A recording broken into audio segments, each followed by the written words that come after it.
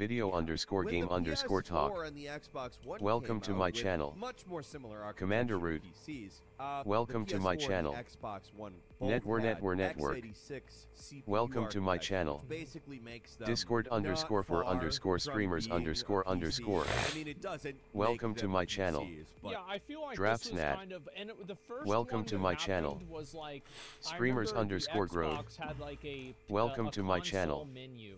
Mariah And you could underscore play Anderson music, underscore or you could play USA. games on it, Welcome stuff to like my that. channel. I don't remember if the Free PS2 Bob Ed. had that or not. I Welcome straight to up my do not channel. remember.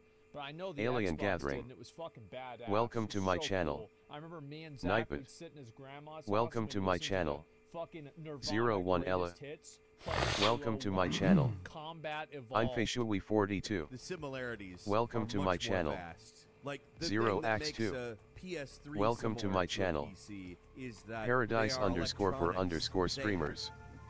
Welcome to my channel. Stream Elements. Welcome to my channel. Network underscore streamer underscore Discord.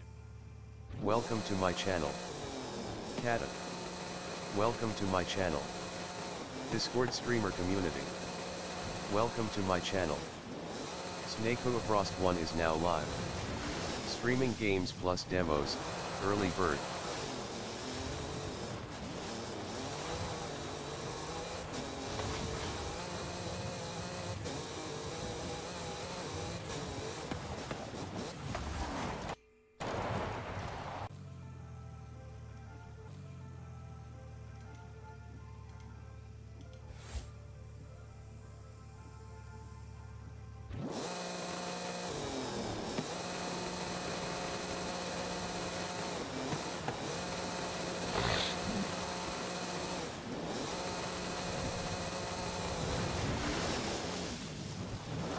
Restreamed it. Welcome to my channel.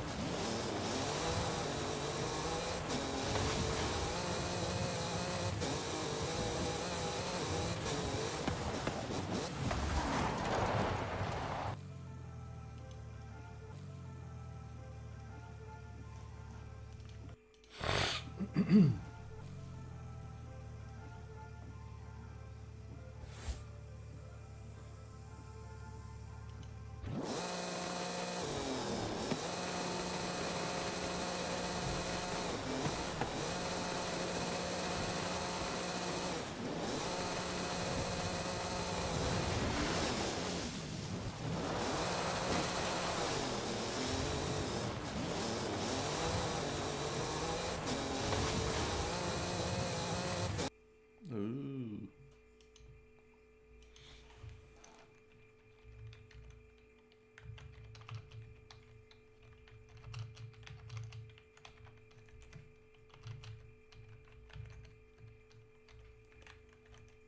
Kumara 6000. Welcome to my channel. Ovako Reno. Šta znam?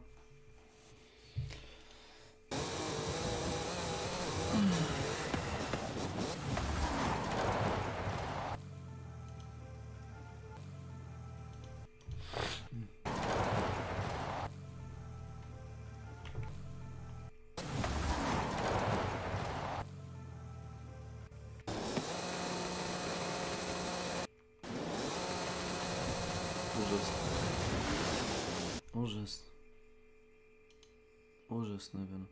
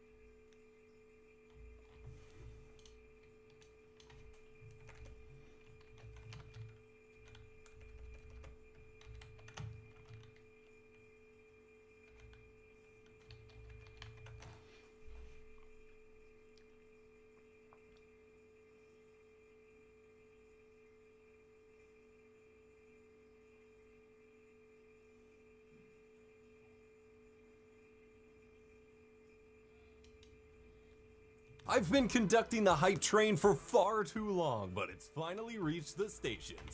This is the future of 2019. While it's been a long Welcome to my channel. 81 to YouTube live, and it's mostly as amazing as it seems, with 4K 60 looking pretty solid at just 6 megabits per second. Intel is sponsoring this video and got me early access with an early build of OBS 29.1 to test this for the past week or so, and it's honestly more impressive than even I had originally expected. I don't want my hype and excitement to get away from classified, and the OBS 29.1 dev build that I'm testing here does not have an exact release date yet, but this is coming very soon, and you should be ready. Two crucial pieces were needed to bring us to where we are today. First is, of course, AV1. It's an open source and royalty-free video codec backed by a consortium of basically every major tech or streaming adjacent company that has, and without the development, to bring its performance, that's the speed of encoding, to a place where it becomes, realistic to actually use and to be used real time for live streaming. And the real time aspect especially hinged on us getting hardware that can both encode and decode that codec. Multiple generations of hardware can decode AV1 at this point, thankfully, including the PS4 Pro and lots of OLED TVs, little smart devices, and so on. And the latest generation graphics can encode it. Secondly, we needed a streaming protocol capable of handling AV1, as the existing ones weren't really able to, which we're just now getting in the form of RTMP+. RTMP Plus is the first revision to the RTMP standard in 10 years, allowing for a lot of cool stuff, including support for AV1, HEVC, and VP9 video. Most of those you don't gotta worry about. We're focusing on AV1 here. YouTube just rolled out RTMP Plus support, allowing you to stream AV1 for your live streams. Videos encoded in AV1 have been supported for a couple years now. Intel Arc graphics cards are a great entry point for AV1 video, with the A750 and A380 offering AV1 encoding at a lower price point than any other GPU vendor. Plus, Arc has top quality H.264 and HEVC encoding capabilities too. The A380 is perfect for your dedicated streaming rig, media server, or as a secondary encoding card if you want to add that into a bigger gaming PC. It's low cost, has low power draw, and a slim design. The A750 and A770 are better choices for gaming and streaming in the same setup where you don't want to pay $800 to do so. They're super attractive graphics cards visually, they keep getting mad. Recent quick-sync generations have already been kicking everyone's butts in H.264 and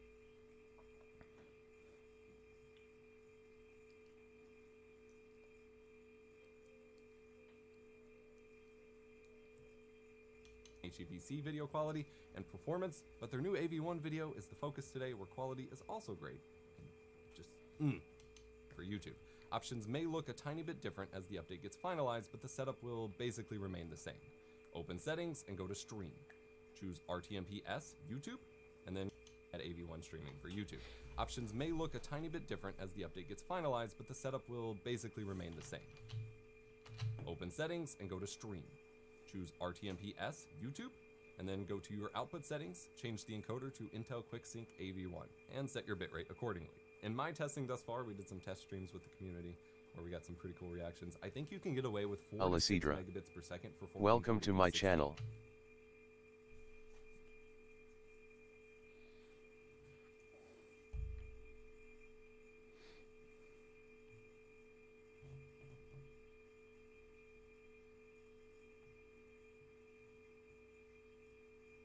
Gaming content, and 10 to 15 megabits per second for fast action 4K 60 gaming content. These are incredibly low numbers, all things considered, with 6 megabits per second often being considered nowhere near enough for 1080p alone under the pass regime and on other streaming sites. AV1 encoding with Arc is so good at low bit rate alone under the pass regime and on other streaming sites. AV1 encoding with Arc is so good at low bit rates, we've got plenty of viewer testimonials saying wonderful things, such as, Now that is a crisp stream. I do Blu-ray encoding for a living and would honestly approve this for a disc. The stream is so good you can watch the gameplay in the reflection of his glasses. I had barbecue wings for dinner, and I'd watch this stream. I've been showing samples throughout the video, and I've now done a few different streams sending AV1 to YouTube with the OBS beta, and there's just a couple things I wanted to fill in with regards to details on what you can expect. Overall, as I mentioned, I found, based on your all's feedback and my testing, that it looks like 4 to 8 megabits per second is the sweet spot range for 1440p 60. This is sending Halo Infinite and Vampire Survivors over to YouTube. And once it processes through YouTube's transcoding, you're looking at diminishing returns once you get past that 8 megabits per second part. It doesn't mean it's not worth using that if you have the bandwidth for it, because as you hit 15 megabits per second, doesn't mean it's not worth using that if you have the bandwidth for it, because as you hit 15 megabits per second upwards to 20, you can get improved sharpness depending on the game, and depending on how intense the game is to run, you might improve a little bit of 20 to 25. If you games, you're not necessarily going to need that. Something very important to consider here is that when you're streaming it to YouTube, you are sending AV1 to YouTube, but YouTube is not delivering AV1 for streams at the moment. It's delivering VP9. So you're still getting that transcoding, you're still getting some quality degradation there, and this is assuming you're streaming higher than 1080p, because honestly, just don't stream 1080p at this point.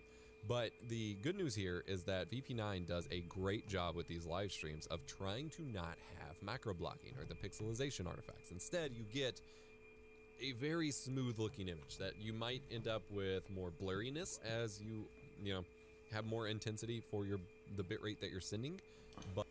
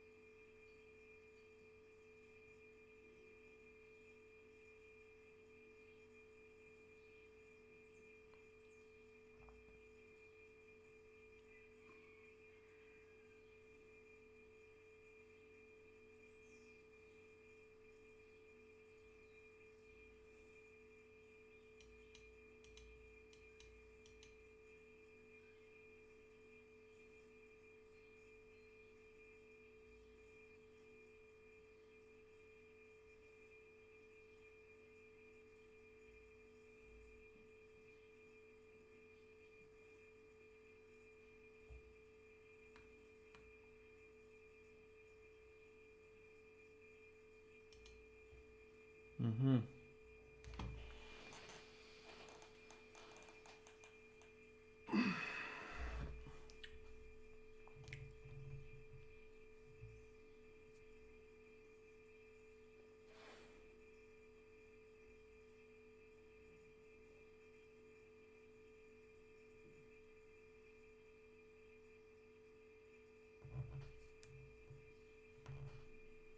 Have CPUs, Yeah, but the once cost you is get the same into amount of the money. actual mechanics of how they work, they're actually pretty different on a functional level, you know, inside the chips. That stopped with the PS4 and the Xbox One. For a while, I don't think this was actually to the detriment of PC gaming. In fact, I think it actually provided a bit of an argument for prioritizing PC development. Hey, we can make the game on PC and then just sort of adapt to the specific hardware of these two consoles Sure. and strip back without having to do a whole lot in terms of code. I'm definitely oversimplifying to some extent, but it's a lot get it. closer to that than in the previous console generations. Yeah, sure. That being said, although I'm sure that? that tons of executives that don't know what they're talking about heard that type of simplification and thought, well, that's it. All of our problems have been solved. Done. There are still differences between consoles and PC. Probably the most Yeah, I know that. The difference now is that the game works on console and it doesn't work on PC. That's the main difference. Yeah, I've been playing a lot of new games recently, and it seems like that is a very common feature. notable one is how memory works. Now, I'm not going to dive too deep into it, but the key here is that PCs have both dedicated system memory and VRAM as well. What makes that different from a console is that consoles just got memory, man. There is no dedicated memory in a console. All of the memory is used by all of the things. So in Okay. terms of development, this is a pretty major difference. So a PC having more memory total Because doesn't it's better. necessarily make it better at What? No. What? running something that was written for a console. In fact, due to the split nature of no. the RAM, actually has a little bit of extra work. No. When you've got two sets of memory, you got to figure out where everything is going to go. And a lot of the time, something needs to go to both places at different times. So, once again, we have two diverging sets of code, the PC version and the console. Uh-huh. Keeping in mind that having the x86 architecture still makes it vastly more similar than at any time in the past. So here's where Okay. I start to think that it gets really interesting. You would think that consoles moving to the x86 architecture would make people think, well, we can do the PC version and scale down. Yep. It kind of seems to have had the opposite effect. And now it seems like there are a lot more games that are developed console first and scaled up. More like the 1990s, like I said, coming full circle. Things are more like then, albeit for different reasons. I fucking hate that. I'm gonna be honest. I think consoles suck. I think they are restrictive. And if there weren't like exclusive games keeping them on life support, they would just not be financially viable. And I find it to be extremely fucking frustrating that because of this fucking business idea that they have, that they are keeping an outdated like fucking idea on life support just by making the games exclusive to that console. It is extremely fucking annoying. Now, I know I have a console. I've got multiple consoles, right? I've used them. But like, goddamn, the exclusive games and this annoying shit with having it on PC, and there's other beneficial things to having it on console. I fucking hate that.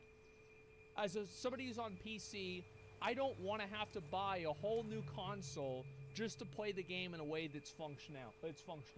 Like, anybody who emulates or pirates a fucking video game because it's on console only, I think that's totally fine. I don't give a fuck. Reasons. I mean, technically different reasons. If you want to talk about what's really driving it, it's all business. In Console's a the hindrance to the 1990s, they were gaming industry? developing It things is. on the console Sucks. first because they were going to sell more games on the consoles, and the PC was such a different architecture, it was kind of an afterthought. Now, when the architecture is so similar, they've gone through a couple of cycles where they've rethought this stuff and then arrived back at the conclusion, we sell more copies of the games on the consoles, so we should develop there first. And somebody's going to interpret that as it's corporate greed, man. And anybody who's paid any degree of attention to me over the years I've been involved in game ranks, you know my opinion on corporate greed. I don't think I need to justify what I'm about to say by reminding you specifically about what I've said in the past, but I actually kind of don't think it's corporate greed. This is a very practical decision. The fact is, a PC, although much more powerful, much more flexible, and capable of so many different things, it's not a gaming machine, and a gaming console is. That being said, I PC game more than I do console game now at this point in my life. I prefer it, and I think that it's better. But practically speaking, it makes perfect sense that the consoles are being prioritized. Why? Because there's 3 sets of hardware. 2 if you're talking the ones that actually have any beef whatsoever. The Switch really is not a beefy console at this point. But when you make a game for the PlayStation 5 or the Xbox Series, you are locked to specifications. The hardware is the same in every PlayStation 5. When you design a game for the PlayStation 5... I could see that making it a lot easier. He's totally right about this. Absolutely.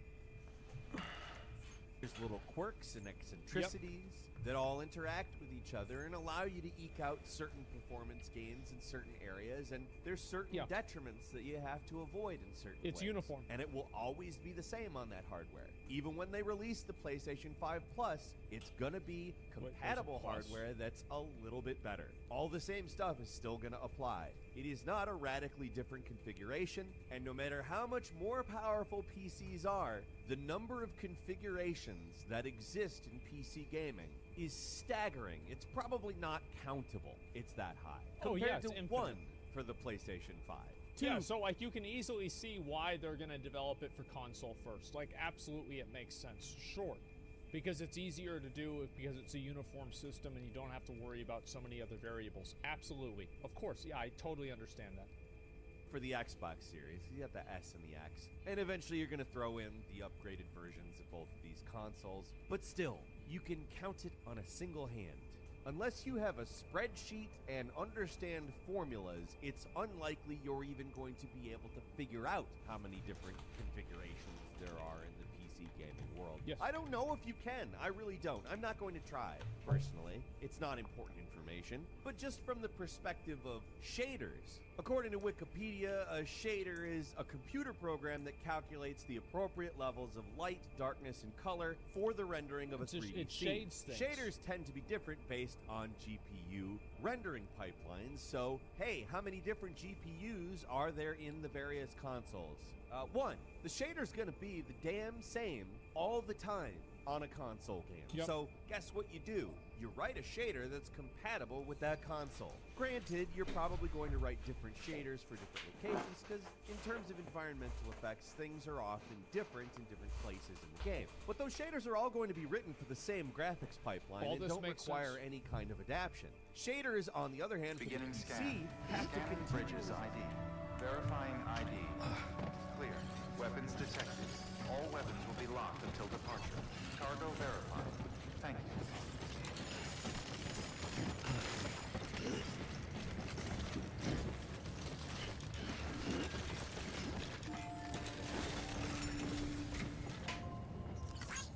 This one's for you. Thanks for the help. This one's for you.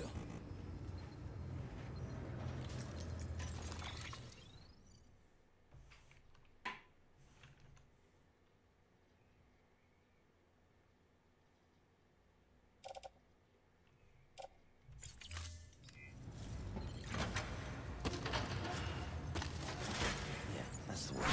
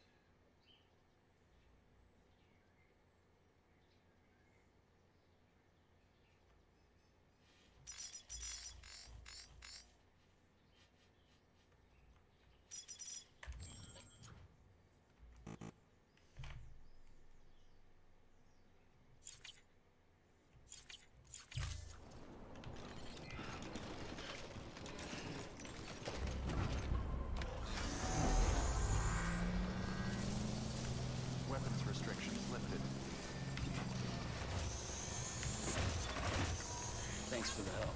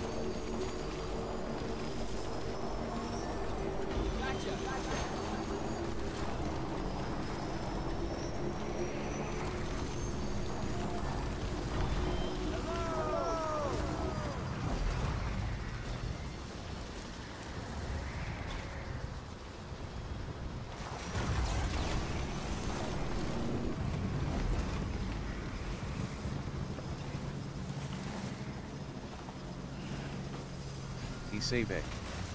Welcome to my channel.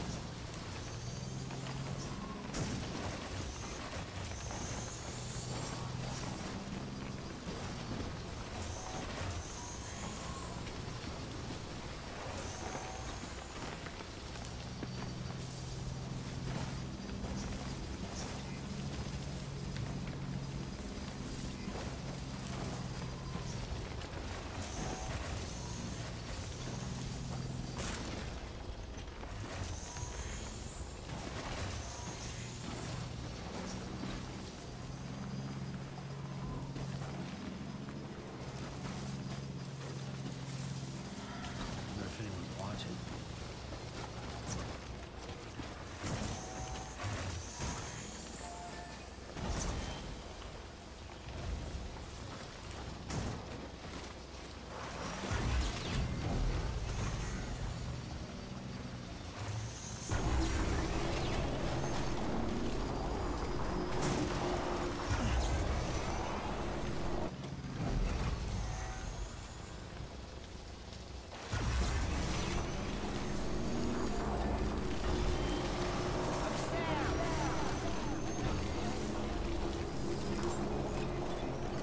Beginning scan.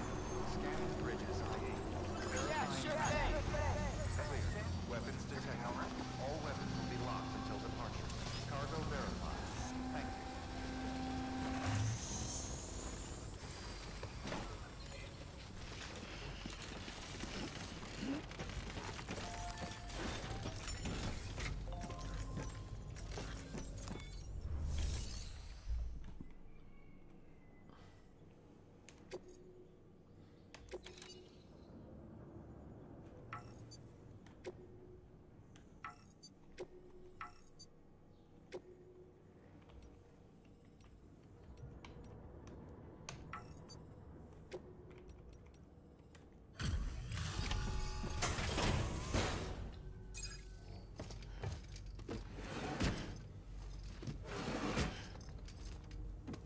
Delivering cargo.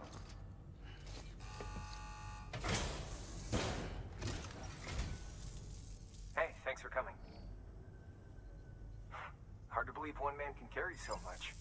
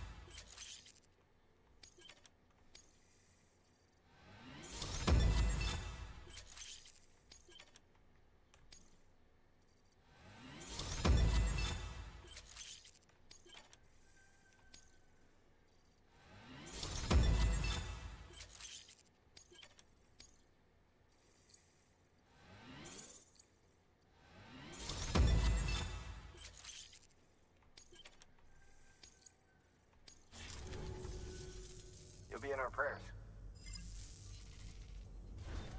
Good work. New order available. Please access delivery terminal for further information.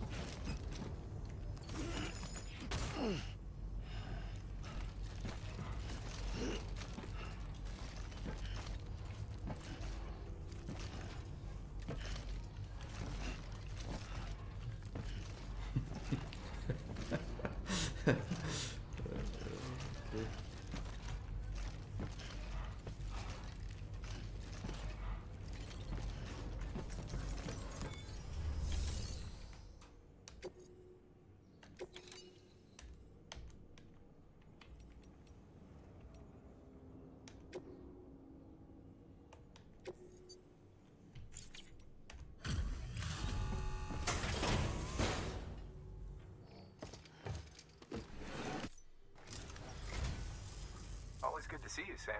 Damn near brings a tear to my eye just thinking about all you've done for us.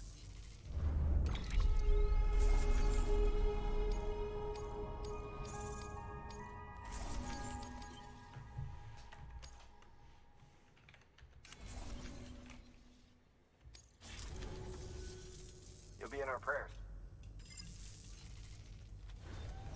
Good work. New order available. Please access delivery terminal for further information.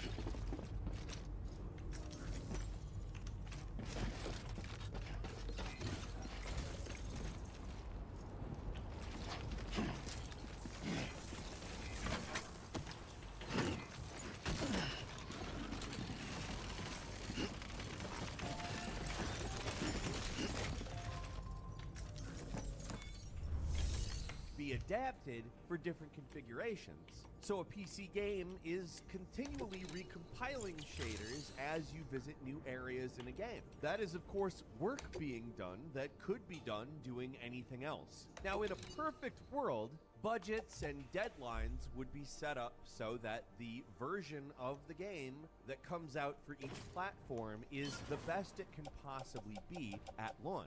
As we know, that is not how things go, even when a game is only released on PC or only released on console. That's never how things go.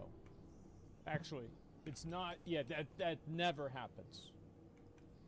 Consoles. We are very often seeing games released in incomplete states. So when you By the way, just real quick, I don't want to have like any slander on here.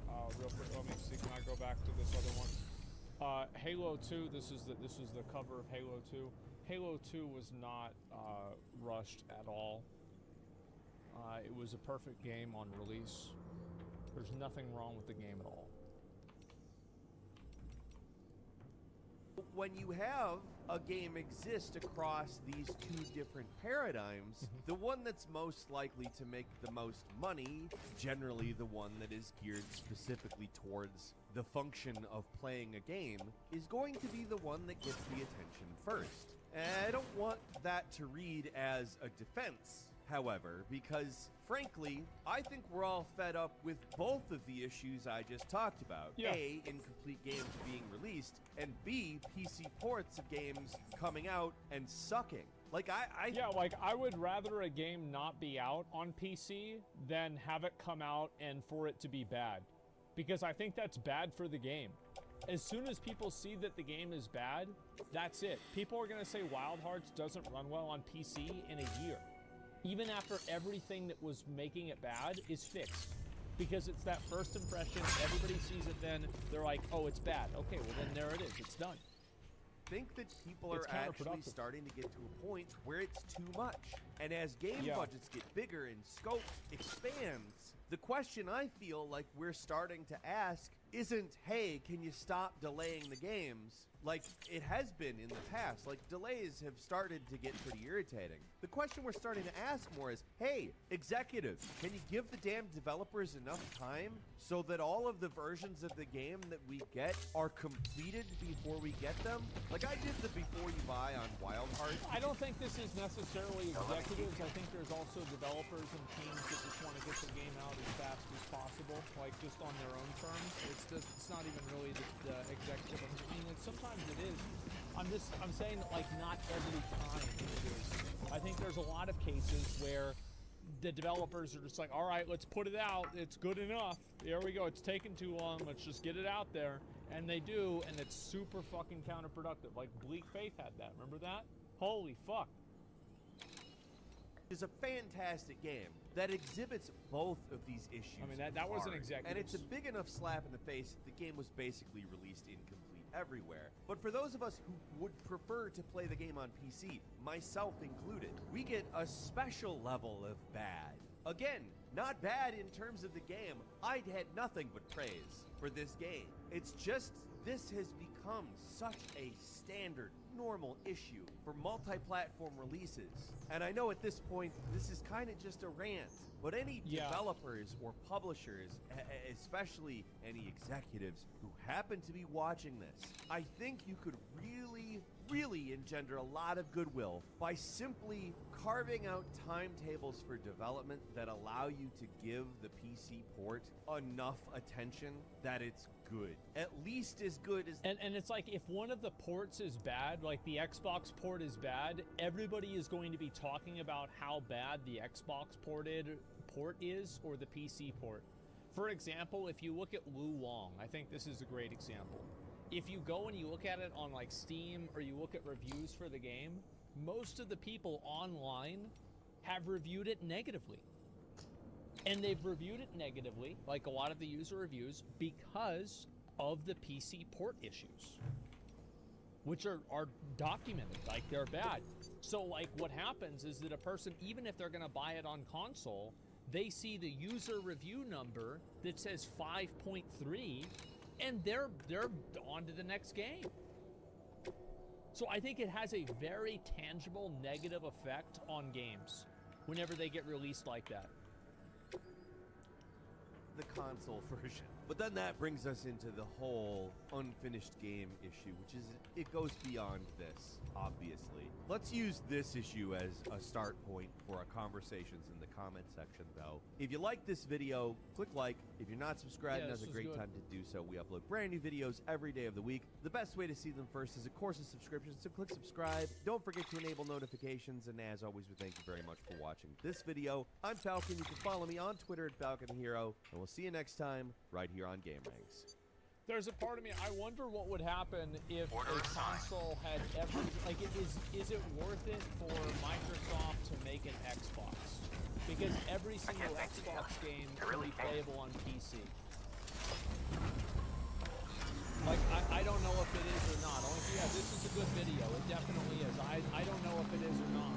Kinda, they were yeah, so it's like, why do you make the Xbox? Like, what's the point? I wish that everybody would just move over and just fucking play games on PC and have PC be the benchmark. Because I think PC gives the user so much more control over the game. It basically makes it to where, like, you can mod the game, you can download different things for the game, you can change and alter it in ways that you prefer. You have a higher ceilings and lower floors in terms of graphics options. I just think it's better in pretty much all ways. You don't have to buy a new one every like 4 or 5 years based off of some arbitrary time period that's set by like a multi-billion-dollar company. It just sucks, man. So yeah, I feel like anytime a game is like, I don't think there is any upside for the end user, the customer of video games, that video games are console exclusive. I think every single time that a video game is exclusive to a console, it is bad for gaming. Absolutely. I can't see a single positive for just an average player. I'm not talking like what's the upside for Sony. Of course Sony has an upside for this, but why the fuck do I, as the consumer, care about what Sony's upside is whenever my needs aren't being met? So yeah, now everybody can afford a gaming PC every few years. Console's cheaper and lasts longer. I think a console is cheaper for now, and I do also think that most people have a PC. And the truth is that the difference between a PC and a gaming PC is, in a lot of cases, probably about the same price as a full-price PS5. Like, you get a graphics card or something like that. It's not a whole lot. Consoles don't last longer. That's not true? Oh, I don't think, I think it is. Absolutely. So how much is a, so like what would you really need? You need like a graphics card and probably like a little bit extra RAM. Like systems last longer? I don't think so. PC is much more expensive. I don't know. A PC is easily 1.5K. Yeah, but you can use a PC for more things than just playing video games. Whereas for like a PlayStation, you can use a PlayStation for what? Playing video games and for Netflix. That's about it. Yeah, PCs have a lot more options. You can do a lot more things with them. It's a shit argument. No, it's not. I think that absolutely PCs are better. And I think gaming PCs will become cheaper over time. I think that we're hitting the point now with graphics where graphics are going to reach like a plateau, because you're already getting very, very close to photorealism with graphics, and because you're getting so close to photorealism, people are going to focus more on the functionality and how easy it is to display that graphics, or those graphics. And I think that in that way, PCs will become more accessible. Absolutely. Yeah, games, games are for free on PC due to piracy, so it's cheaper. Oh, that's true too. You can go on a computer for 300 USD, it still runs AAA 60 FPS. $300 for a PC, I don't think that's true. Yeah, I don't think so at all. Your price out cheap gaming PC since COVID and chip issue is not that cheap for optimal recommendations for new games. For optimum recommendations, no. I think that you'd be right. But I think that you can run a game without the quality of the game being bad enough that it is a detriment. Yeah, I think that like if you make a PC, you could probably make one for like $900 to $1,100. That can run most games. I would say somewhere around there. Yeah, easily. Yeah, so like yeah, same. Well, let's see here. $600 is doable. I think 600 you'd really have to look for like sales and stuff like that for parts, etc. It's an investment. Yeah, before a monitor. But I mean, could we just be honest here and say that most people have a fucking computer at home and they have a monitor already? They have a keyboard already. They have a mouse already. Like, how many of you guys don't have a computer in your fucking house? Everybody's got a computer in their fucking house, man. Yeah, not kids. Oh, I think so, true. Yeah, definitely consoles are better for kids. Absolutely. Yeah, you're right about that. You need a screen and monitor for console, too. Yeah, I've never, like, I'll tell you one thing. I don't know a single fucking person that doesn't have a PC at their house. Like, growing up. I'm not talking about streamers. I'm talking about people that I've known growing up. Every single fucking one of them has a PC at their house. I've never heard of somebody who doesn't have a PC at their house. They didn't have until recently use phone or laptop. Yeah, I think laptop is probably a middle ground. I could accept that. But either way, what is it, middle upper class grab it? Oh, I'm middle upper class? There's no fucking way. What are you talking about? Bro, that's not even a chance. Yeah, I wish. Yeah, it sounds like you all have phones argument from Diablo Immortal. No, I don't think so. I think consoles suck. I think that exclusive games suck dick. I think PC gaming is better in every single fucking way, and I wish consoles would die so video games could actually be good on PC again, which would be better for everybody. Absolutely. And also, like, not every fucking game has to be Witcher 3 level of graphics. You don't need to fucking, like, you can play Genshin Impact on a $600 fucking machine that you buy at Walmart. You can play it on your fucking laptop and it's gonna be totally fine. It's gonna be the exact same as a PC. I think PC gaming is superior in literally every single fucking way. The only exception is couch co-op and like playing Smash with the boys. Yeah. Maybe that's better for sure. But a PS5 or an Xbox 360, or if not Xbox, I don't even know what the new Xbox is. Xbox One S, Xbox S1, Xbox Series X, I don't even fucking know. That piece of shit, no, it's a complete waste of fucking money. And it would be better for gaming in general if they both died. That's what I think. I hate consoles. They're reductive. I'm gonna link you guys a video.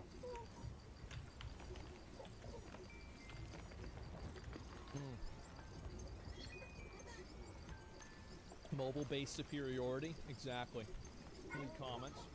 I'm gonna look at the crit video about Diablo. Nintendo games on PC. Oh, I wish, man. That would be fucking amazing. If both Sony dies and stops making games, what changes in PC? Well, then all the game studios that have exclusive contracts with Sony would have to release it on places that aren't the PlayStation. Or they'd shut down. Yeah. Cross-platform programming isn't as hard as back then. Oh, I don't know exactly. I mean, like, I kind of wish that, I wish that cross-platform, like, obviously this is not really going to happen, okay? Like, let's just be, let's be honest here. It's not actually going to happen. I wish that cross-platform was completely seamless between everything. Like, being able to play on a PS5, to play with somebody else who's like a, what do you call it? Who's on an Xbox, to play with somebody who's on a console, to play with somebody who's on a tablet, to play with somebody who's on a phone. I don't see any advantage to making a game not cross-platform. There are some exceptions. Like, for example, I think games that, like high skill-based, like, queuing games that have, like, strong lose conditions, I think you could make a very strong argument that you don't want to be playing with somebody that's on a fucking phone, right? Of course. But other than that, I think that there are just way more advantages of having crossplay. Absolutely. PC should be the standard. Absolutely. How do you feel about the season system being added in a new world? Oh, I need to look into that. I haven't looked into it enough. I will soon. auto-aim on consoles is annoying. I agree. Yeah, there's no benefit to the company. You wouldn't see exclusives. Oh, exactly. It's a very good way to look at it. So what? I can't play PC games with a controller. Bad take. That's not what I said. You're banned. Anybody? I know that this is. In case anybody doesn't know this, anybody who takes what I say and turns it into something I didn't say, and then tells me I'm stupid for it, I'll read your message, but you'll get banned. Okay? So you only get one of those. Make sure you've got it typed up, all good and ready. Yeah, why do they keep challenging you? Because they're stupid. That's why. They're stupid. It's simple. Let me link you guys the video again, and then we'll look at the Kriparian video. Someone misunderstood me? That's not my problem. I don't give a fuck. Yeah. Let's see here. The only good console is a dead console. Yeah, there's a lot of them now, too. Holy shit. If you misunderstood, you articulate better? Nope, it's not my problem. If somebody misunderstands me and they get mad at me for it, that's their problem. And if they think it's not, well, then I'll see you in the ban appeals. It's absolutely not my problem. It's that simple. Hey there! I know that some people might be upset about this and the way that I handle things, but it will not change, and I am not sorry.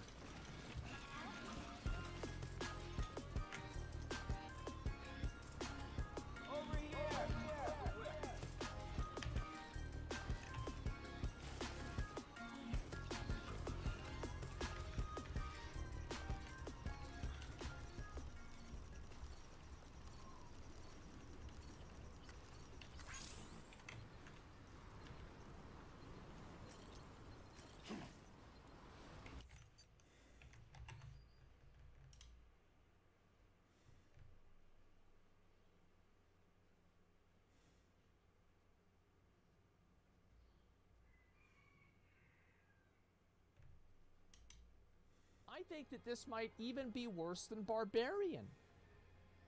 Because at least with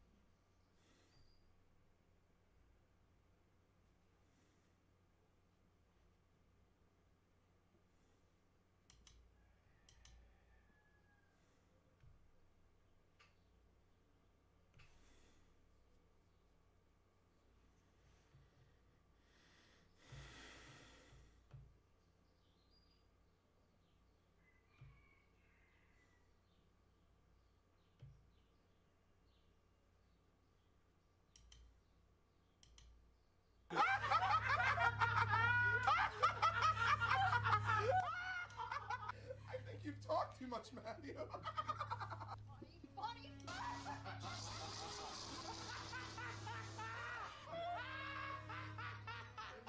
Guys, let's stop for a second and think about this. Remember, we're supposed to make people laugh, okay? We have to make them happy, right?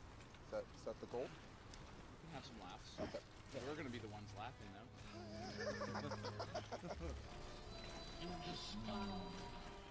It's all to ourselves. It's like they knew we were coming. Isn't it funny? I suppose it is. Hi, I'm Emmy. Welcome to my channel. If you're new here, or I keep popping up in your recommended, please don't forget to subscribe. It really helps out my channel a lot, and I really appreciate it. Thank you. I think that before Simply and Russell get up here, I should start on my own Joker makeup.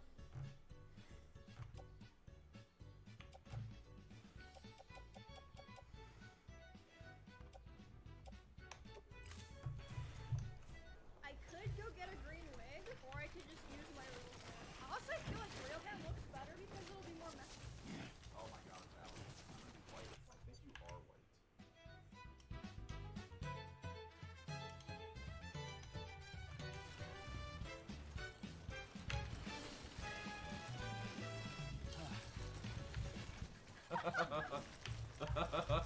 Let's joke. Let's fucking blow. Wait, am I gonna get canceled for this?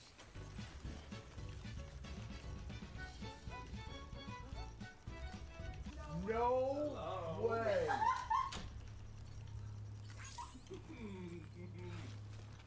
doing today? Pretty boy, how are you doing? Doing great. I'm doing great. Yes? Yes. Wonderful.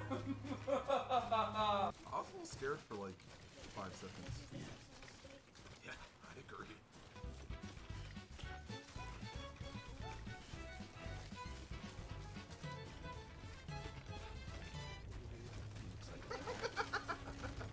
That's really good, actually. Wow.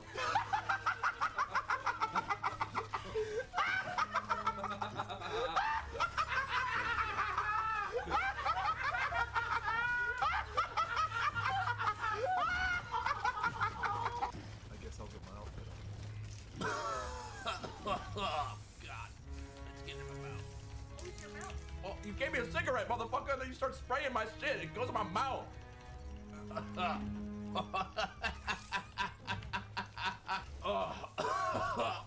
I'm inhaling, chat. Fuck off.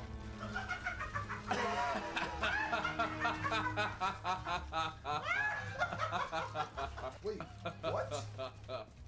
When did your hair turn green? I finally have achieved it. What I've been looking for. All I needed was a little green, a cigarette, some laughs. Yes.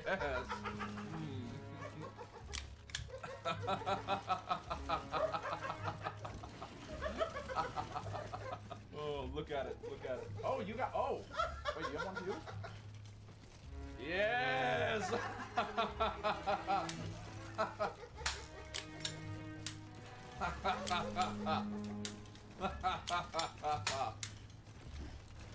Ah, yes. And also got us a propane tank so we can build a bomb. Yes. Yes. Go. I stole someone's backpack. We could go out on the town and do some joking shit if y'all are. I'm always in the mood for laughs. Who wants to laugh? Do you want to see a show? We'll give you a show. Okay, so but first we need to have a plan. We could terrorize the neighborhood. There's a lot of people around here. Yes, There's there are. Someone who's been building a boat next door. There's people downstairs. Yes, there are. There's a lot of people. And soon, we'll be the only people. That's a joke, right? So as you can see, this is not my backpack. I don't even know how to use this, but we'll make it work. I'm turning it on. Is this part of the joke? Yes. She doesn't know. No one does. Nobody knows. We could also just go to McDonald's and go through the drive-thru. And get some McNuggets. And tell them I didn't mean to order McNuggets. I meant to order a McChicken. With a side of bombs. So a boat, you say? There's a boat next door. A boat that we could maybe burn? With this propane tank. I'm cocking. Yes. It's time. Joking with my shit.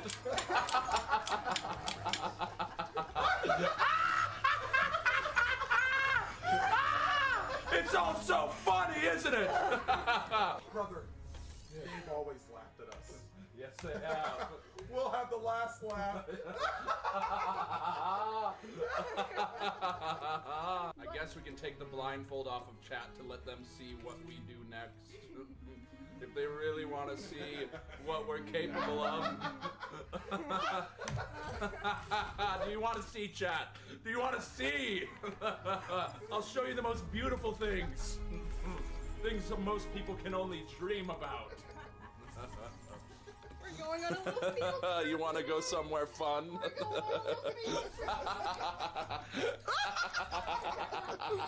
Now we have complete freedom to roam anywhere we want in the world. Anywhere? Anywhere we want. Alright, so who do we harass first? There are people downstairs. I think we go and we rain hell. We rain hell. We don't stop until they're laughing, until they can't laugh anymore, until there's no laughs left. We're going to shake the room.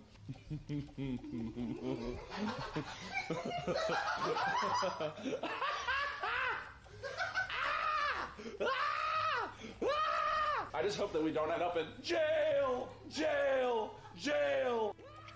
Lock the door! Lock the door!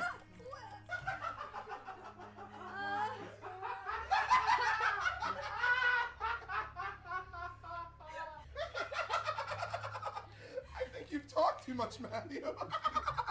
Nick, get away from me! Nick, no! Isn't it funny?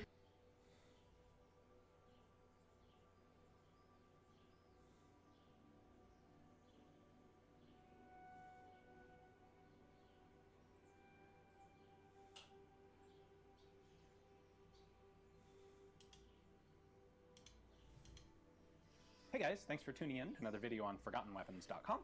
I'm Ian McCollum, and I actually have a little bit of scar tissue right about here, underneath which is about a square centimeter of 45 Colt brass cartridge case shrapnel. It's still in there because it would have done more damage to dig it out than to just leave it alone and put a couple stitches over it.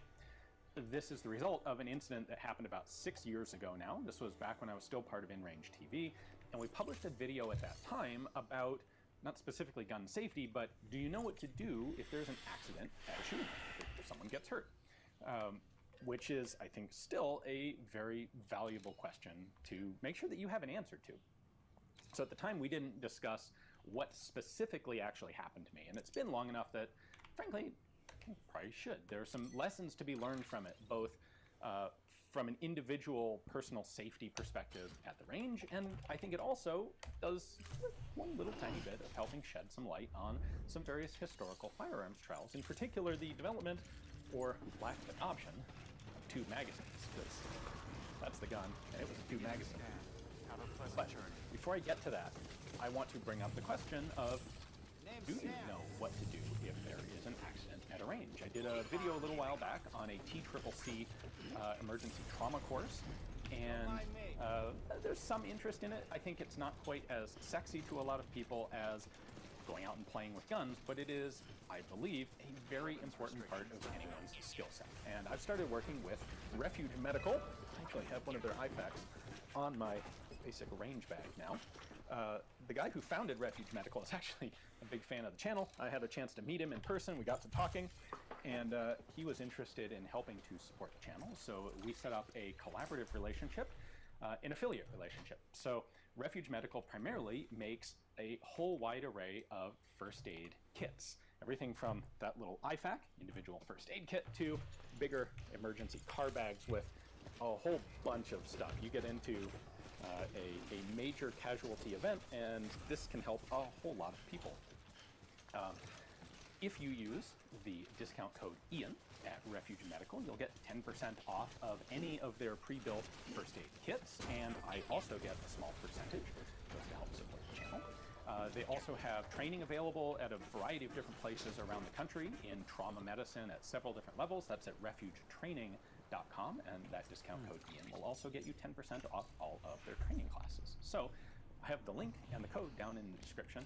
If you don't know what to do in case there is an emergency at your shooting range, or if you're just around people who have car accidents or building accidents, or if someone gets shot some other way, it's valuable to know what to do. And Refuge Medical, Refuge Training are one among many very good options for making sure that you know the answer. So with that said, let's get back to what happened to me specifically. So the rifle in question was a reproduction Henry, and it was one that used the original authentic style of magazine tube. So this is chambered for 45 Colt center fire. This, what happened here really isn't an issue with rimfire ammunition, but of course nobody makes 44 rimfire anymore, and so all the reproductions of things like Henry's are in centerfire cartridges. 45 Colt is a particularly common one. So to reload this, what you do is you grab the follower and you pull it all the way up to the top, and you can then, this one's a little finicky because, there we go, you can then rotate the top section of the barrel here. You've got the spring all compressed up in there, rotate this off to the side, and then you can roll the gun onto its back and load cartridges down the magazine tube. Now, we needed some B-roll footage. We didn't need it fully loaded, you know, like 5 or 6 or 7 rounds would be fine. Just get a couple shots on camera. And so I loaded the tube about halfway up, and then here was my big mistake. I took it, rotated it back, and whoop, let go of the follower. Now the manual specifically says, always drop the follower gently, and I should have, because what happened is this generated enough energy accelerating under spring pressure without anything to resist it, that when it hit the top of the cartridge stack, it detonated the top 2 cartridges. Now, mechanically speaking, I think a lot of people would expect that this could only happen if you had, for example, a primer that was set a little, not set flush, that was exposed out, or obviously if you had a pointed bullet in the middle of a primer, well, yeah, then that kind of impact could clearly set it off. Well, in this case, neither of those were true. These were flush-fitted primers. You can actually still see the primer on that bottom case, and they were flat-nosed bullets. And yet, this was able to generate enough energy that I believe what happened is the anvil and the hammer inside the primer itself hit each other. They contacted energetically enough to actually detonate one of the cartridges, which then sympathetically detonated a second cartridge. So fortunately, it wasn't all of them. It was just the top 2. But because this magazine tube is open, and I was holding it like this so that I had access to the top, the resulting powder and brass shrapnel, unimpeded by this open slot, came out right like that.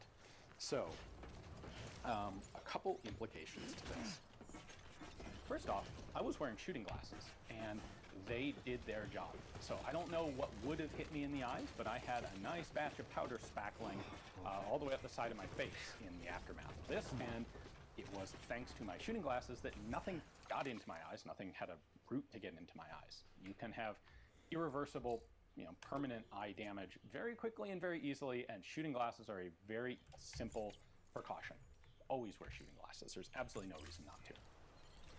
Secondly, I am very happy that I didn't happen to have my hand over the magazine tube where one of these rounds detonated. I don't even like to think about what that potentially would have done to my hand. Thirdly, as I said, this was while I was still part of InRange TV. Carl was out there filming for me. We had a first aid kit on site, knew how to use it.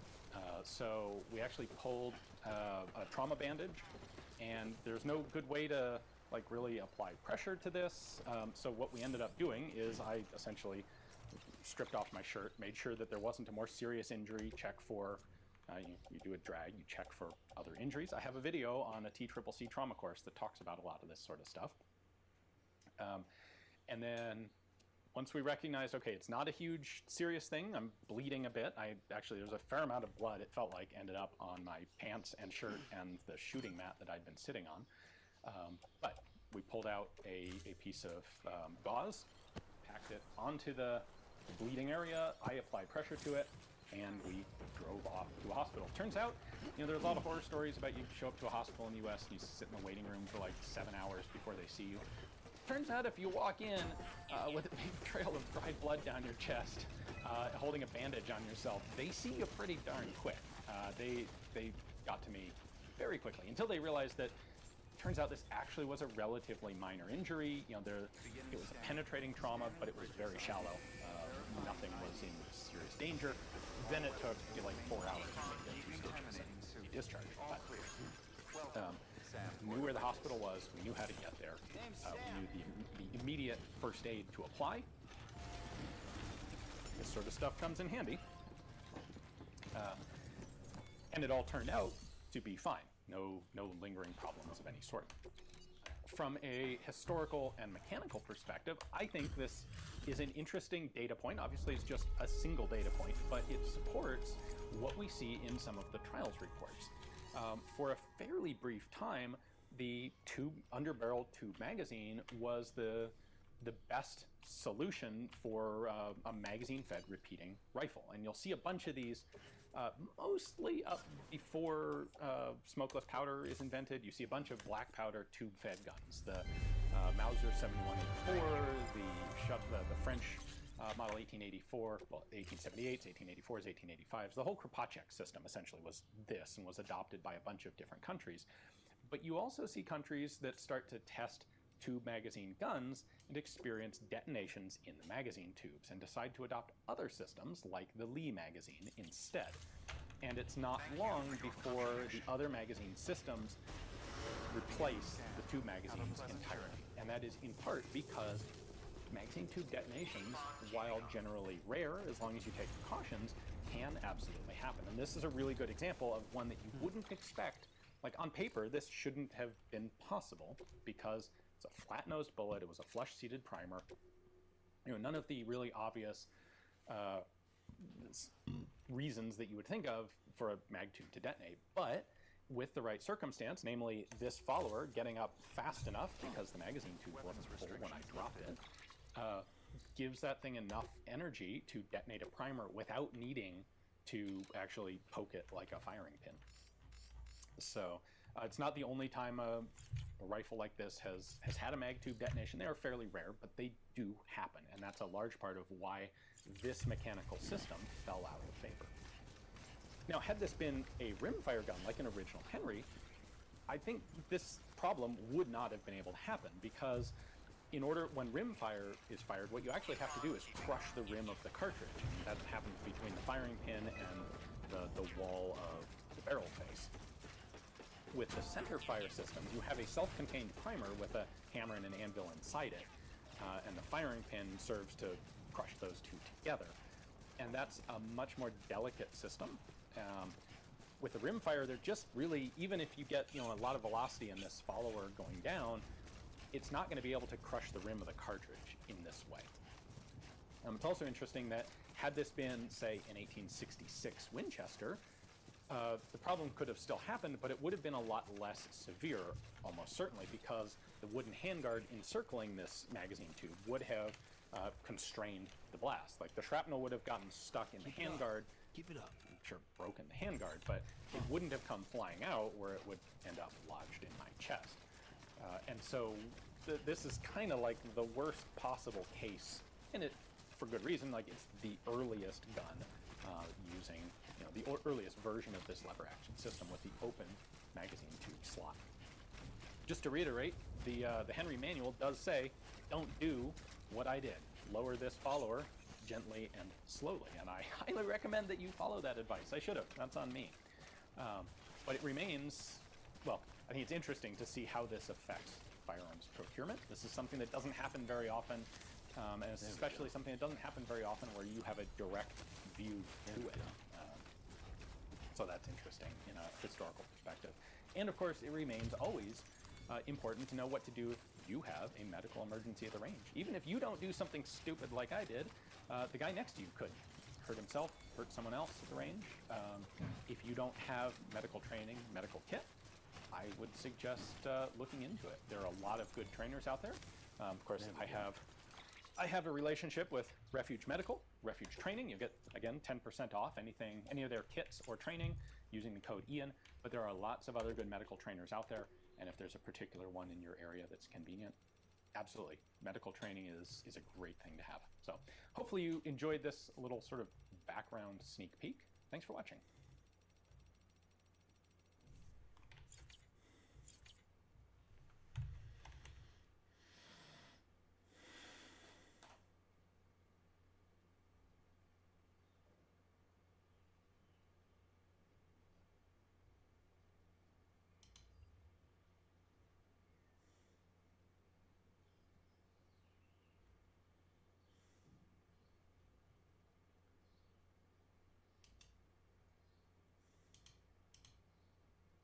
Original just because the lighting lets you see everything clearly. The colors aren't muted.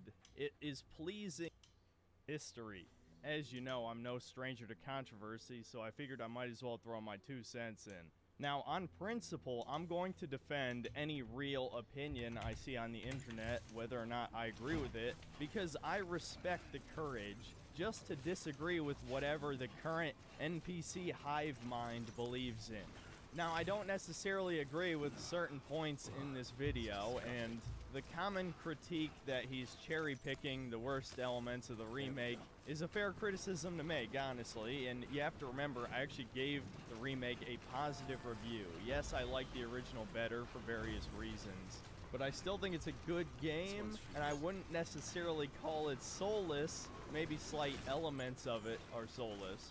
And for those of you who don't know, soul versus soulless is a 4chan meme. So obviously he's catering to a certain demographic with his content. Hero And Vera. look, I realize you could say Welcome the to same my thing channel. about my channel, but the reality is my viewership reflects my content. Crobcats does not reflect 4chan in any way. He has over 1 million subs. A lot of his videos get in the multiple millions of views. He's clearly much more mainstream, even if he doesn't have a physical presence as a personality on YouTube.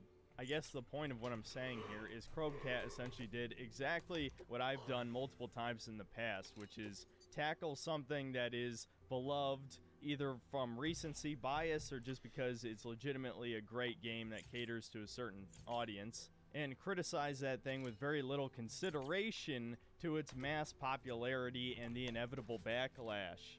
And that's because I don't care about the backlash anymore. I've dealt with it for 3 years at this point, and so I can certainly respect that approach.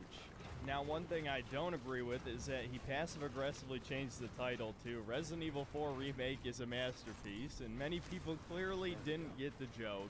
But it definitely looks like you're backpedaling, and he also rewrote the description, and in the original said that the purpose of the video was for you to come to your own conclusion while telling you it was soul versus soulless. So to some people it looks like he's giving in to criticism, and to other people it looks like he couldn't handle any criticism. Not really a good look either way. That being said, I still want to analyze certain parts of this video, give it a fair critique. Obviously, it's 37 minutes long, so I'm not gonna just react to clips. We'll just briefly go over some of the points, and I do want to cover one specific YouTuber's reaction to this, which I thought was pretty pathetic. So without further ado, here's Resident Evil 4 Soul vs. Soulless comparison by Crobcat. Now, believe it or not, I actually already have a problem with the first clip he used, and I think this is an issue with his video style in general. If something isn't immediately apparent in how bad it is, then the audience is probably going to be confused what you're actually critiquing. When he shows off the first encounter with a Ganado, he compares the cutscene from the original game and the very short encounter afterward to just the Plagas Ganado that comes down the stairs in the remake. This is not a fair comparison because the majority of what you're showing from the original game is a cutscene that is in the remake and you didn't show it. You could have just spliced the two together, but I think what he was trying to critique here is that the very first Ganado you shoot shows you how the gameplay mechanics work. An enemy will be stunned no matter where you shoot them. You can follow-up attack, you know, that sort of thing.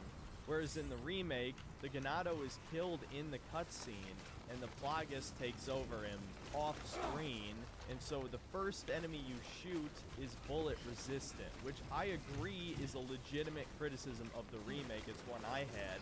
But when there's no narration explaining what you're trying to critique, especially this is the very first clip in the video, people are already going to have a problem with it.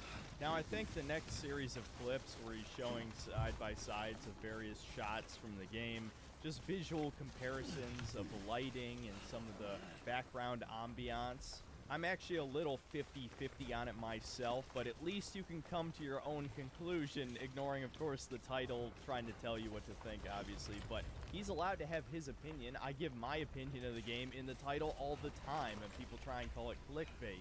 Now we get to the part of the video where our mystery YouTuber had a bitch fit on Twitter. G-Man Lives. He makes the claim that Crobcat boosted the audio for the original game to make the ambient sounds louder.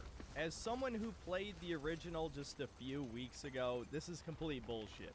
And no, showing audio waveforms between the two clips does not prove that he dropped the audio levels for the remake footage. And according to Crobcat himself, he says he actually audio boosted the remake by multiple decibels. Whereas G-Man Lives provides a clip that we're supposed to believe on his word is unaltered.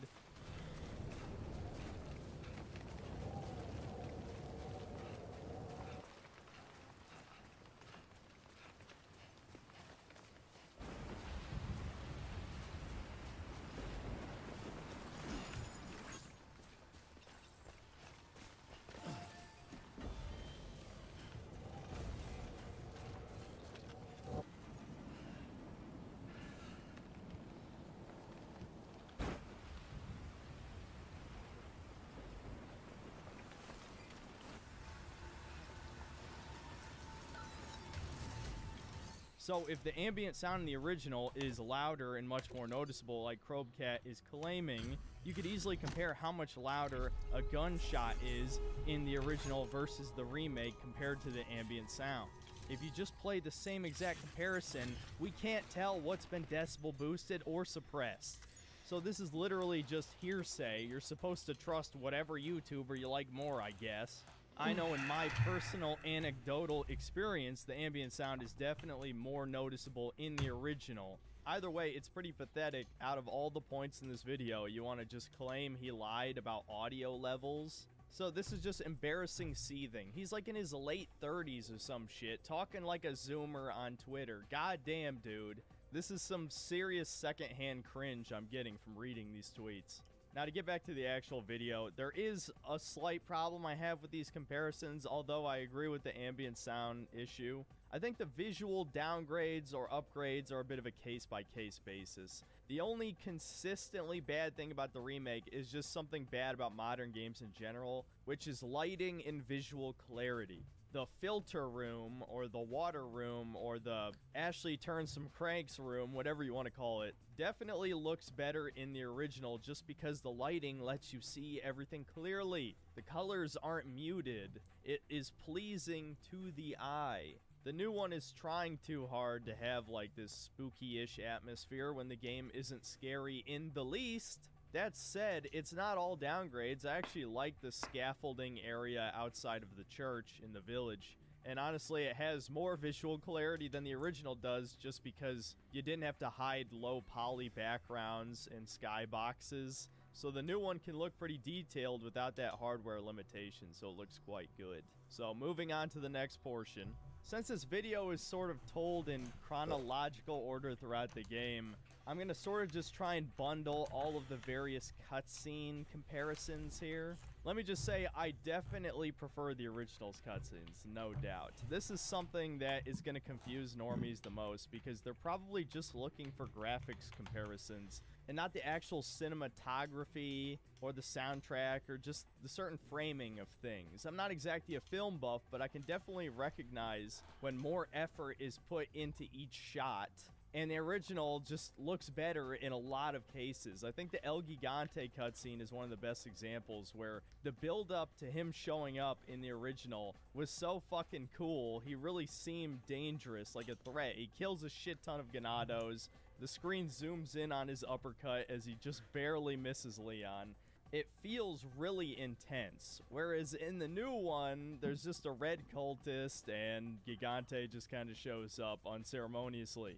And that's certainly not the only unceremonious appearance in this game. Even worse is the Novistadors, who don't even get any proper introduction. In the original, they didn't get a cutscene either, but the entire sewer section of the castle was their intro appearance, and Salazar builds them up talking about his pets in the sewer. And so even though the game's not really scary, it is a bit of an intense moment because the things are invisible and you don't know that going in. In the remake, they're just there, out of nowhere. They just show up. And then for the actual script, the dialogue writing, you already know I'm 100% on Crobecat's side. The new one is so much more boring, with a few exceptions. I think Krauser was handled pretty well, but the majority of the iconic lines from the game were cut, or in a couple places were moved so that you could very easily ignore them. In the case of Salazar and Leon's final confrontation, bringing up the whole, oh, you're just an extra in my script. You could very easily ignore that because it's part of the gameplay. You can tune out the dialogue. When it's a radio conversation, you kind of have to focus on it. And again, you might argue it's better to put it in gameplay. In most cases, I would absolutely agree. But Resident Evil 4's cutscenes are very entertaining. That's the point. The remakes can be sometimes. There's a few action movie-esque ones I really enjoy. But they're so much more boring otherwise and sanitized, you know? There's no more quote-unquote derogatory dialogue toward women. And I really put that in quotes because it's basically fucking nothing, guys. Come on. How sensitive are you? Though I gotta say, despite most of the cutscenes being a downgrade, another part of the video I absolutely disagree with is this comparison between the Krauser QuickTime event fight, if you can call it that, and the remake where it's an actual boss battle that uses the knife mechanics to great effect.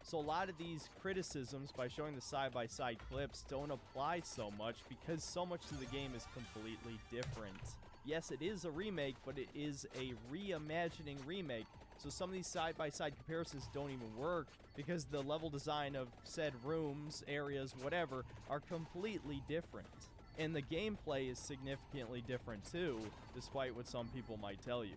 So I'm not saying his style of critique is invalid, but he should have taken a slightly different approach here. I don't know how I would do it personally, because I obviously rely on narration for the vast majority of my critique in my videos. I've been trying to include more clips, but sometimes I get lazy. With ProbeCat, his videos are dependent entirely on clips and occasionally on developer commentary if it's relevant to the video. So I honestly think this type of comparison needed a bit more care taken to at least ensure the message you're trying to get across is apparent to the audience. If the goal of this video was to show that the original had better sound design, better animations, better lighting and visual clarity, much more entertaining cutscenes that have better cinematography, I think he did an okay job, but there's way too many clips here where it's not exactly apparent what the critique is, especially not to the mainstream audience that his size of channel commands. And it also doesn't really tackle on any level the main reason why people like the remake, which is the gameplay, and that's what I acknowledged in my review. Even though I like the gameplay of the original better, the new one is much more skill-based, and the knife mechanic is really cool. And honestly, the boss fights are better too, and that counts for a lot. Video games are an interactive experience, so I think we're starting to reach the limitations of ProbeCat's style of critique here. Now again, I still kind of enjoyed the video as someone who likes the original more. I don't think it's a bad video. There's a reason why I titled this In Defense of ProbeCat, but it certainly could be a better video. I don't know if he'll ever see this. If he does, I hope you take some of these criticisms to heart and try not to listen to people like G-Man Lives, who is an obvious shill and a proud shill he displays on his Twitter, which would be funny if it wasn't true. We unfortunately now live in an era of toxic positivity, which is essentially just a way for corporations to get you to buy their products. If they make a 7 out of 10 game, we have to all pretend it's a masterpiece for the rest of time until we inevitably forget about it in a month, and then you buy the next 7 out of 10 that everyone has to call a masterpiece. When you begin to understand that it is all a cycle of shilling above average products, not bad products, objectively bad products get shit on. Just look at that Velma show. It got shit on by basically every personality on the internet, which if you ask me is fucking boring, which is exactly why I didn't make a video on it. No, what's actually interesting is critiquing good games. And unfortunately, ProbeCat figured out firsthand, you're not allowed to critique good games. We have to pretend that they're all amazing and flawless. But also, that wasn't your best work by any stretch, dude. So yeah, still love the channel. We'll still watch any video that you make because they are genuinely interesting in a unique style of content that you won't really see anywhere else on YouTube because Illusion. Everything on YouTube Welcome is to about my a channel. social relationship now. So a channel with no commentary that is actually informative and interesting is extremely rare. So yeah, this was a little bit of a different style of content this week because I'm working on a much bigger video. The video is really just me celebrating what I enjoy about video games, since I talk about negativity so much because modern games really are just disappointing. So I hope you end up enjoying it. It's not going to be here for at least another week, probably closer to 2 because I'm actually going on a little bit of a vacation soon. So there's not going to be any streams either. Maybe I'll make a community post if you don't end up seeing this part of this video. Either way, that's about it. See you next time, guys.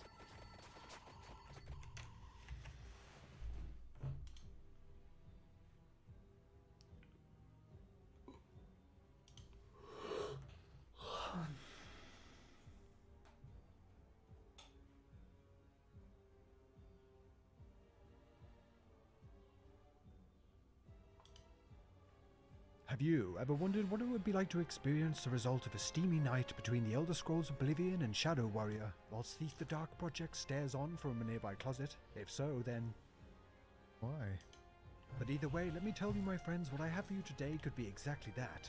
A true hidden gem and a crazy experience that truly has to be seen to be believed.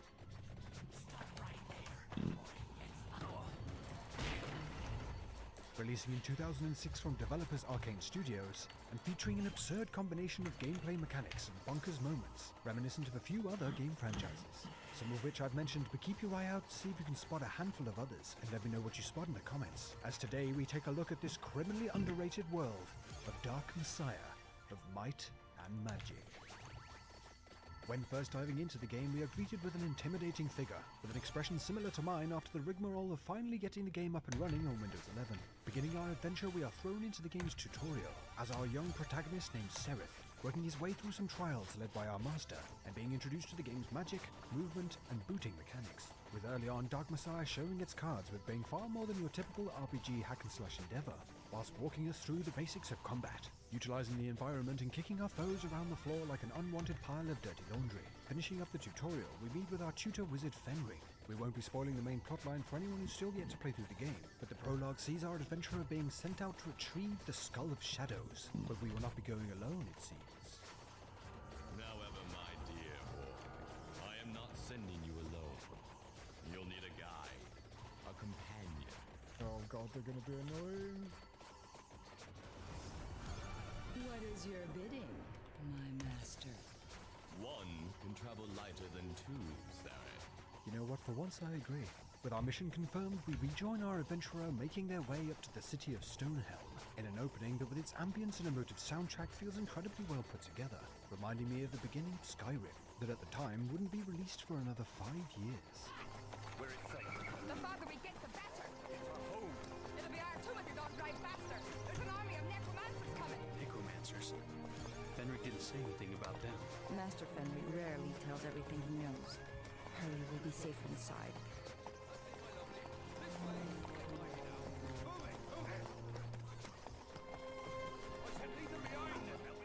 And the similarities do not stop there. After only a short time at the city gates, we are under attack, with a demonic horde attempting to siege the city, retreating back into the settlement in an already epic-feeling introduction. Climbing and leaping our way to one of the city's ballistas, we strike down the Cyclops leading the demonic charge, and with it, securing the city for now. And after failing to control myself with a curious guard, and failing to encourage a celebratory keg party, and possibly ending the life of one of the local guard's pets. Outside the walls. Oh, shit. Sorry about that. We are introduced to one of the game's main characters, Liana, while Sereth here gets a little bit hot under the collar. Wash up before dinner. Please, follow me. With pleasure. Ah! He's being flirtatious. Don't you know what trouble that could cause in this day and age? I mean, yes. Excellent. Good recovery.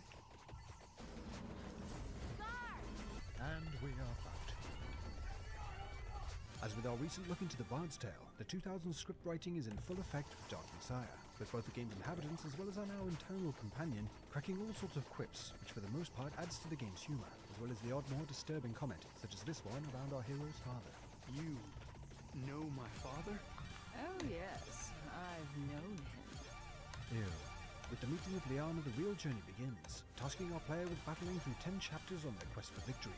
And although so far Dark Messiah may look like any other first-person RPG of the time, but it's here where the game truly shows its cards and just how over-the-top and frequently hilariously chaotic its combat encounters can be. Booting enemies off of rooftops, using the game's magic to take down entire groups like a scene from the Three Stooges.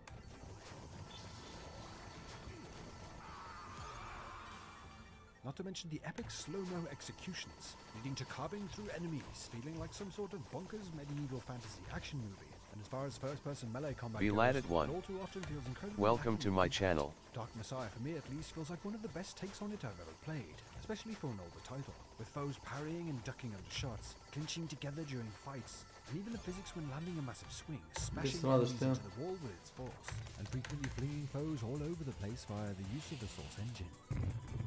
With even missing entirely and hitting the wall, feeling far more authentic than a lot of other first-person melee combat titles. And later down the line with tougher foes, granting some epic and quite challenging fights. Each level is littered with traps, pits, and other objects to turn the game's combat encounters into a game in itself. Looking for the most effective and frequently highly destructive way of dispatching the foes, like a medieval John Wick working together with a tag team Kevin McAllister. However, also, as you can imagine, leading to a whole host of hilarious situations, such as fire mages setting themselves on fire, enemies owning each other, as well as our overly enthusiastic friend from the intro.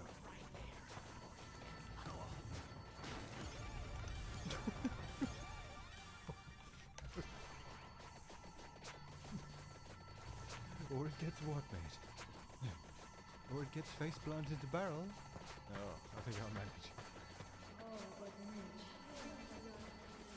we're drawing call to action, asking viewers to like this video if they enjoyed, write a comment with their thoughts, and to subscribe to our channel.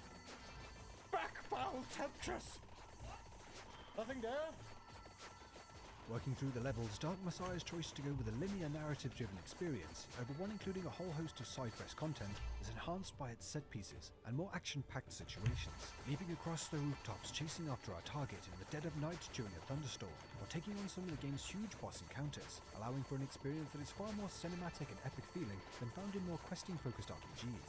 And the whole game, with its high fun factor and focus on moment-to-moment gameplay, didn't feel a step down at all, since it was far too easy to forget about missing out on gathering herbs for one of the villagers when busy doing things like making an NPC tree, or instead setting that villager ablaze and launching it at my enemy for an epic finisher. Is there something wrong with me?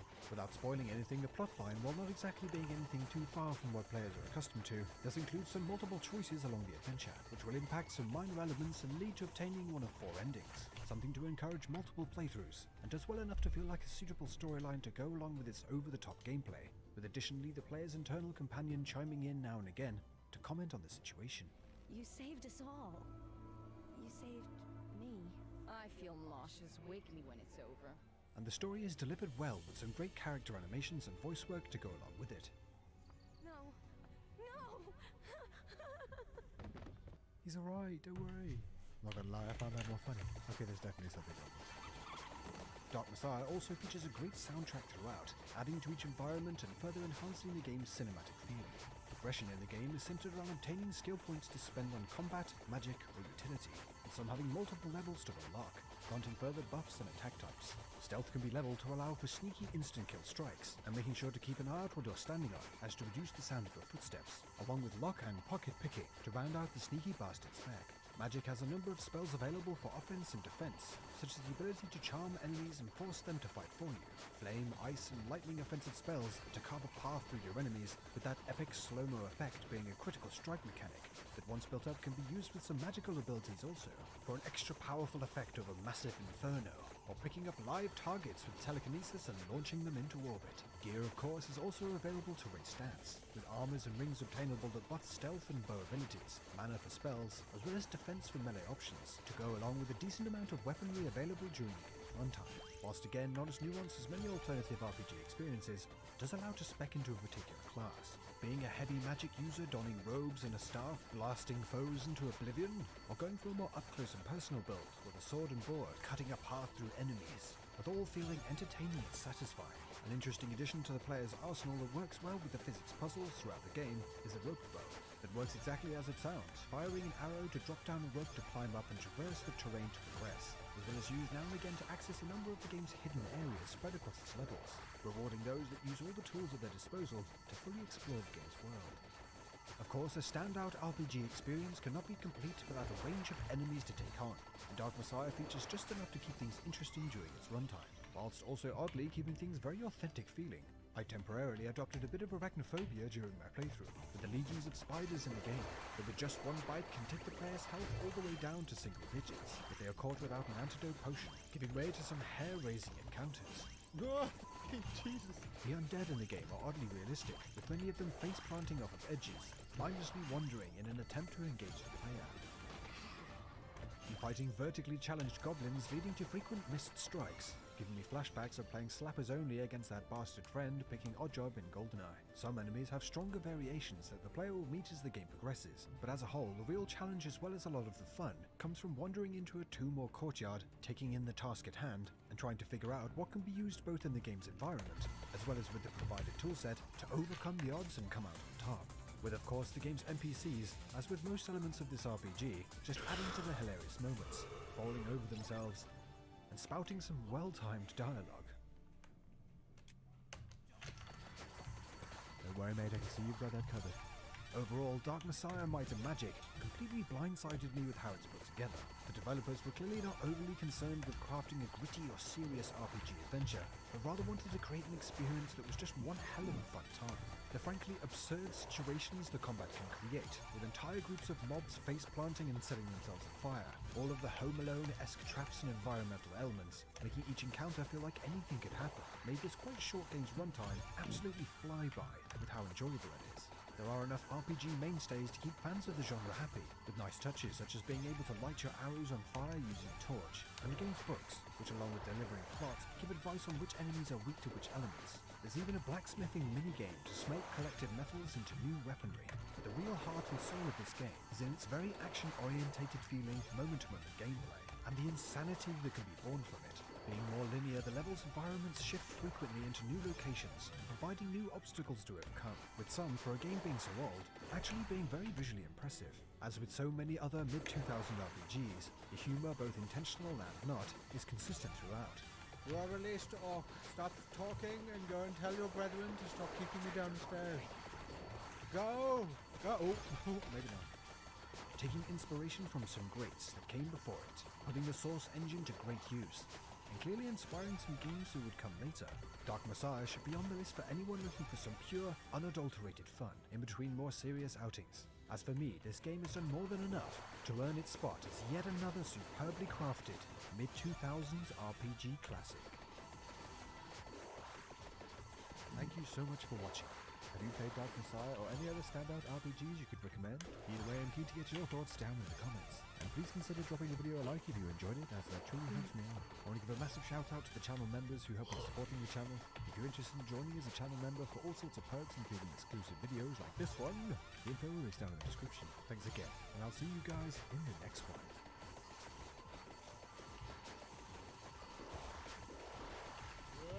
Jesus, calm down! Oh dear Lord, what have I done?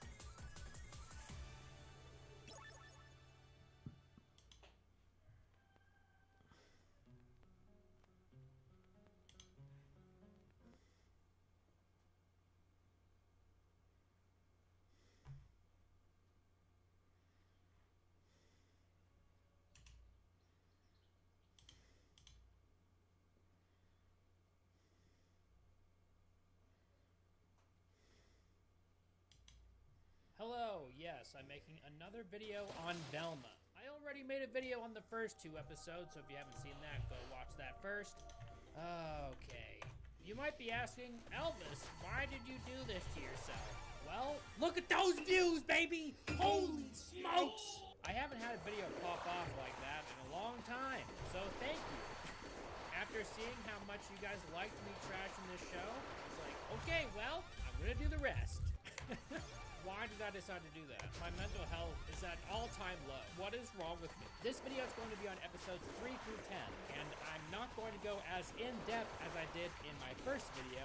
I'm not going to harp on every little thing that happens in the episodes, then this video would be way too long. I'd also like to make some clarifications from my first video. As far as the points that I'd like to clarify, the woke aspects of this show aren't the problem. It's how much this show begs for political brownie points from its audience that makes it unappealing to me. The inclusivity in this show didn't feel natural. It felt incredibly artificial. It was almost as if they made a checklist and they were trying to mark off as many boxes as they could. They also tried to make fun of everybody, but at the same time, they were not shy to make fun of white people or men.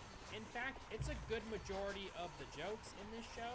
When you start to notice these trends when you're watching this show, it gets kind of irritating, and it takes a lot of the humor away. That's some white people shit. The tiny amount of humor that there was. I also failed to mention how weird it is that this show hypersexualizes high schoolers. Oh my god, Elvis, grow up. It's just a cartoon. Who cares? So you don't care? I see you.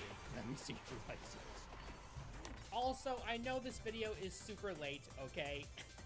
That's just how we roll on the Elvis the Alien channel. I know earlier I said I was making this video for views, but it probably won't pop off nearly as well as my first video did. So, honestly, I don't know why I'm doing this. While watching this show and taking notes, I had to pause every couple minutes to take a mental health break because it really makes you suffer. All right, let's talk about episode 3. This one starts out really great. There are two dudes intensely making out as one carries the other one down the hallway. I guess it was supposed to be shocking, and that's why it's funny, because that's pretty gross. And I'm not saying that because they're two guys. I'm saying it because just gross. At least this show's doing a great job of weeding out all the bigots from the viewership. I think they went a little bit too hard, so they're weeding out everybody. This wasn't crazy enough, so they had to show these two guys again as they pass behind Velma later in the scene. Velma has another hallucination in prison. The show reminds us how pathetic Norville is because he begs for a kiss while she's hallucinating, which by itself is pretty alarming behavior. How are these two still friends when Norville is so creepy? And it's not like he's trying to hide this. Should I kiss you like Daphne did? Without consent, I'll remind you. He's being very forward with the fact that he likes Velma, but Velma just doesn't realize somehow. And later on, this show will try to convince you that Velma's a great detective. Yeah, you're doing a great job convincing me of this. You know, a smart girl like you would be real Smith College material. What really sucks about this show is that the animation is really good at times, more specifically when Velma's having her hallucinations. You can tell that the animation team put a lot of work into this show. Vesi. Ja nisam ni znao da sam otvorio Discord. Mislim, kliknuo sam, ali nikog nije bilo, pa onda nisam nikoga ni očekivao kasnije. Dobro, znaš šta, ja sam na odmoru i onda počeo sam da privodim kraju neke poslove i kako imam malo i slobodno vreme, recimo juče mi je bilo glavno da sredim jednu sobu, sad se ona od koje sam htio da napravim. Jeli... Ne bi ja kačio taj džak, ipak. Pa bolje da kačim džak nego da kačim sami.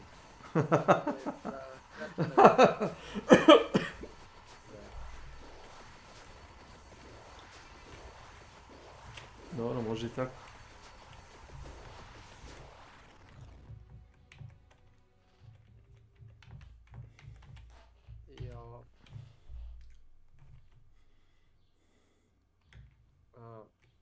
To je sređeno samo još da prekračim malo.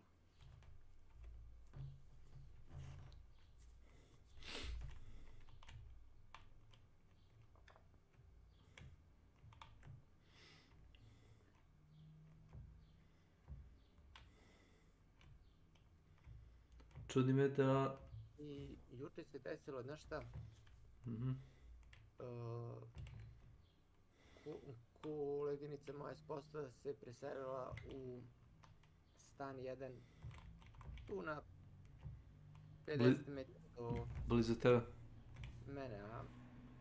I između ostalih stvari je menjala vrata, ta vrata su dobra. Ja sam za kupatilo ta jedna vrata jer je Mina zapravo od moje čerke, momak ih je razbio kad se zaključila. Čerka, ali mislim nije se zaključila namerno nego slučajno, tako da ću da ugradim ta vrata. Ali znaš šta, ta vrata su nova, a ta vrata su, nije ta vrata nego vrata su snake. Ja ne znam, brate, dobro, to je samo brava, ja pretpostavljam, jer bravu treba zameniti. Ne, ma vrata su razbijena i to drvena vrata, razumeš, jer ovaj mali je jak jebiga i... Pa nije udario bravu, on je rameno izbio sve šarki. Jest, sve. I vrata su slomljena gadna. Ja ne znam da li znaš, ali nova vrata sad koštaju od 220 neka malo bolja pa do 300-350 evra i ova žena što se uselila u taj stan je rešila da zameni sva ta vrata za bela vrata. I ova vrata vadila, lepo su i očuvani sve i uzet ću ih ja za sebe. Mislim, ta jedna sam uzeo, znaš, i pošto Vlada nije ni ciganin ni to, ja ću da joj razvučem recimo mrežu po stanu, da sutra dan ono, može sve da radi lepo.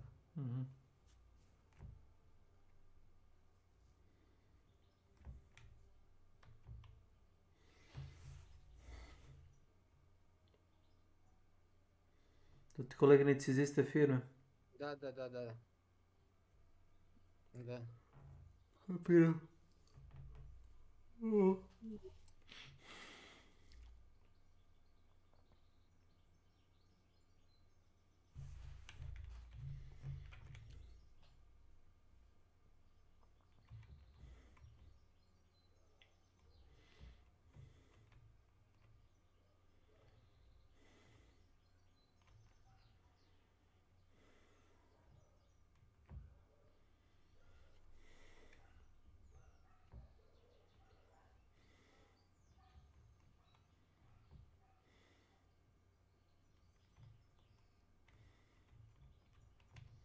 Jel onaj momak popravi računar? Onaj Peđi. Da? Nego je popravio računar. Znaš da mu je matična ploča bila otišla u offside. Čekaj, znaš to, zato što je stavio valjda više, mnogo Paste nego što treba. Paste, a izgleda da je i rknuo malo ploču sa šrafcigerom. Opet. Pa ne znam, brate, ali to je neodgovorno mnogo. Ja sam učio recimo zanet, znaš. Pre 20 i nešto godina, 5, 6, 7, 8, ja sam u servisu jednom se nametao da radim besplatno, da malo učim zanat, da slapam i ovo ono, i ja uglavnom radim sam. Za neke stvari za koje nisam recimo siguran i to. Pitaš? Pitam, brate, ili odnesem kod kolege da mi reši to. Znači, nije meni teško da odnesem recimo matičnu ploču da mi se ubaci novi BIOS, da. Jer ipak, znaš da treba da si sa tim u toku, ti ne smiješ da ubaciš neku verziju koja nije dobra, nego nađeš baš od te matične ploče to. I ovo recimo druga stvar. Da. Pastu na procesoru mogu da menjam sam. To nije nikakav problem. Ali mi je, brate, lakše da pozovem druga, da popijemo nekoliko piva, da se ispričamo malo. To je više... više je... Socijalno okupljenje. Da se malo družimo, a ovo je kao propratno uz to. Kao mi ćemo kao da nešto radimo. Tu nema neki posao, nego dođemo malo i... Da.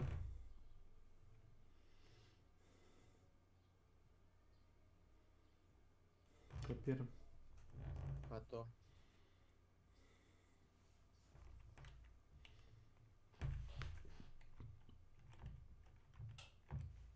Ali da ti recimo nešto radiš, a da nisi siguran, neke stvari mogu, neke ne razumiješ. Mislim, ti razumeš sve to, ali mislim da on ne kapira, mislim da ni Milan nema neko veće znanje što se tih stvari tiče. Milan misli da je pametan. Sad ću ti reći zašto misli da je pametan. Ako kupi, ne znam, grafičku karticu ili procesor, on smatra da je taj proizvođač glup zato što je deklarisao manje vrednosti nego što zapravo taj tvoj hardware može da radi. Ti možeš da uzmeš mikser ili usisivač i da elektromotor koriguješ da radi na većoj amperaži, pretpostavljam.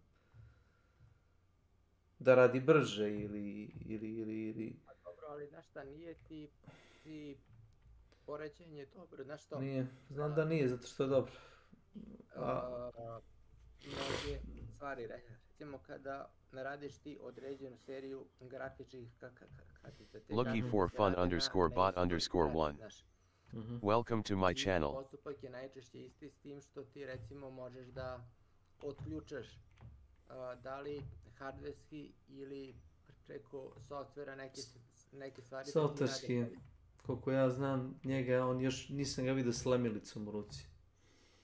Pa ne, ja sam nisam ti pričao za njega, ja sam pričao da uopšte se može raditi to. Ja sam recimo znao jedan, o bože, mislim da je taj TV bio LG, znaš. Aha. LG je bio zatvoren, recimo softverski, da isti TV isto sve se prodavao u verziji sa Androidom i u verziji bez. Da. I ovi naši su našli štos i kupiš bez Androida, ti ga flashuješ i onda ti on počne radi. To je recimo jako dobra fora. A što se hardverskih recimo ovih stvari tiče, ja isto mogu da ti navedem jedan dobar primjer. Epson je počeo da zaključava recimo štampač da može da oštampa primjer radi 100.000 strana. Sa Ketterđom? Ili s tonerom? Pričamo o crno-belom, znači toner. Da, sa tonerom. Da. Rusi su našli koji tačno čip je zadužen za to i izvadiš taj čip i ubaciš blanko i to ti neograničeno radi. Pa je izbila i tužba protiv Epsona i sad su prestali da zvanično rade to. I sad koristiš štampač, fotokopir do otkaza, jel? Ne fizički crkne, znaš, ali ima i... Ima limit, naravno da ima. Ovo za njih i sve, ja ne znam da li znaš, sad je u opticaju nešto što se zove 3D štampa, znaš, tebi izrkne neki deo, ti imaš laserski deo koji može da iskenira sve to da ne moraš da crtaš ti, znaš. I onda mu ti kažeš, znači, hoću od te i te jake plastike i on ti odštampa taj deo, ti sa skalperom ga samo malo središ i to... 3D printovanje. Da. Ti znaš da svaki 3D printer mora da se prijavi MUP-u Srbije? Ne, nisam znao za to. Čekaj, samo malo, sad ću da puziram sve što radim. Vlado, nemoj da si se zajebo, slušaj me dobro što ti kažem, da radiš s nekim ili da ti radiš sam tako nešto. Ako te neko uvati i prijavi ili MUP dozna za to, da ideš na robiju. Zbog čega mislim? Zbog 3D printovanja, zato što možeš da skineš sa interneta, ne mora to da uradiš, možeš da skineš nacrte pištolja koji može da ispali 1 metak iz cevi, na primjer. I takav pištolj košta $50-100 možda. Taman da ubiješ čovjeka, razumeš, toliko košta. Toliko te košta ta plastika, možda napišeš od jeftinije plastike. Možda skineš nacrte i da ga oštampaš u kućnoj radinosti za sat, 2, da ga sastaviš. Kaže, možda ispali 1 metak, možda 10 metak. Zbog, to ti je jedna od stvari, razumeš, koje ne vole da mi znamo i da radimo. To kod nas mora da se prijavi. Ne smiješ da imaš ilegalno takvu mašinu, da kažem. Dobro, znam da na forumu ljudi to štampaju, ali niko nije štampao pištolj, nego su štampali recimo... Pa nećeš ti to štampati. Nećeš ti to štampati, nije problem, razumeš, ali ima ko hoće. A oni hoće da znaju ko sve ima pristup tome. Nisam ja rekao da ti ne smiješ da ga koristiš, smiješ, a možeš da imaš dozvolu od njih i da oni znaju da ti to imaš. A znaš od koga znam? Znam od majstora koji se bave time, razumeš, koji su ono majstori koji su recimo rade sa elektronikom ili recimo štampaju te komponente, razumeš. Da. I oni su mi pričali o tome. Znači moraš imati dozvolu od MUP-a i da si prijavljen. Kolega naš sa foruma je, njemu su pukle ove slušalice ROG, znaš. I sa foruma mu je jedan dečko za 500 ili za 700 hinte mu je od štampo taj deo što je pukao i ubacio je jaču plastiku i mnogo je bolje nego što je stavio Asus. Pa verovatno je bolje zato što štampa je jeftinih materijala. Dobro, ja sam samo rekao tebi. Da, znam. Smatra se kao krivično delo. Da, još uvek. Pa. Nismo nešto posebno napredna zemlja, ali imamo najstrožije zakone u Evropi po nekim pitanjima. Neće moći to da spreče nešto, zato što... Pa rekao sam, ako se dozna, razumeš. Da. Dovoljno ti je da imaš jednoga koji radi u MUP-u, što se nisam prijavio da radim odeljenju za elektronski kriminal, bio bi najbolji. Dovoljno ti da imaš jednoga koji ide na forum, razumeš, i svaki dan pogleda par članaka, razumeš, i op, šta je ovo? Što kažeš ti, neko napiše iskustvo, ne znam, hoću samo da zahvalim tome i tome, ili naiđe na članak slučajno, razumeš, i nađe da ima neko 3D printer i da je nekome odštampo, razumeš, i onda se raspita malo, tap, i razumeš, navuče ga na tanak led i, znaš šta više tome? Pa, vrlo moguće.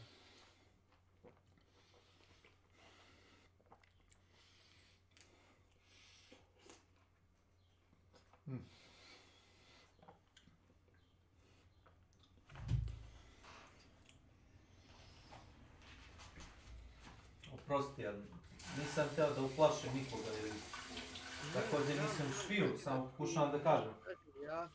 Ja, brate, volim da znam, znaš. Volim ja da znam. Pogledaj, raspitaj se ako mi ne veruješ. Ljudi koji se bave, čim je rekao da on je kao mašinac. Znam da mi je rekao da može određeni navoj ili sklop od mašine ili neki ventil, umjesto da ga kupi iz Njemačke, da ga naruči da čeka, on samo skine nacrt, ubaci materijal, razumeš, odgovarajući i 3D printuje ga. I onda ga doradi malo skalperom, što kažeš ti, ili ga išmirla i kaže to je to. Što se toga tiče, to je, kaže, super stvar. Ali, kao što rekao, ne smiješ ilegalno da imaš takvu stvar, jer, što kažeš ti, ne moraš ti da štampaš vatrno oružje. Ali može neko.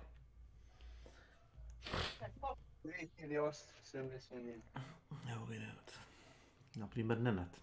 Nenad deluje kao tip koji bi uzeo 3D štampač i krenuo u totalno osvetu. Nisam te čuo, reci. Rekao, Nenad izgleda kao tip koji bi uzeo 3D štampač i posle krenuo u totalnu osvetu. Pa znam. U Americi... Ja mislim da sreća plastika nije baš toliko jaka da može da izdrži kada pukne metak. Ne treba... U tome je štos. Sad ću ti objasnim. Imaš jače te polimere, to ti je ono prvo. A također ima druga stavka. Ono što treba da je od metala, to ti je udarna igla, povratna opruga i navlak. Sve ostalo je manje više, ja mislim, može da bude od polimera. A ne znam koliko procenata je onaj glok austrijski, koliko procenata je polimer, koliko procenata je zapravo metal ili razumeš, od čega su napravljene one opruge koje vraćaju navlaku za Boga od čelika pod tenzijom, je li tako? Dobre, može. Nego Tarkove, šta ti radiš? Mislim da pokušava da proda nešto. Javio nam se iz prodavnice, ako se ne varam.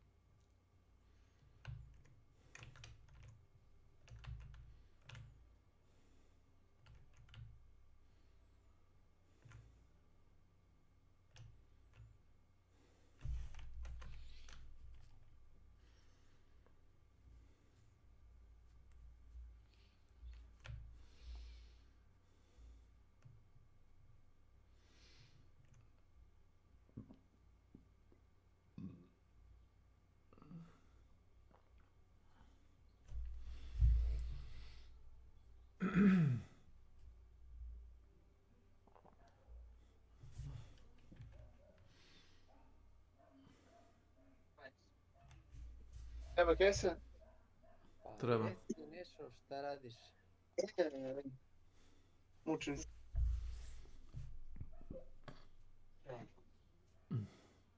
To je.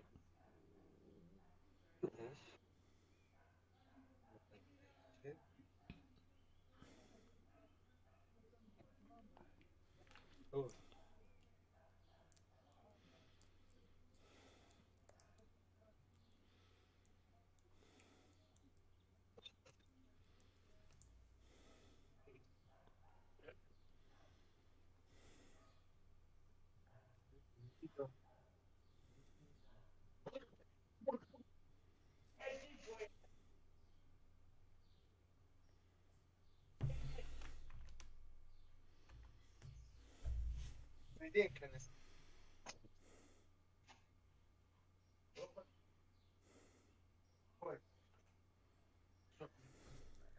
Ja se inače ti te ti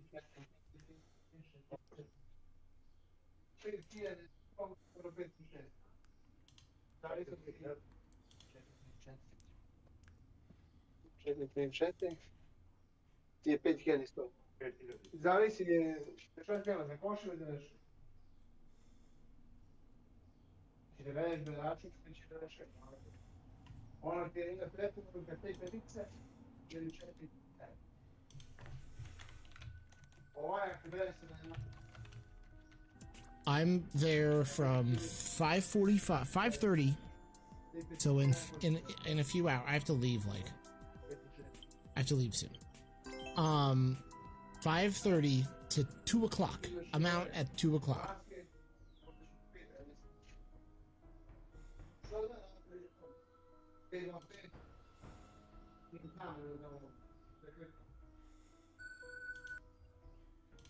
And it just sucks that it was this show. I mean, it's cool that they got work. And yeah, they were paid. And they're getting a season 2. So maybe I shouldn't feel bad for them. Norville offers Fred therapy. And we learn more embarrassing things about Fred and his family. Nobody watches me pee quite like Mother. Daphne makes a very strange joke about being baptized on Ellen when Velma confronts her about facing her feelings. Velma, please. I have 2 moms. I was baptized on the set of Ellen. Baptized on Ellen, huh? Does that mean she was abused as a kid? Is that the joke? Norville wears a cardigan to prison, and in this show, it's like a sort of superpower that disarms the prisoners and makes them all open up to him. Yeah, that's the power of a cardigan, I guess. There's an all-girls fighting competition taught by Daphne's cop moms to find out who's the least vulnerable girl in school. So yeah, that's weird. Velma makes a very strange face, which is kind of reminiscent of Adventure Time. You know, every once in a while they'll zoom up on either Jake or Finn's face, and it'll be super detailed and it's kind of funny. Well, they just stole that, I guess. Although SpongeBob did it too, so I don't know where it originated. But SpongeBob and Adventure Time are so much better. It's just weird when I see something like this because I think like, oh, yeah, remember it happened in this show that I liked a lot more? And Velma just ends up looking like Wario or an Attack on Titan character. Rekao sam bio Vladi za ono 3D štampanje te gluposti, ne znam da li si čuo za to. Dobro. Mi smo rekli da ćeš ti da oštampaš pištolj i da popiješ ljude, tako da to nije za tebe. Ne, 3D printer nije za tebe. A i Evo sam napravim, ali nema neki ispod 500 €. Znaš da moraš imati prijavljen taj štampač u MUP-u. Ne. Ne veruješ mi, on ni ti. Dobro. Ja ti verujem. Dokument da imamo u požarnicu. meni znači može da ti samo. Imamo 3 game.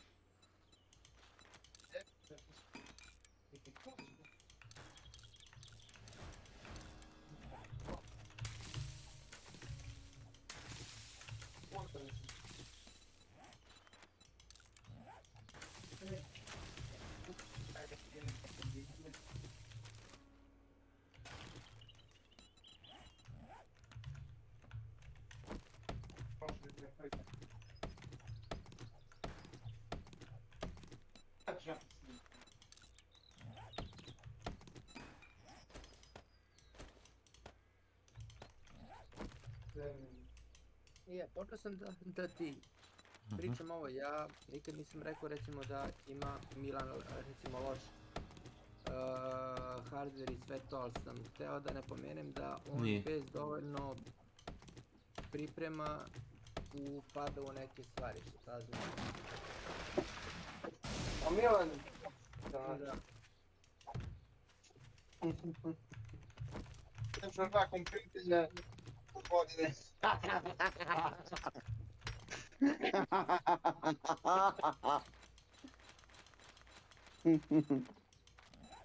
Joj. Ilija, pa reci ti sinoć. Spavao? Ja botiš? Ne, spavam. Te Milana si krenuo da botiš? Ne, bio sam u krevetu.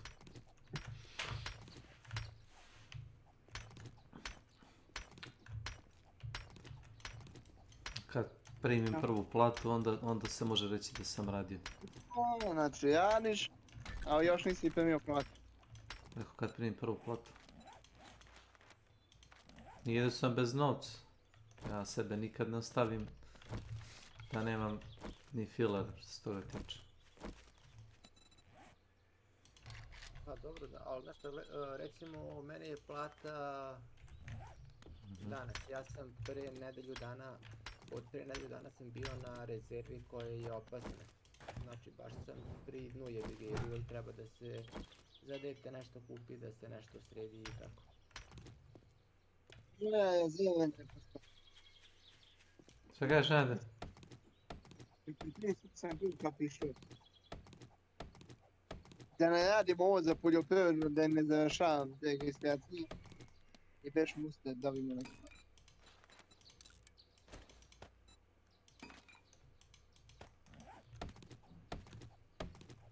To sam ono htio da kažem, pa to radim u Americi. Možeš da oštampaš 80% one civilne, one AR-15, to ti ono M4 karabin, jeli, M16 kao. Možda oštampaš oko 80% toga oružja, ostalo možda kupiš kao rezervne delove. Udarnu iglu, cev, stvari koje moraju biti od metala, a to ti 10-20%, tako, 20, nek bude 20% oružja.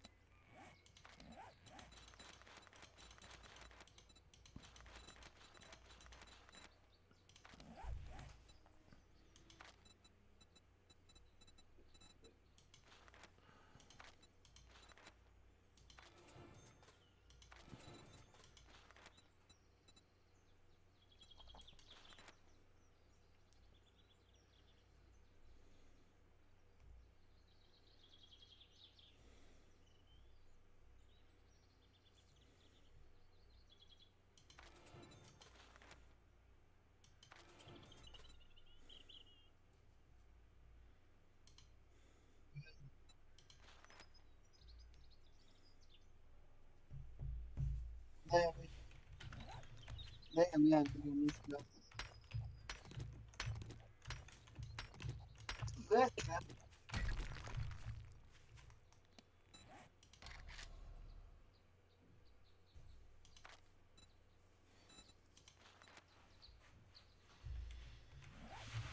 Character. At the end of this weird fighting tournament, it's Daphne versus Velma. Before they start fighting, Velma proves how much of an asshole she is by taking out Daphne's journal and exposing her to the rest of the girls. But all she says is, Daphne goes to therapy. Daphne is so messed up that she has a daily session with our school guidance counselor, Mama. Okay, and so the crowd cheers for Daphne. She kicks Velma into a wall so hard it destroys the wall, and her head starts to bleed. But nobody cares, and they all keep cheering for Daphne. This show is speed running, making every single character incredibly unlikable, but not in a funny way. You know how in It's Always Sunny in Philadelphia, the main cast are very unlikable, aside from maybe Charlie and Danny DeVito? Why would you say something? Because I hate you!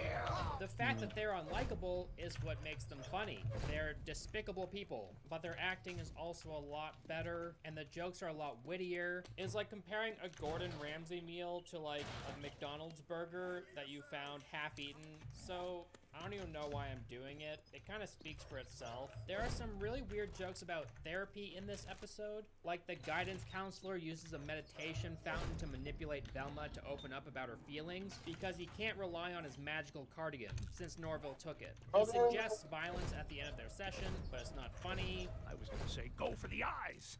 Awkward and comes out of nowhere. I feel like the delivery was just bad a lot of the time in this show. For a joke to land, a lot of things have to work in sync, you know? The delivery, the timing. Ili sam ja zaspao ili se nekad They don't care ne... about any of that. They just kind of throw out really terrible jokes out there. And did Gigi mention if there's Može more biti nešto edible preskočio. underwear? I'm starving. Imagine a dartboard, okay? And this show is throwing 1,000 darts at this dartboard, hoping that some of the jokes will hit. Out of the 1,000 darts, there's like 2 on the very edges of the dartboard. Who do they have throwing these darts? I found you! Miss New Booty. So episode 4 starts with a massive yikes. The police department visits the school. They explain that all the victims that were murdered were pretty girls. So these grown-ass police officers make it their mission to protect the 5 hottest girls in the high school. So these police officers are effectively gonna rank teenagers based on their appearance. They're launching something called the Hope Initiative, which stands for Hotties Only, Puke Faces Excluded. Wow! Blow my brains out, please. The way I said that. Wait, so a couple of middle-aged white dudes are gonna decide which of us are hottest? Velma is chosen to be the person to create this 5 hottest girls list. So now a bunch of teenage girls are trying their best to get on the hot girl list, so they'll be protected from the killer. These girls put up sexual pictures of themselves on the lockers and walls of the school as a way to like advertise themselves as the hottest girls in their high school. They wear super skimpy clothing. One girl uses a football post as a stripper pole. And all of these girls are teenagers! Velma seeks out Fred to help with the top 5 hottest girls list because he's perfectly shallow. Then there's a really terrible joke about Mystique from X-Men. Feminine Mystique. No way! I love Mystique! Is this about whether Jennifer Lawrence is hotter than Rebecca Romaine? It's bad taste. Daphne's moms lock Daphne in a room because they deem her Šta je problem? Rekao je, čuješ nešto? Ne znam, možda Discord prekida. Ja ga čujem svaku 5. rečenicu. Nešto je, te čujemo sad, brate. Ne čuje sad. Da, sad. Znači, ti si uverenje da je on štampo pušku i pobio ljude. Pa, naravno, gledaj, mislim da se dugo znamo da svi ovdje imamo to mišljenje. Snake, reci šta ti misliš? Pa nije mi teško da poveram u to. A šta ako bi odštampao robote i isprogramirali da ubija za mene? Pa može i to. A dobro, to je u istom pravcu, jebi. Nije? Nijesam ja to uradio, to je robot uradio.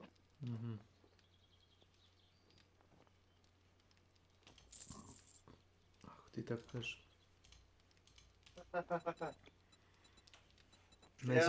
Neće ti ništa presude biti blaža.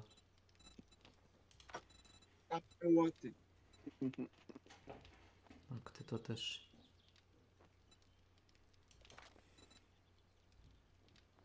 Mogu im uvati samo za prima.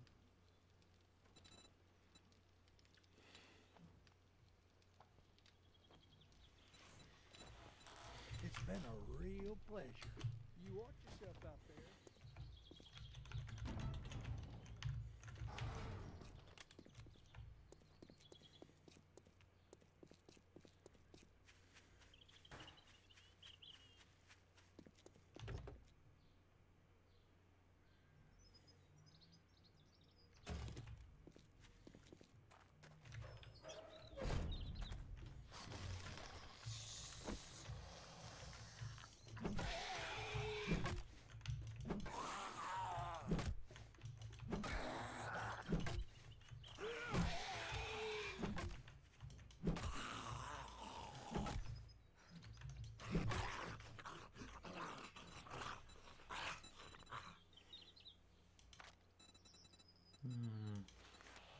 Knuckle wraps.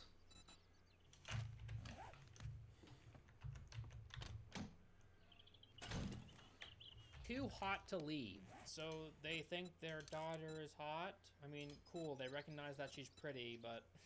A mother calling their daughter hot is never not weird. And you're almost as hot as Donna. Oh, you. Velma meets with the police, and their new plan is to make the hot girls not as hot. And this is how Velma reacts. So you're saying I get to actually release these girls from the shackles of the male gaze? The shackles of the male gaze, really? Hey viewer, do you feel shackled right now? I'm staring at you. Do you feel tied down? And they call these ugly girl lessons Uggo lessons. Uggo lessons! In the next scene, we get the weirdest joke ever. She's like our queen bee, and you're like a King Kong. Fred compares the Mystique book to a 4-act drama released in 1905. This was more disappointing than George Bernard Shaw's Man and Superman. I'm sorry, but there aren't a lot of boomers watching this show. There just aren't, okay? And those that tried were probably turned off by the first episode and didn't make it this far. So all the people who did witness this joke were probably just staring at their screen like... That's some white people shit. Norville gives a super random breakdown of the history behind geode crystals because someone threw a random geode through Daphne's window. The mayor says this when he sees an attractive high schooler. They are so hot, Daddy like And then the cop says this when two girls are fighting. Me, yeah. Cat fight. This show is trying to tell the viewer that Fred is reading a book on womanhood. Fred doesn't know what a plate is called, and he needs someone to cut his food for him, but he can read books? Makes a lot of sense. He can hardly eat on his own, but whatever, he opened his third eye now, and he's a feminist, I guess. He can now see women's inner beauty, and he's attracted to Velma now, but she's not attracted to him anymore, because she just now realized that he's gross. Wait, she didn't realize that before? How is that possible? This is the bright detective that's gonna solve this show's murder mystery. Makes a lot of sense. Did she forget that this happened in the first episode? It is just a scared little boy. Episode 5. This episode starts with the hot high schooler girls making sexual advances on the school police who... Da? Čuo sam mi zapisao šefa. Izvini, nešto nisam te čuo, šta si radio, brate, juče?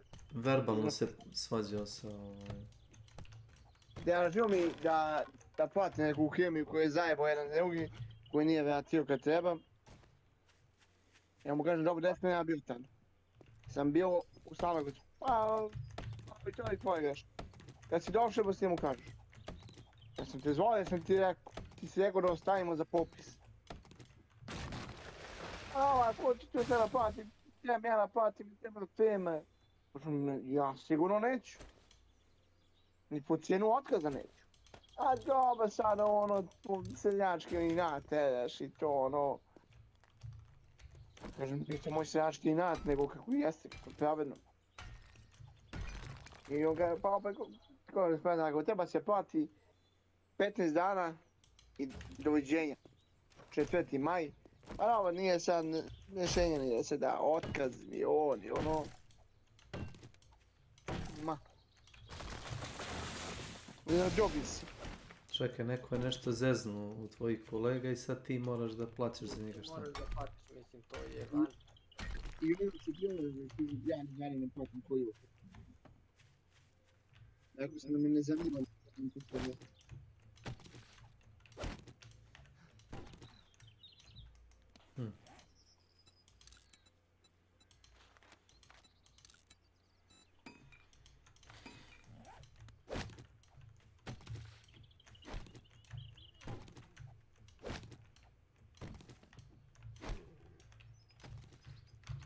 To je stvarno van pameti maju.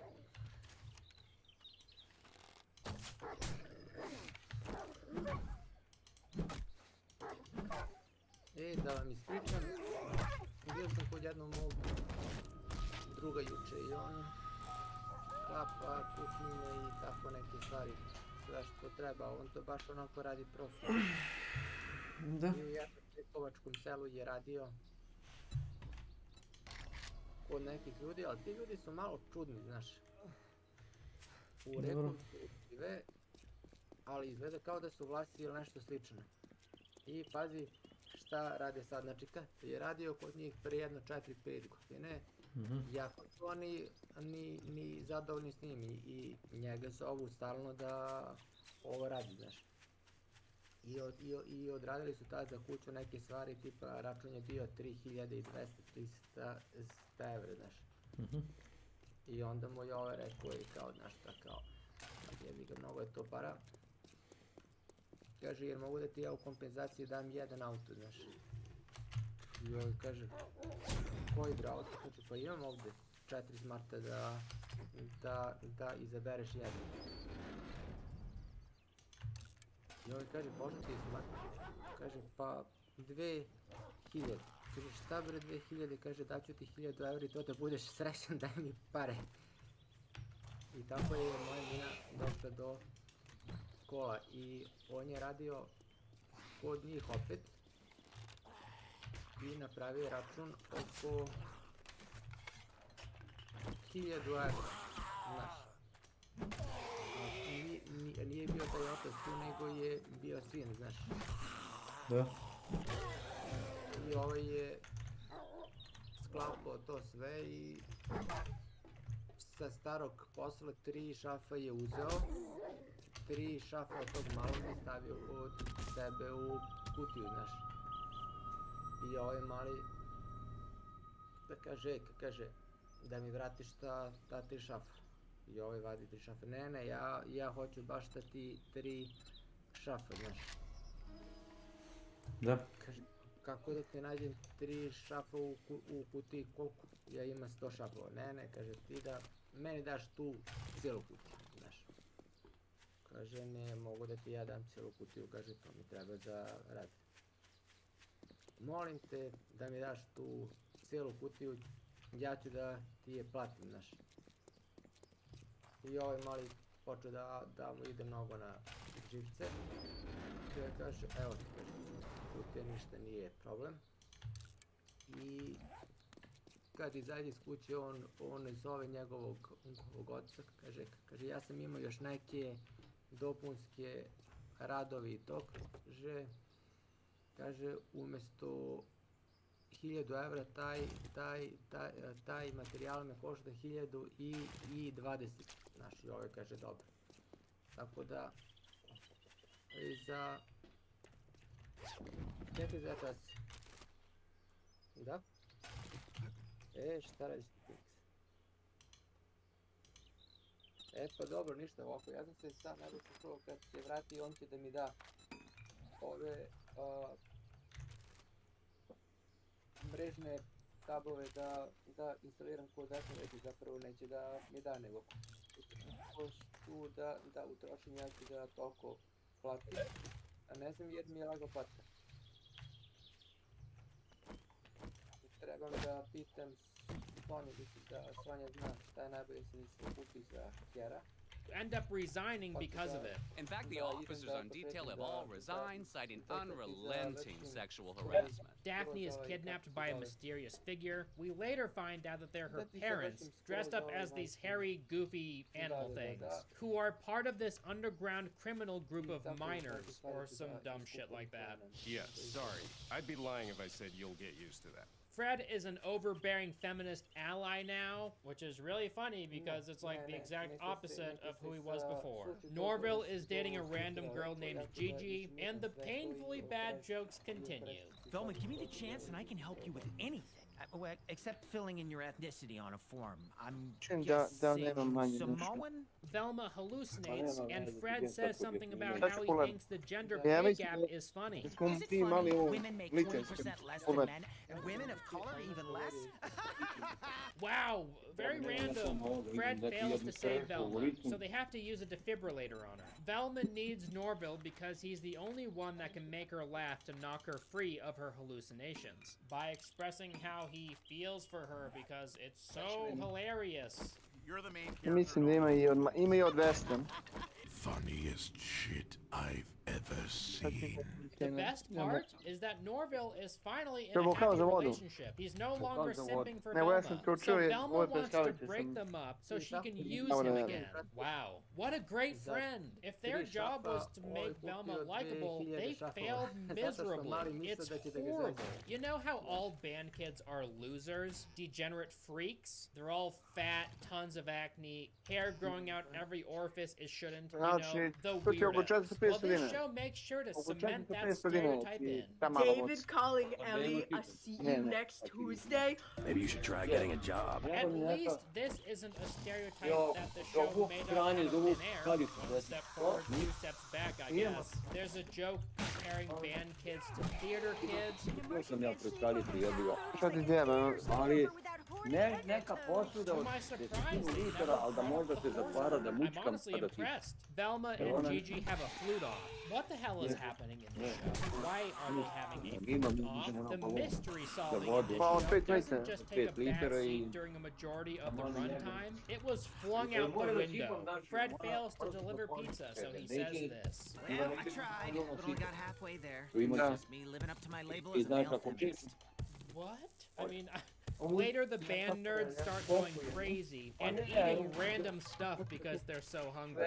Why? Some of the gang drives over a manhole cover and it just pops out. You know how heavy those things are. Yes, I know this is a dumb complaint, but I'm mentioning it anyway. The funniest part of this episode, I thought you would never ask. It's when a cop runs over Velma with his car. Yes, that actually happens. What are you gonna do about that? Gotcha. I'm Joe Biden, and I approve this message. Daphne travels the sewers. They lead to some crystal mine attraction that was shut down years ago. Episode 6. This is the first episode of the show that feels like it's trying to tell a story. Keyword trying. The character stops spouting random nonsense about pop culture and patriarchy for 2 seconds, and then it goes off the rails again. When they're looking for startup money or going hiking. Velma and Norville make a joke about how Norville's a beta male. My own sweet daddy is born to me. Even though he's the one who basically taught you to be a beta? What color is your Bugatti? I knew it was just a matter of time until they mentioned the alpha beta thing, and here we are, and it's just as funny as I thought it would be. We're helping your mom's old boyfriend move. Daphne bonds with her new weird underground gang family. Really? Velma and her father go out to eat at a strip club called Nana's Nipples. Velma randomly starts using one of the stripper poles to get her dad's attention. She literally says this. I'm doing what every girl is doing up here. I'm just trying to get my dad's attention. What the hell? Fred's dad is very angry that Fred is beginning to respect women, and believe me, it's very funny. Velma and her dad play a prank on Velma's stepmom, making her think that her newborn just jumped out an open window. Then Fred is seen about to kiss a digital version of Velma in VR before his dad stops him. And then Velma and her dad get pissed drunk on a beach together. Oh my god. Where do I begin with all of this? It's very in character for Velma to play such a cruel joke on her stepmom. Holy shit. Approved. Now I know that Fred isn't really the most normal guy in this show, but at this point in the show, he's a feminist ally, so he's supposed to be more likable now. And then he goes and watches deepfake of his best friend? Why would you put that in this show? You know, like, younger people are gonna be watching this and they're like, wow, you can do that? You can deepfake? No, you can't. That's not a possibility, ever. Trust me.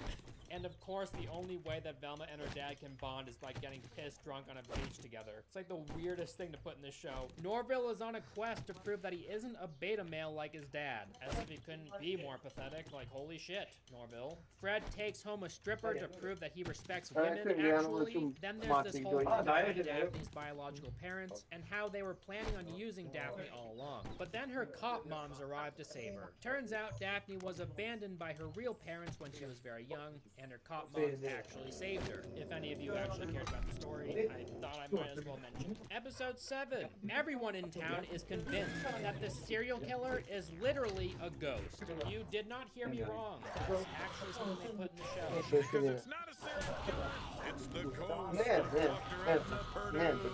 That's how stupid everybody is in this town. They think the serial killer is a ghost.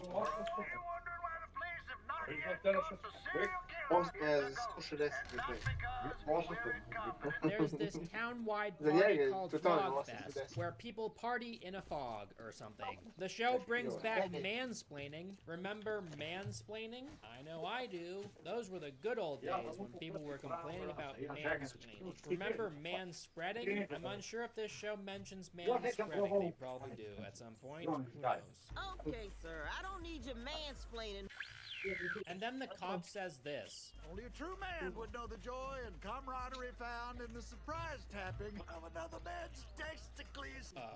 What? Velma disguises herself as a man and enters Fogfest. She's sitting at the very top of a giant drop ride. Norville... Doručko, nisi me registrovao jutros kad sam prošao pored tebe. Ne, a? Ne, ti si već jeo. Pa dobro. Ja tu činije sa... Pa neka si pošto... Ti rekao da sam uzeo mlijeko. Ali nisam ja čula. A ja ne moram da moram i sada probudim kad prolazim kroz kuću. A nije no, nisam spala. Ma problem. Neđe sam u 5:30 tek zaspala. Ja sljedeći put ću se da probudim. Dobro, ja mogu li fino pričati s tobom? Evo ja fino pričam. Ja još hodam polako da ne probudim nikog trt. Pa daj, nije ludimo, prvi je Bill says that he paid a worker down below to keep them in the air for a while. So Velma, being in a hurry to find the killer, climbs out of her seat and down the ride. And nobody on the ride says a word about it. Instead, Norville takes this opportunity to ask Gigi to be his fog queen. There's something called a fog queen and king. In the fog. Norville and Fred both want to be Fog King, so they fight in a club. It's so dumb. Velma comes to this weird realization that aspects of her life are much easier as a man, so she takes the opportunity to speak authoritatively through a microphone to convince everyone that the killer isn't actually a ghost. And they believe her, because she's a man now. If she was a woman, nobody would care what she had to say. But since she's a man now, people all of a sudden care. Don't you just love this show? It's so relatable. Tu i mater, nisam snimao bez matere, radio sam nešto bez matere.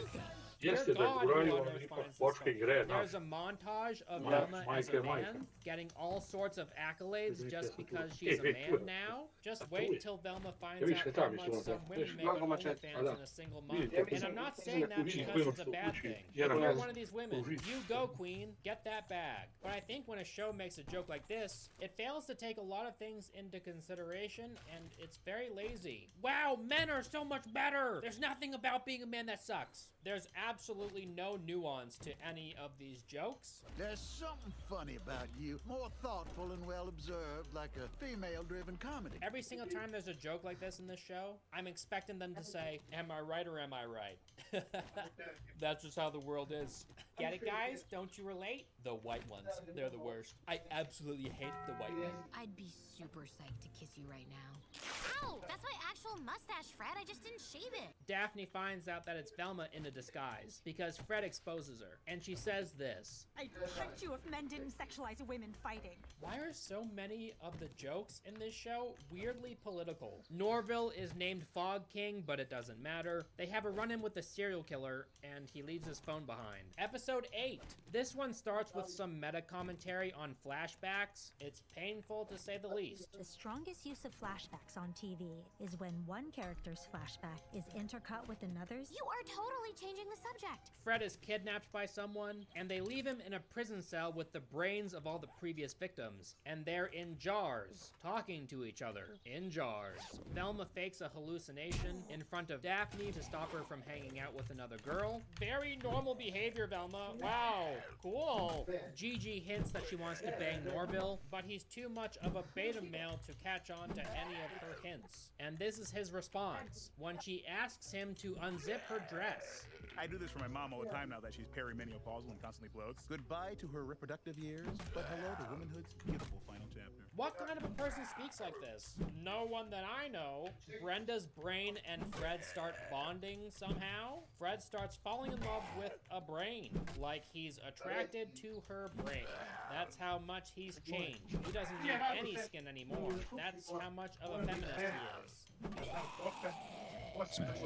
He just wants the brain.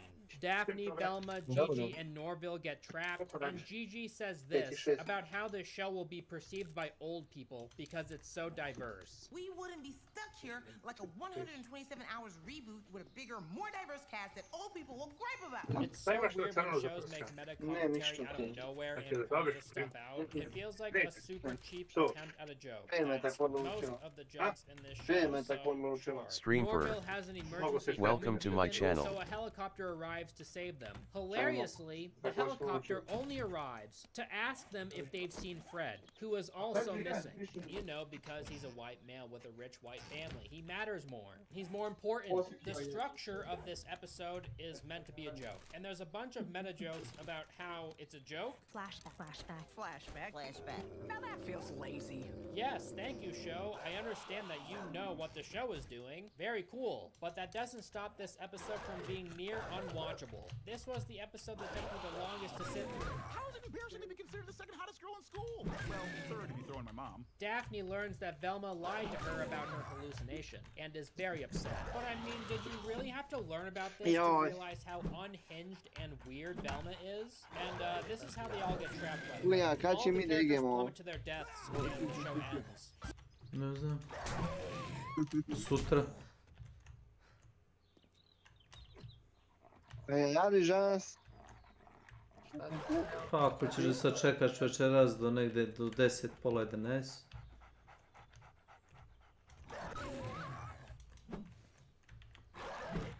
Sinoć oko 10, pola 11 nije bilo nikog. Bio sam sa kumom, da nije bilo noga. Gde si bio sa kumom? Umore. Umore si. Ja rekao da ste ti kum bili negdje.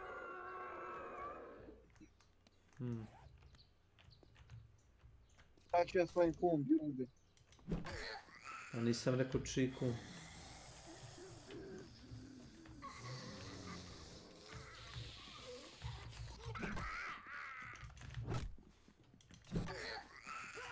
Jes pa da se vidi ljudi.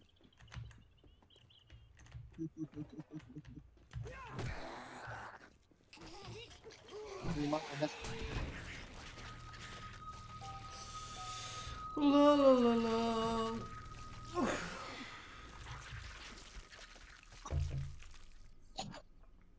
Ovo je brutalno.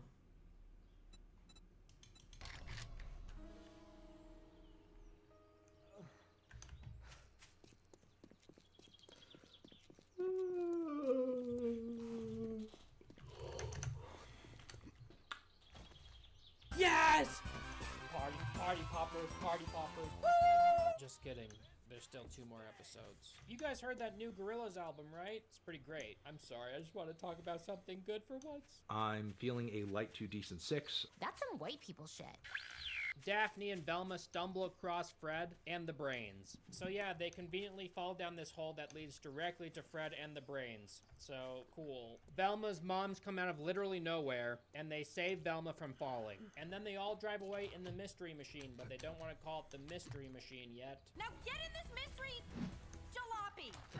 Ah, sweet. Man-made horrors beyond my comprehension. Episode 9. In the very beginning, Velma makes a very strange joke about how white guys with clipboards don't cut it as doctors anymore. But can we just let the actual doctor explain? Just being a white guy with a clipboard doesn't cut it anymore. What? Velma's mom has amnesia, so they need to figure out a way to jog her memory, so she can remember who the serial killer is. There is a halfway funny joke in this episode. Velma's mom asks her if she kept her grades up, and Velma has a flashback of all of her accolades being torn from her, all but one, which is future TV writer. So they knew this show was ass, dude. They knew it from the very beginning. And they wrote this in as a punchline to their own really terrible show. More thoughtful and well observed, like a female-driven comedy. I mean, you gotta give him props. That's some pretty great foresight. Velma calls Norville a virgin because he's competing in a fencing tournament. Really? It's not the entertainment at a virgin convention? That's tomorrow. Very cool. Fred and Daphne are labeled as the new losers of the school for some reason. I don't remember why, I don't care. So they fake a relationship in order to be popular again. Velma lies about practically everything to keep her mother happy, so her mother will have an easier time remembering who the killer is. And it turns out that the killer was Velma's mom all along. Oh my god. Except it wasn't. Spoiler alert. Episode 10. In this episode, Velma tries to make sense of her mother being the serial killer. It turns out that Velma's mom was hypnotized into saying that she was the killer. Velma gets constant voicemails from Norville, and she never listened to them. It took him to literally leave the school for her to recognize the value in his friendship. What the hell? Velma being the way Velma is, she should treat every friendship like it's a diamond, because holy shit, for someone to withstand her bullshit, you gotta be a superhuman. Velma figures out that the pocket watch used to hypnotize her and her mother was made by Fred's parents' company, and the serial killer is Fred's mother. She wanted to replace Fred's brain with someone who was more capable to take over the company. There's more to it, but who cares? Fred's mother hypnotized her husband, and they capture Velma and decide that her brain is the perfect brain to switch with Fred's because she's brilliant? What? Could've fooled me. Fred's mom goes, "Would truly appreciate the advantages of being a handsome, rich, white man." And Fred says, "You think we like being president of the United States 97% of the time? That job sucks." So what, are all white cis males part of a massive hive mind or something? Yes, brothers. Thank you, white number 2942. This Velma video is going fantastic. No, Mr. White number 492. That's not what's happening. Thank you, Mr. White 9628 for helping me edit this video. Now back to the review. Fred becomes the Hulk or something. He like gets really mad and strong somehow, so he breaks free of his restraints. That was a lazy way to free him. Dumb as hell.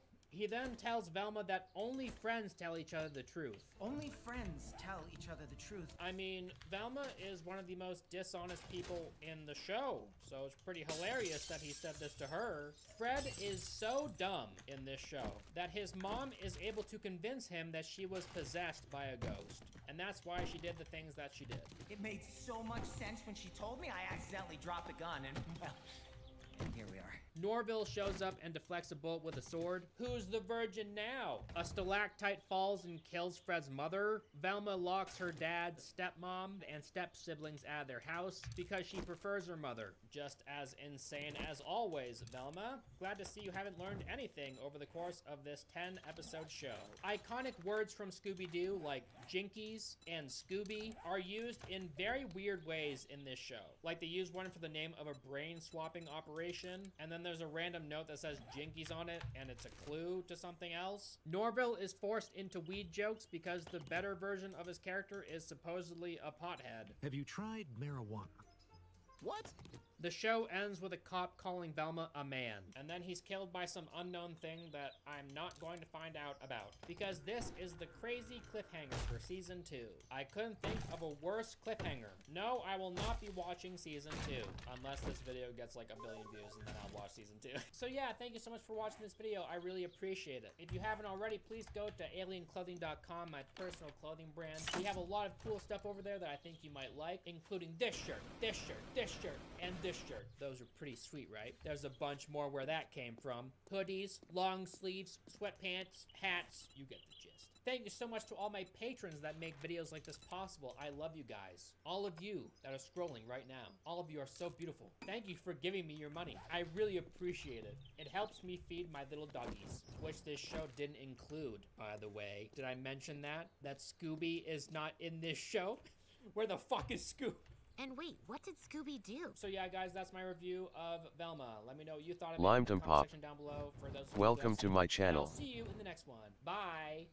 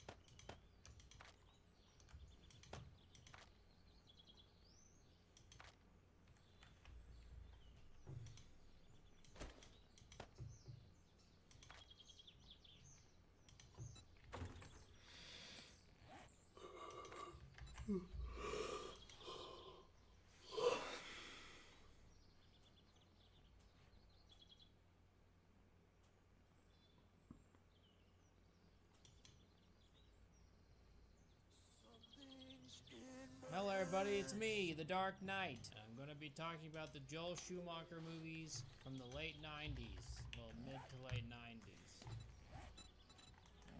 Do you like my big pecs? I'm sure Joel Schumacher would love my big pecs.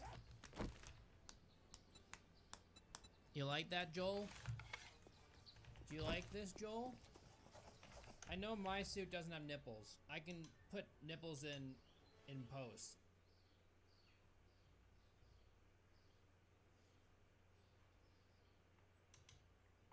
And I saw a beast rise up out of the sea, having 7 heads and 10 horns, and upon his horns 10 crowns, and upon his heads the name of blasphemy. Who is like unto the beast? Who is able to make war with him? Hello everybody, I'm CG, and welcome to Monster. If you haven't read this manga before, or watched the anime, thanks for stopping by, but with all kindness, please click on. This video assumes that you've gone through the story already, and we'll be spoiling things with that in mind. One of the first things we'll talk about in the story is how it ties into its ending reveals. Monster is an amazing series, and you will ruin that experience by watching this before going through it yourself. Don't do that to yourself. You deserve a good read. You can come back here when you're done. Today we're going to go through the whole manga, start to finish, and talk to just about everything there is. We've got some stuff to set up before we get into the story itself, but I know some folks do like to skip ahead, so here are your time codes. I recommend at least checking out biases and bases so you have an idea of what the video is based on and where we're going, but hey, you do you. There'll be a more detailed timecode breakdown in the comments as well if you want to jump around. For everyone else, let's get moving. This video is a bit of a slow burn, you could probably tell from the timecode. We want to take our time to go through the series. Monster has a lot going on in it that needs some time to get into. Whether it's the character work in someone like Richard Brown, or trying to science our way through Candygate, or even how historical injustices in the Sudetenland are part of the complex series of events that led to the creation of a monster. Yeah, these are all topics we're gonna hit, and I'm pretty sure researching some of it put me on a watch list. Forewarning that we're not going to pull punches here. Monster has got some pretty glaring flaws and they shouldn't be ignored. The work has been put in to make sure these are actually genuine flaws and not just misinterpretations, so hopefully they should all come across as fair criticism. If I've got them wrong, do not hesitate to call me out in the comments. We're here for an honest look at Monster, not just bullying a series. Also, there are some really amazing moments in Monster that should be praised, so likewise we'll stop and make note of those, especially the ones that tie through the story into a number of different characters and ideas. Again, we're here for an honest look, not just bandwagoning in praising a beloved series. Hopefully, this will all balance out into a good fair look at the manga. Alright, here's your final spoiler warning. From here on, there be monsters. Let's lay out the video. Broadly, we're tackling this in 4 chunks. Part 1 is the intro. There's a few things we need to do for context. Firstly, the basics of Monster the story, its author, its reception, current opinions, etc. Then an introduction into interpretation and the fundamental role it has in approaching the series.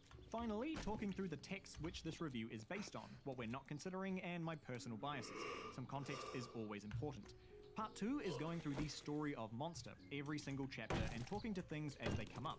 For topics that need a longer discussion, i.e. more than about a minute, we're going to segue like this. So now we can talk about a particular topic in more detail. These are the topics that we'll be covering like this. There will actually be a few things that we miss, mainly minor things or the smaller moments of character development, but that's just to keep some sort of pace to this video. We're also going to move around some of the events a little bit. Monster does a lot of cutting between concurrent stories, which doesn't suit this format well.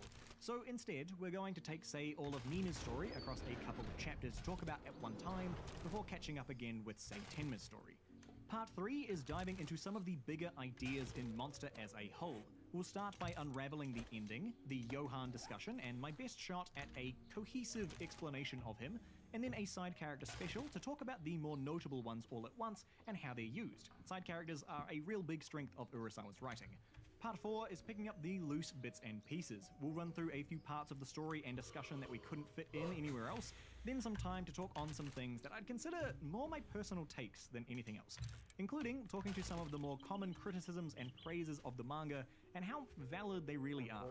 The last bit to sneak in here is getting literate, using some... Možda onaj last tipok, možda ovaj 7 Days to Die, ne znam.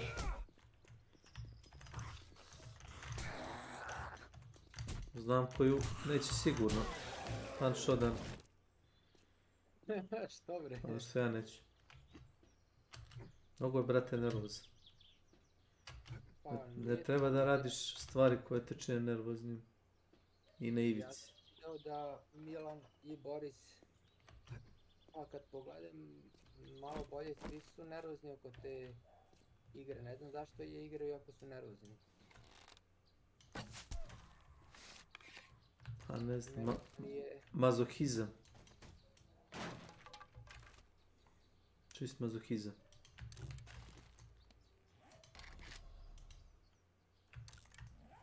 Meni tako deluje.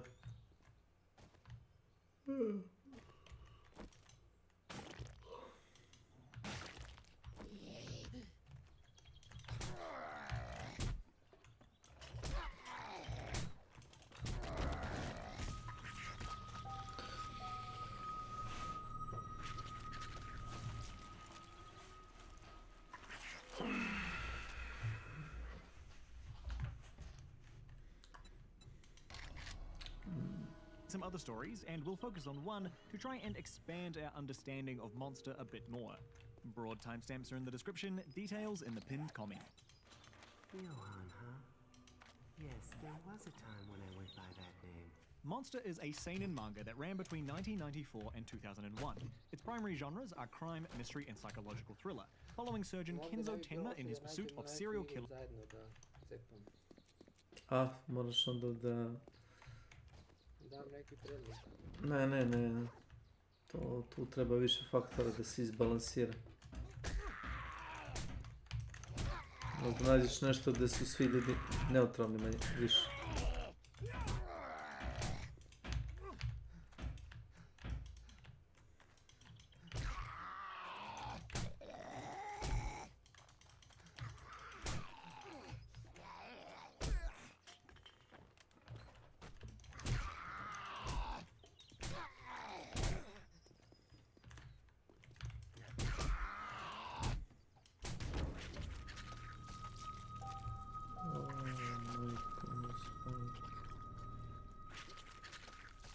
Johann, uncovering the secret history of Johann as it explores what creates a monster. This was the series that cemented author Naoki Urasawa as an absolute king in the manga industry. He'd already proven his mettle in Master Keaton in '88 and Happy in '93, but Monster is where he really starts absolutely slam-dunking the industry, going on to write his other standouts, 20th Century Boys, Pluto and Billy Bat, all phenomenal in their own way, as well as others. Monster began in 1994, which means Urasawa was working on it concurrently with first Happy and then 20th Century Boys. Yes, this man is a king. The series was incredibly well received. Over its 7-year run, it won a number of manga awards, recognized for its excellence by critics and fans alike. Over the years, it has only gained appreciation. Many consider this a masterpiece manga, and you'll commonly find it near the top of manga recommendation lists. Likewise, many consider Johann one of the most compelling villains in manga. In 2004, the manga was adapted into an incredibly faithful anime. Urasawa has a very cinematic style, so it translated well to video. The anime itself was quite good, however, most of the praise still went to the content rather than its execution. That the anime itself was fine, but the story is what remained the most compelling thing. In 2014, Monster got a perfect edition, which is essentially a final version of the manga. It didn't change anything to the story, but it collected the individual volumes and added some color pages. And I have nowhere else to say this, but it still has typos in English, getting some dates pretty obviously wrong. Thanks so much, Viz. There has also been some talk of an American production of a live-action series or movie for Monster. At one point, Guillermo del Toro and HBO were going to do something, but HBO ended up passing. It seems like nothing has come of it so far. Manga live actions have a pretty bad reputation, so this may have been a blessing in disguise, although, again, with Urasawa's style, this would be one of the easier or better mangas to translate into live action. So we may see HBO pull out this license again at some point. Finally, fan perception of the manga is overwhelmingly positive, praising a deep and complex villain that provides a level of nuance a lot of other mangas can. The chase itself to find Johann and the gradual reveals are well paced, interspersed with a genuinely likable supporting cast. Grimmer, Longer, or any number of the minor characters. A giant puzzle of motives, characters, and events that all weave themselves together in a way that somehow makes sense. All that with the underlying historical intrigue into the fallout of communism's collapse in Eastern Central Europe. And somehow, that's all balanced by an actually engaging and entertaining main plot of chasing down Johann.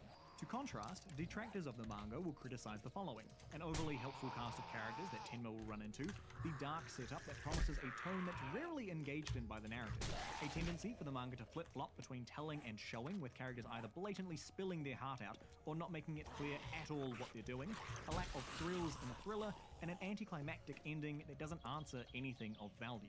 Urasawa endings are pretty divisive. All the Urasawa big boys have their endings as one of the most criticized things, and Monster is no different. Every series, even generally beloved series, will still have those who don't click with it. For a series like Monster, whether that is a failing of the manga or not, I'd say is ultimately left up to the reader. Most would consider those criticisms not applicable, or at least not significant issues in the series.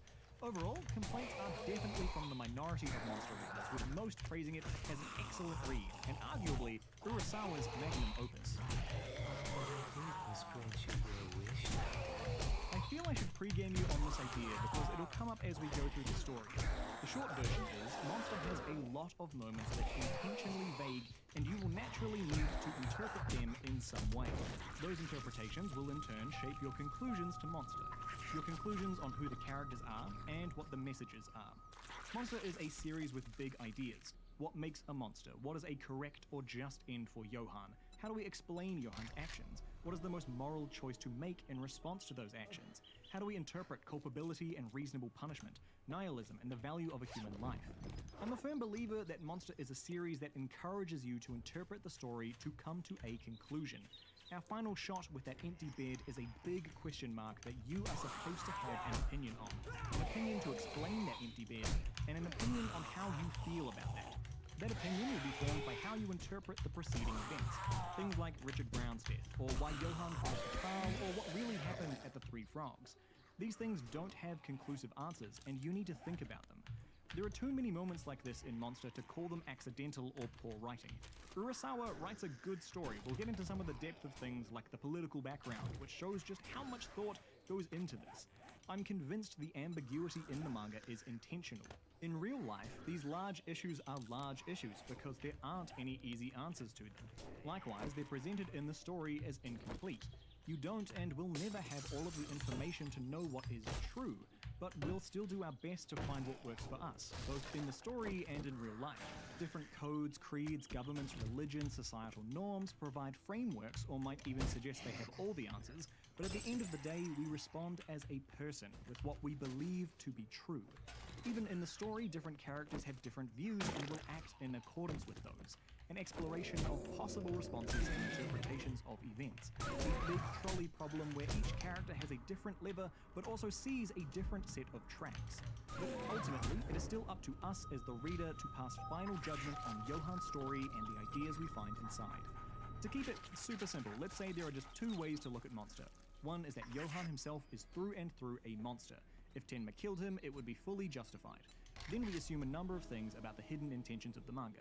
Or two, we could say that Johann is a victim of circumstance and should be redeemed. Nina is correct that he can and should be saved. Then we assume a number of things about the hidden intentions in the manga. I know some of you probably just had a very visceral reaction to one of those perspectives, but this is what I'd consider one of the central ideas of Monster. Certainly, there's a lot more nuance beyond those two simple conclusions. There's a million ways we could interpret this manga. But passing this moral and character judgment at the end of Monster is, in my opinion, one of its greatest strengths. A conclusion is not spoon-fed to you. It is up for you to judge Johann and ask yourself why you made that judgment. It's Schrodinger's Johann. There is a character in the box, but you, the person opening it up by reading the story, change who he is. Now, I'm of the opinion that Monster has a particular perspective to it, that while it invites you to draw a conclusion, it has one that is the most prominent, or at least the one it tries to push the most. But then again, that might just be my own biases leading me to that conclusion. You can see why talking about Monster is such a monster of its own. I'd love to say that after a deep dive, I found all the conclusive answers and can make a final, be-all, end-all judgment and explain Johann to you, but I can't. I think that would be a really dishonest take to say that I've solved all these moral dilemmas proposed. Finally, characters just lie through the manga, or more commonly, say things they believe are true, but are plain wrong. Nina will do it quite a bit. She takes a long time to get her memory back and keeps making a bunch of incorrect assumptions as she goes. Other times, characters will say things which hide their intentions. Not just the, quote, bad guys, but Tenma and others do it too. When you see someone talking in this manga, don't always assume they're telling the truth. So as you're going through the story, make sure to keep all of that in mind. Build your case, interpret where you need to. We'll talk about some of the most likely scenarios, but disagree to your heart's content. When we get to that empty bed, see what you think is the canon and correct ending for Johann. I wouldn't be standing here right now. For any long-form review like this, it's so important to know where the person speaking is coming from and what they focus on. So here are my relevant biases. I love Monster. It's one of my favorite series and definitely one of, if not my most influential manga. As a kid, I read a bit of shonen that I could find at my local library, Shaman King, Dragon Ball, Naruto, but it was checking out Monster in high school that really affirmed my love for manga and got me to dive into so many different series. So as much as I praise it as a story, I'm also aware that it is very important to me personally as a manga. That being said, I recognize that and have tried to balance out the video by being more critical. Hopefully that has led to a nice balanced opinion on the series, which is the intention. I don't want to let my love for the series blind me to its actual flaws. Discord_for_streaming. Welcome to my channel. I also really like the sequel novel, Another Monster. I didn't know it existed until a couple of years ago and really enjoyed going through it. I think it's an excellent read for a monster fan. For those who don't know, this book picks up a few years after Ruinheim with an investigation into another possible monster. This investigator, Werner Weber, goes on this big investigation which includes going over Johann's actions. A good chunk of the book is just a retelling of Monster's plot with a few details added. Weber interviews a number of key monster characters and we learn a bit more about their perspectives. And yeah, the book has a few light retcons as well. Overall, I really like the book. I like most of what it adds to the story, certainly not all, but most. And for any monster fan, I'd consider it a compulsory read that's like second side canon to the story. As far as stories go, characters are and always have been my main focus. Character journeys and figuring out their internal motivations is where most of my thinking goes. This is probably one of the reasons I enjoy Monster so much. Trying to figure out Johann makes a compelling read. So as we go through the video, character is probably what I will be picking up on the most. I've also come to realize I care a lot about tone. Tone is the secret sauce of manga. It can make or break a series. Moments meant to be serious shouldn't break to comic relief. Objectively horrifying or gross moments shouldn't be played for comedy. Of course, there are exceptions to these rules, but broadly, you get me. Keep consistent to what the series wants us to feel. So things that quietly add to tone get praised, like rain starting to fall to darken a mood. Thankfully, Monster handles its tone incredibly well. I do like a complex story. There's always a difficult balance to be made in these situations. How to introduce so many different things while keeping the story entertaining. Bonuses are definitely given to when a story can tie its ideas and concepts together over the length of the story. Have ideas established early, parallel, and set up things later on. Monster does this a lot, so there will be a bunch of parallels to make. Some surprisingly strong, others a bit of a mess. A quick note on art. I mean, it's good, clear, obvious who is speaking, some nice subtlety in a few moments. We're not going to go into art much here. Know that it's just classic Urasawa. There's a lot more to praise than to criticize. Mostly, I find it works to get you invested and following along the story while not being distractingly gorgeous or confusingly mucky. There will be a few times where it does hinder, but mostly it helps ground the drama in what feels like a real world. So what's the video based on? We're looking at the perfect edition of the manga. Again, no relevant changes to note from the anime or the individual volumes. While we're not tackling the manga by story arcs, I will add them here for those who prefer that.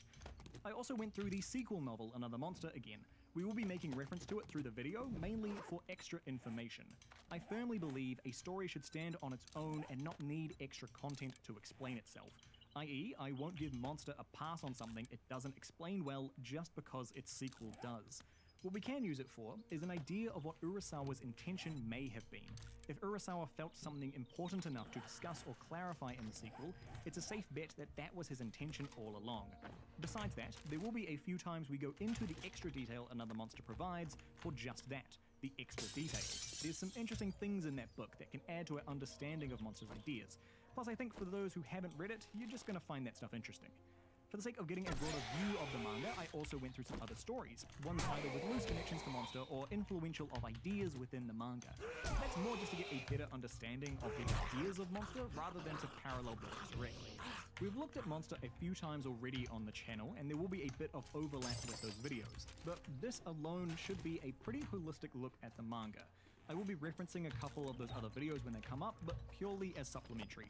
Much like in those videos, once again, German and Czech names are going to destroy me. I'm going to get them wrong, so sorry in advance. I've tried going from the English dub, but yeah, these are names from literally the other side of the world to me. That's it. That's all the context and setup. Feel free to take a moment to go and get a drink of water or a snack, and let's get into the story of Naoki Urasawa's Monster.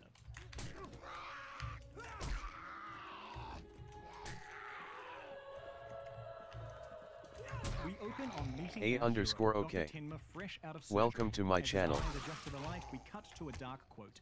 And I saw a beast rise up out of the sea, having 7 heads and 10 horns, and upon his horns 10 crowns, and upon his heads the name of blasphemy. And they worshipped the dragon which gave power unto the beast, and they worshipped the beast, saying, Who is like unto the beast? Who is able to make war with him? The Revelation of St. John the Divine, 13, 1-4. Yep, we're already segueing. So this passage comes out of Revelation, the last book of the Bible. And when it comes to biblical parallels, don't worry. The manga isn't going to go into it. I mean, I will in just a second, but the manga doesn't. The only times in the manga this passage is used is right here at the start, and again right near the end. One of the many bookend ideas of the manga. Christianity has deep roots in Europe, so considering the locale of the manga, a biblical metaphor does seem apt here. But Urasawa is using this passage for purely its imagery. the beast with 7 heads and 10 horns. You may also pick out the particular reference to names. I'd say the point of its inclusion here at the start is to get the reader comfortable with the idea of absolute evil, to set the idea of an actual monster, a beast that none can make war with, eventually to merge this idea with Johann's character, to make him a beast in human skin. While the flavor is good, I think this is a key example of one of the biggest problems of the first volume of Monster: false expectations. This manga will have nothing supernatural or spiritual going on. Johann gets nowhere near any sort of apocalypse. Mainly, this manga will explore a more psychological and political stance of the creation of a monster. But this first passage, the second page of the manga, tells us to expect the former, actual satanic beasts in an upcoming apocalypse. For someone coming into this manga completely blind, this can only build disappointment. I've seen a number of negative reviews that revolve mainly around this idea, that they felt Johann was built up to be so much more than the impact he has in the story, and things like this are why. So while the first passage may build intrigue, the fact that its ideas are mostly absent from the rest of the manga is a strike against it. It's also indicative of a larger problem the manga will have, where the story will tell us that things are abhorrent or this person is a literal devil, but we don't necessarily get to see that. All through this manga, characters will look at Johann or other characters will come to meet and describe something off about them, or that they saw them as a monster. But we never get to see that. While defendants will say that it's intentional to show Johann's charisma is hiding his true nature, I think this is more a case of Urasawa's particular art style not being one to convey these ideas well. Don't get me wrong, the style is absolutely going to nail things through the manga, but this is not one of them. Okay, I didn't want to start the story off with complaints, but as we continue, we're going to find that Volume 1 of Monster is the weakest of the series. So before we get to the truly fantastic stuff, there's going to be some missteps to cross. Now I want to take this original Revelation passage a bit further because I think it's safe to say Urasawa used this text as a reference point, meaning he probably checked out the whole book and there are some really interesting connections to make, particularly in the previous chapter 12 that leads into this passage. To be clear, Urasawa doesn't just reskin the story for Monster, but rather takes inspiration from some of the ideas. For some context, Revelation is said to be written by John, one of Jesus' disciples. He gets this massive vision of the end of the world, and the book is his account of what he sees.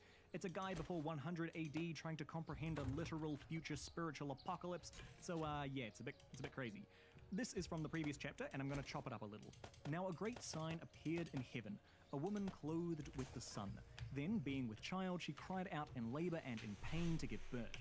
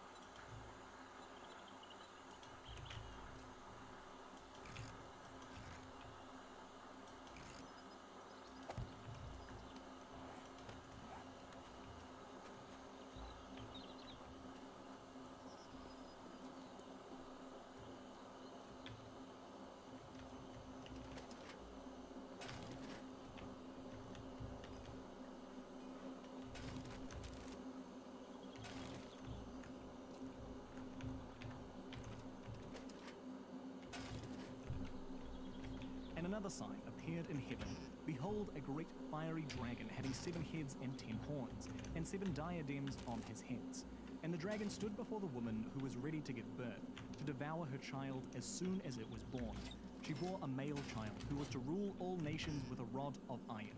We can make some pretty obvious parallels to Johann's mother, Bonaparte, and Johann himself here. The dragon, Bonaparte, stood before the woman, the mother, to devour the child, Johann, to consume his identity. And then the next chapter begins with the passage we see in Monster, but I'm going to include the important bits that Monster leaves out. And I saw a beast rising up out of the sea, having 7 heads and 10 horns, and on his horns 10 crowns, and on his heads a blasphemous name. The dragon gave him power, his throne, and great authority. And I saw one of his heads as if it had been mortally wounded, and his deadly wound had healed. And all the world marveled and followed the beast. So they worshipped the dragon, who gave authority to the beast, and they worshipped the beast, saying, "Who is like the beast? Who is able to make war with him?" Honestly, the mortally wounded head part made me pause, like, wow, okay, yeah, Urasawa definitely used this. I mean, he cut these parts out as to not make it too heavy-handed or spoil things, but obvious parallel is obvious. The dragon, Bonaparte, gives power to the beast, Johann, who is healed of a deadly head wound, the gunshot. The people, we can see this as the organization of Chapek, General Wolf, etc., followed the beast, Johann. They worshipped the dragon, Bonaparte, and worshipped the beast, Johann. I'd even say the photo behind the dark quote, while I'm suspecting is meant to be a young Bonaparte, it looks almost like a dark cross between Bonaparte and Johann, the beast and the dragon. Then again, it might just be the literal darkness obscuring the view. We should probably take this moment to address Johann as an antichrist figure as well. This is one of the many floating ideas explaining Johann out there. The whole Antichrist idea is a pretty nebulous one, even in most Christian denominations. There's a lot of different interpretations out there. The main ideas for Johann rest on the obvious parallels we just went through out of Revelation 13, the fact he's shot and survives, a false resurrection, he kills freely standing against life, a type of war against God, and in the end he's killed by hero Tenma, our Jesus parallel in the manga. I mean, the theory is fine and there's kind of enough there to support it, but again, it's never fully engaged by the narrative. The manga never reinforces this idea with further spiritual imagery. In fact, it will focus on increasingly earthly ideas as it goes. The only moment to call back to is Wyn's father right at the end. So a fine theory in concept, but one I cannot see as intentional beyond the surface level. If that starting quote in Chapter 1 was important to the story, I would have loved to see Urasawa bring that completed version back at the end. With full context of the story, I think it fits much better at the end. There's some other broader ideas in Revelation as well to do with names and words, even an angel described as having a mouth that came out like a two-edged sword, which could possibly build into Monster's central ideas of how brainwashing tactics are done, but nothing too close for comparison's sake. But let's actually start the story. We see Tenma's good life with Eva, his fiancée, in 1986 Dusseldorf, Germany. Pay close attention to that date and location, because oh boy, do you need to be clear on this. It's so significant. The manga will do a good job of explaining the relevant bits to us. This is Cold War times Germany, where it is still divided in two, though we're near the end of that period. In 4 years' time, Germany will be reunified as the Soviet Union continues to dissolve, and there are massive systemic changes happening in Germany. We see the Liebets with the twins on TV, a natural if cliche way of prepping some knowledge for the future. Also, notice that Johann is the only one not looking at the camera, already getting us kind of interested in what he's doing. We also get to see how the Heinemans are taking advantage of Kenzo. Between the director of the hospital and Eva, they're using him to promote the hospital and their own comfortable life respectively, painting our hero as a bit naive and Eva as just the worst. Later at the hospital, Tenma is confronted by the wife of a deceased patient. Tenma was supposed to do her husband's surgery as he was at the hospital first, but the director pulled him out to work on a famous opera singer instead. The wife, stricken with grief, yells at Tenma, asking for her husband back. And this is the first wake-up call for Tenma. The idea that his role as a doctor is more than just saving lives. His choice to leave and work on the opera singer did leave the Turkish man to die. He had agency in that decision, and that realization is going to haunt Tenma for the rest of the manga. Also, the decision to have the dead patient be specifically a Turkish laborer, adding in some undertones of discrimination against racial minorities as well. We'll be seeing that a lot more as the manga goes on. It's a nice quiet setup here. Sometime later, Tenma goes to dinner with Eva and talks about what happened. Apparently not for the first time. You can tell it's been weighing on him. Well, Eva voices her own opinion, really hitting it home with an entire half-page panel. some lives are worth more than others. I wonder what one of the key themes of the manga is. Cut to some police rushing to the home of the aforementioned Liebert family. Inside, they find the parents dead, the son Johann is shot, and the girl Anna, who we're gonna call Nina from here on out, she's, well, traumatized is putting it lightly. With the boy apparently still alive, Tenma gets a call. As he heads over to the hospital, we cut back to how his dinner with Eva ended. They went back to her house where her father was. Udo Heinemann is pretty upfront about how he's using Tenma, but Tenma for his part is too meek to say anything against him. However, beneath the surface, Tenma's discontent is bubbling up. By the time he gets to the hospital, he's rushed into surgery for the young Johann, passing a shocked Nina whispering some ominous omens. As he prepares to start surgery, the director calls him out to go and work on the collapsed Mir. Udo lays out his financial incentive for the Mir's surgery, which might just have been the last straw. Tenma remembers all of the recent moments he's been struggling with and makes a choice. He's going to save the patient who came in first. So he goes to work on Johann. In hindsight, maybe a bad call. Miraculously, Tenma pulls off the surgery. However, the Mir's surgery didn't go so well. The doctors who worked on the Mir start chastising Tenma for his choice, for deserting their team and them having to scramble to fill in for him. That desertion played a part in the Mir's death. Whatever play Tenma makes, he still doesn't know what the right decision is, and people die. Now the fallout starts to come down. Tenma is confronted by the truth he was willfully ignoring, that the hospital director was just using him. Now Tenma is going off script, he's lost that favor. He gets demoted, he loses Eva. If he tries anything, Udo will blacklist him in the medical community. Under the pressure and tragedy of it all, he returns to what he got in exchange for all of that, the life of the young Johann.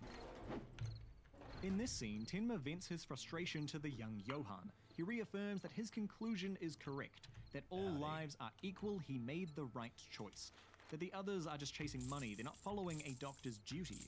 To a point, he's correct here. The manga is pretty clear in the Heinemans being bad people. Eva debatably grows up by the end, but here at the start, bad people. But also, Tenma is glossing over the very genuine criticisms of his actions. Tenma did abandon his team, and he's conveniently leaving that out of his outburst here, which raises an important idea about Tenma. Is Tenma making a strong moral stand as he truly believes it's the right thing to do, or is he simply escaping guilt? Tenma is clearly shaken by his encounter with the Turkish woman, and that plays such a big part in why he chooses to work on Johann. I don't think we should just assume that's because of some newfounded conviction in a morality he just got. It would be easy to write Tenma off as our paragon of virtue for the story and leave him as such. I've seen a number of discussions do just that. There's more to him though. He's not a flawless character. A big part of his choice here is the fact that he's feeling guilt over his actions with the Turkish woman and hasn't fully realized how to respond to it yet. Our leads in Monster, yes, carry large ideas, but they're not solely defined by them. They're more human than that. When he comes in to work on Johann, Tenma is presented with a choice, Mir or child. He sticks to his original patient, believing this new conviction that all lives are equal, so there is no reason to change from his current patient. Then, after the other doctors ridicule his decision, explain the effect it had on their operation, Tenma doesn't have an answer for them. Then, after the party and Tenma's fall from grace in the eyes of the hospital, he lumps all complaints received together with Udo. Surely they're all in it for the money, so they must all be wrong, and my choice must therefore be right. Tenma chooses to fully commit that his actions are correct and justified, and it comes across as him using that to assuage the guilt of his actions. Note that the Turkish woman, the doctors who worked on the Mir, none of them ever get real apologies from Tenma beyond this moment, which seems more like sympathy than an actual apology. We go into this because there's a lot tied into why Tenma so vehemently goes after Johann, and this is a part of it. Guilt and a very personal response on how to settle it. It's not just this, obviously the conviction of the value of a human life is a big part as well, which becomes bigger as the series continues, but it's important to note that there's a lot more personal, less idealistic push to Tenma's actions as well, and perhaps not a truly noble one in simply trying to escape guilt. Human beings are complex machines of motivations and drives. Tenma is no exception. Tenma vents his frustrations to Johann, specifically saying, "I wish they were dead, and all lives are equal." Also that he's thankful that all of this has let him reaffirm his morality as a doctor. Then he leaves, but whoops, it turns out Johann is awake. Meanwhile, a cop, who astoundingly actually comes up again near the end of the manga, is trying to question Nina, and we get a bit more info on the Liebert murders. So, Mr. Liebert was an advisor of the East German Trade Bureau who defected to the West. Yes, I'd say it's fair to suggest that Johann intentionally set himself up with a family with these business and political connections. The police suspect a political motive to the murders. Reminder that Germany is still two countries under very different ideologies at this time. The gun used was wiped to remove prints and thrown away, clearly the work of someone with experience. Back with Dr. Heinemann, he's planning to use the twins and the sob story to drum up some good press. While talking, he opens up a pack of candy gifted to Johann and shares them with his co-workers. Hold this thought. When Nina is pushed in for a photo op, she yells and faints, but Johann is fully awake again, crying and reaching out his hand. Why he does this is a complex mess of intentions that will depend on how you view Johann. There will be a lot more moments like this, so hold on to these thoughts as well until the Johann talk. Tenma is kicked out of taking care of Johann since he's gained some press, and then Tenma gets kicked while he's down after seeing Eva walking off with another doctor, basically his replacement. All of this sends him drinking through town, again claiming that he did the right thing, and wondering why he's being so punished for it. When Eva gets home, she finds her father dead. But it's not just him. All three of those upper doctors picking on Tenma have died. Hold this thought. In the morning, Tenma learns about the deaths and rushes to work. It's a mess of reporters and cops and work to be done, and to top it all off, the twins are missing. Cut to the funeral of Udo Heinemann sometime later, and the introduction of Detective Lunger of the BKA. Bundeskriminalamt. Or Federal Criminal Police, think FBI of West Germany. With the Lieberts having just died, and now the doctors of their adopted children being killed, there's a fair chance of something serious going down. Lunger reveals that all three doctors ate candy poisoned with nitric acid, and that's how they died. And, okay, let's get into it. The poisoned candies, not referred to as whiskey bonbons here, the second time is where they're called bonbons, but for now, just candies. I know this is a bit of a meme take on the manga. Herder, how did Johann poison those candies? And yeah, while most often detractors of the manga will just use this moment to throw stones, I think it is still valid criticism. How did young, recently shot and surgeried Johann poison those candies? Well, instead of just asking that question, let's answer it. Okay, so we see Dr. Heinemann go through a few gifts. In this shot, we see most of them are box-wrapped presents. Another shot here, wrapped boxes, and arguably wrapped up bags here as well. The only thing immediately openable then, seemingly, is the candies bag itself. Just an easily removed ribbon on it. Most likely arranged by Johann in order to take advantage of the self-serving nature he's been told that these characters have. It's set up as the only immediately openable thing that the doctors will take advantage of. And that's where the praise ends. Yes, I'm going to kind of bring up a proper defense for this in a minute, but it is a plot hole. I don't really care how you slice it. Most people focus on the poison aspect, as the manga will do later on, but it's an acid that's being used. That's what it says right here in the book, nitric acid. I'm no chemist, but I do have Google, and I did some research. First, let's distinguish nitric acid from nitrous oxide. Nitrous oxide is two nitrogen atoms paired up with an oxygen atom, which in the body can help relax smooth muscle tissue, i.e. you could call it a relaxant. Hospitals carry this for use in ventilators in order to dilate blood vessels and alleviate blood pressure. Nitric acid, on the other hand, the thing that supposedly showed up in the bodies, is a bit beefier. Nitrogen with 3 oxygen atoms and a cheeky hydrogen. It does a lot of bad stuff to your body, so as far as I can tell, hospitals don't use it.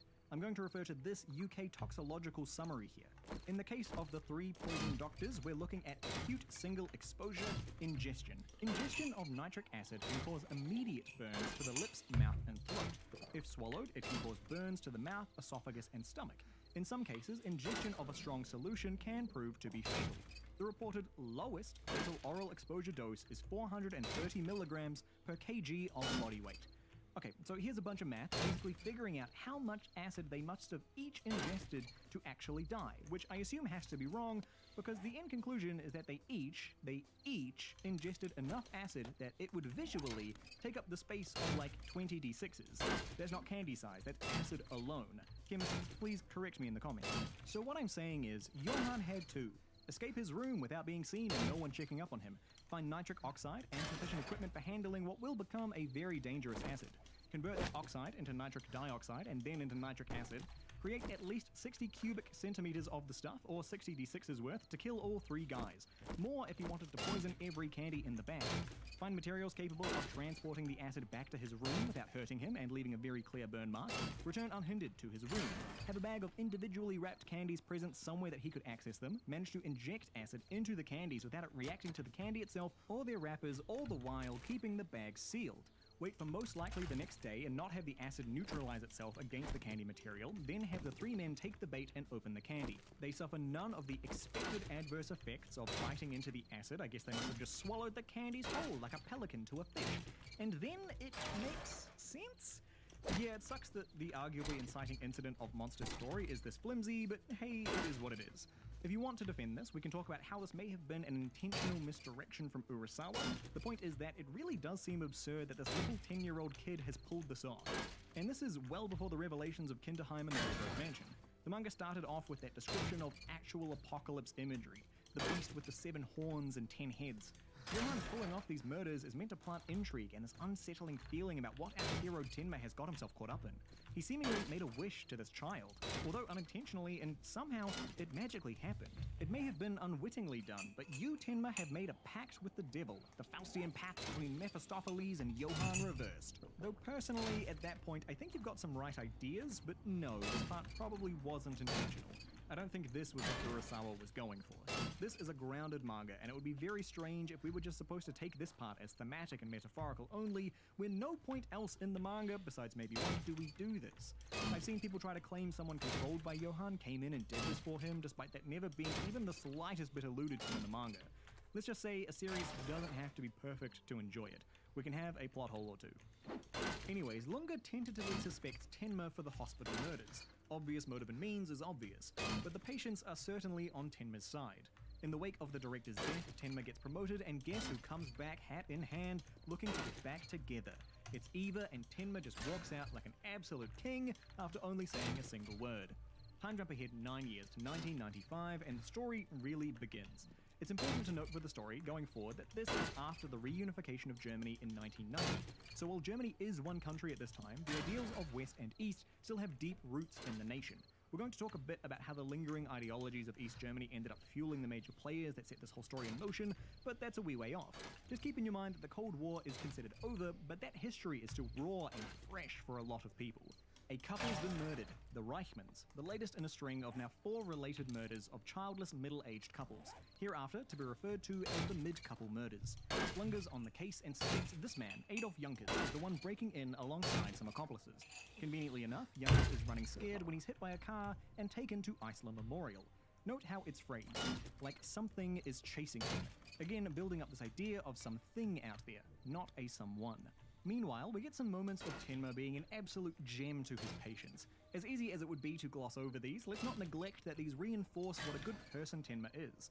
He's putting other people before himself constantly, and has followed through on the morality he recaptured in that conversation with Johan. It seems like it's truly taken root in him over this time jump. Tenma is the surgeon for Junkers and gets to work. After a successful surgery, Junkers leaves us with the ominous, "The monster is coming." Sometime later, Lunga tries to get a confession out of Junkers to no avail. Tenma, with kinder approach, gets something. That this monster may have killed Junkers' crew. Junkers was originally part of a trio, but he's the last one standing. That evening, a bit of kindness sends Tenma back to visit Junkers, only to find him missing and the guard outside the door dead, candy wrapper nearby. Tenma manages to spot his patient and chases him to an in-construction building, and inside, he meets a face he hasn't seen in 9 years. Johan. Junkers pleads for Tenma to leave, saying that Johan had paid them to perform those hits in the currently known 4 mid-couple murders, wiring big sums of money for their trouble.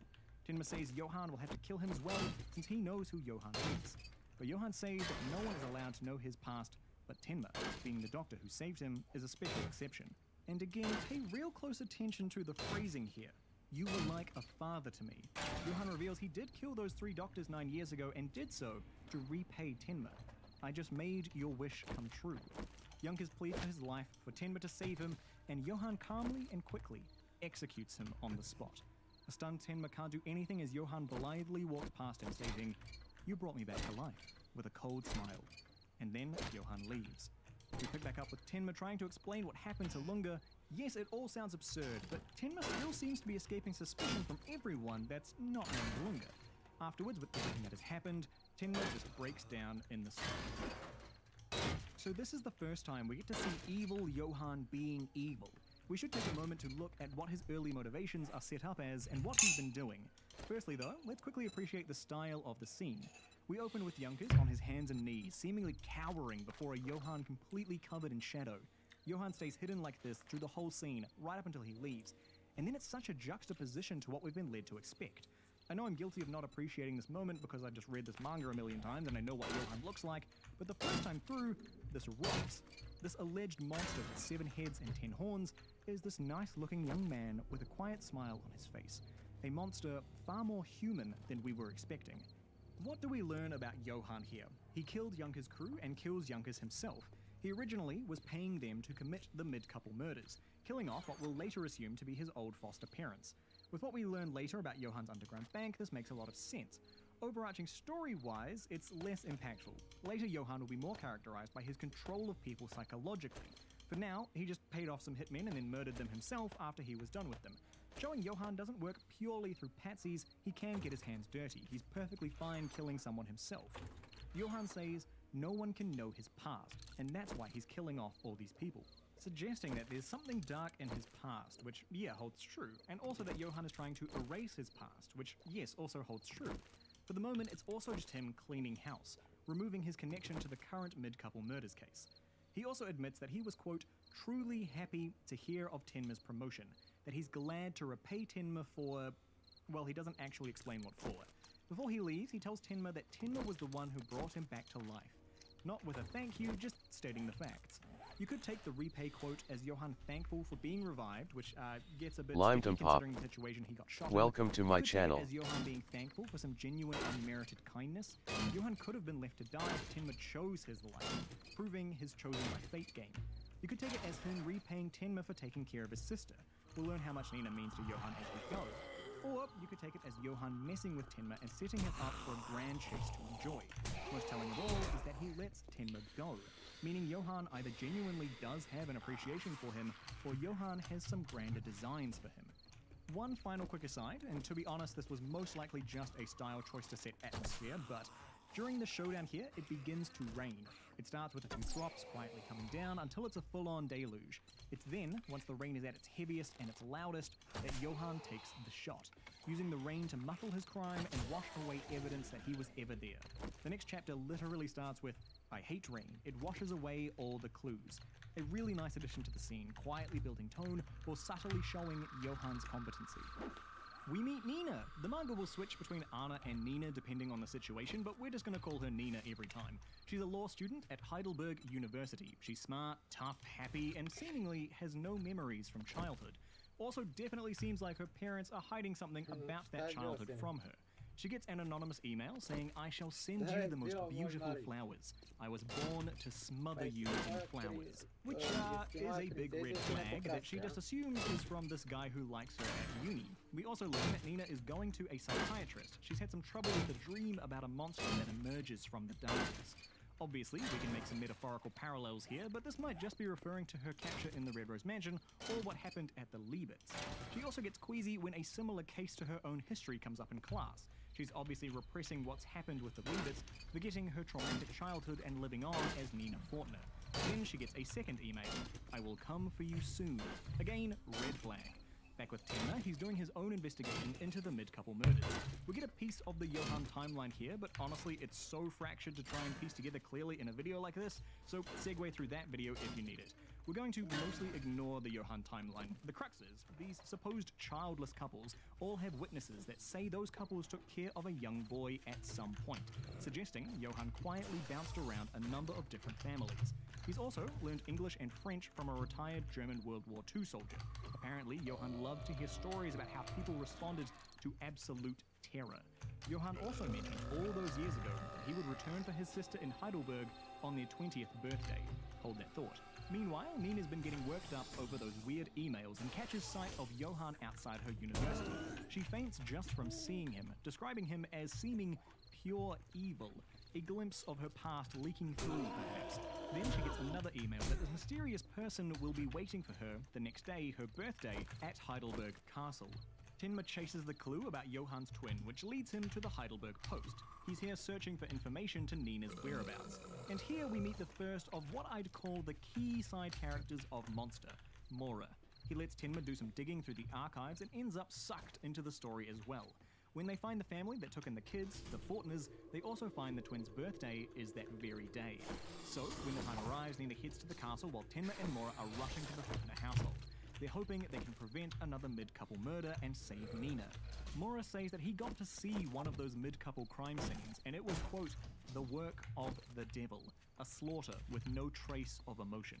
Mora says that if he ever saw the guy that could do that, he'd kill him without a moment's hesitation. This is setting up Richie. So Mora in this scene is laying out how brutal and cold the mid-couple murders have been, a situation where the killer must have been something evil, something demonic, building up this idea that Johann really is that something dark and twisted, and that he, as Mora puts it, should be killed without a moment's hesitation. However, previous chapters have made it relatively clear that Johann did not directly do these murders.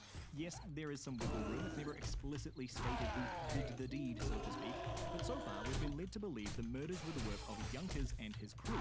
Junkers himself says that they were hired to go in and do these jobs for Johann. He was a locksmith alongside his buddies described as Fritz the Slasher and Boris the Muscle, heavily implying that Johann hired these people to take out those couples.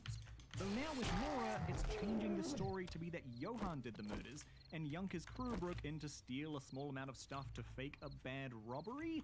We'll learn later on that Johann kills a lot more people by proxy rather than directly, sending out other people to do his dirty work. So even on a reread, it makes more sense up till now that Junkers and his crew did this. So when Mora is describing how terrible the crime scene is, it just seems like he's saying Junkers and co were a real dark crew, proficient at their, murders, but dark and twisted and better off dead, which is an odd stance to take based on how Junker's death was built up to make us sympathetic to him.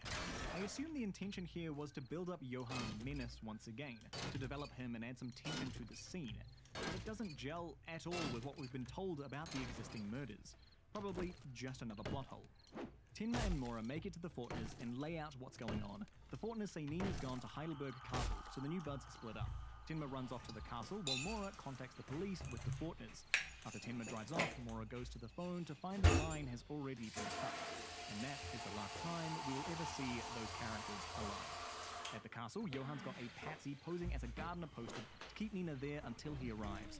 When Tenma finally gets there to rescue Nina, the gardener attacks, but Nina pins him down. The gardener says whoever hired him had something he had to attend to first. Catching the threat, they literally tie him up and rush back to the Fortners. But by the time they get there, they're much too late. Nina, with some memories of her past coming back to her, says that she tried to kill Johann, that he was supposed to die 9 years ago. It's then that the police arrive having received the call. Detectives Messner and Mueller, who will get confirmation in about 30 chapters, are the ones who actually killed the Fortners. The cops pick up Tenma and Nina and start driving them down to the station. During the ride, Tenma pieces it together that something is amiss. Blood on the coat, they know he's a doctor, they received a call from a cut line. So, at a routine stop, Tenma takes Nina and flees by jumping into the river to escape. The two take refuge in this hut somewhere downriver, and Nina starts hinting towards her tragic backstory, making pretty broad allusions to the Red Rose Mansion and their flight to the border after the Three Frogs. She also says that when the Liebets were killed, it was young Johann who did it. When Nina picked up the gun, he laughed and told her to get him right in the head, also to throw the gun out the window when she was done. This moment will get some more details later, which makes this a lot clearer, but for now, Nina only has a piece of this memory unlocked. Tenma decides to go to the police to reveal all of this, but arrives to find a bunch of press around the precinct.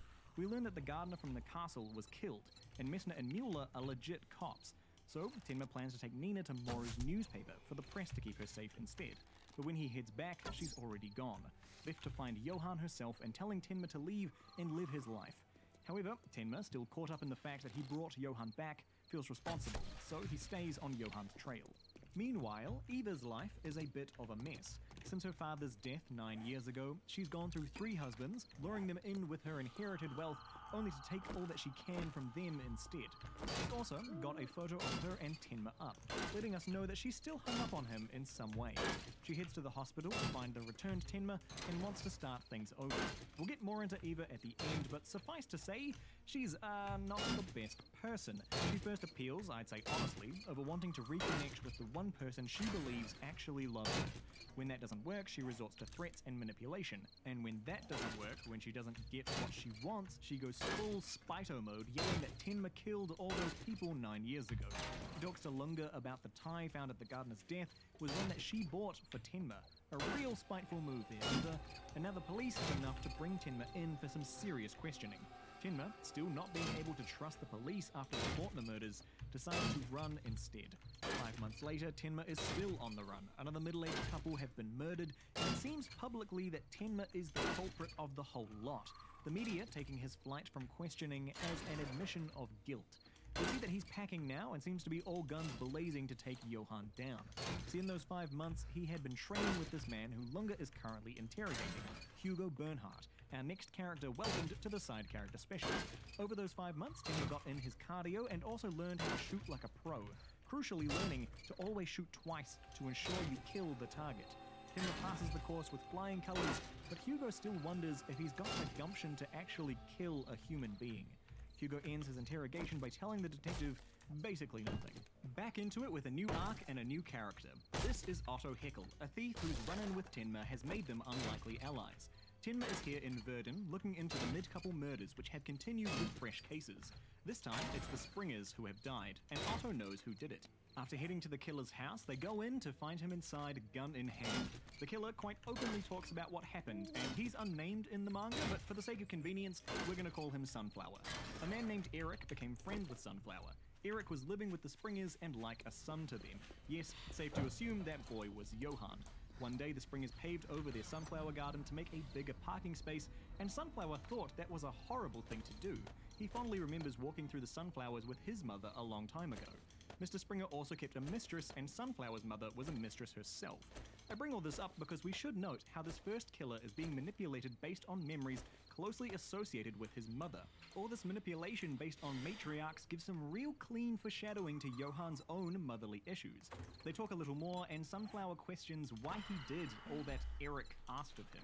The final word is from what Eric said, that there is a message for Tenma at the Springer house, and your fate has already been decided. With that, Sunflower shoots himself. Back to the house, Tenma uncovers the message. Look at how enormous the monster inside of me has grown. Tenma takes it as Johan enjoying the chase. Whether or not that's true, again, take it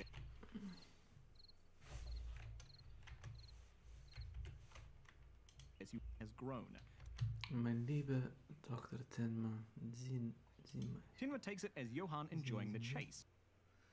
Das Monstrum in meinem selbst ich so grob geworden. Whether or not that's true, again, take it as you will, but for the moment, Tenma believes it to be true. Johan, for whatever reason, is egging Tenma on, pulling him further into the chase.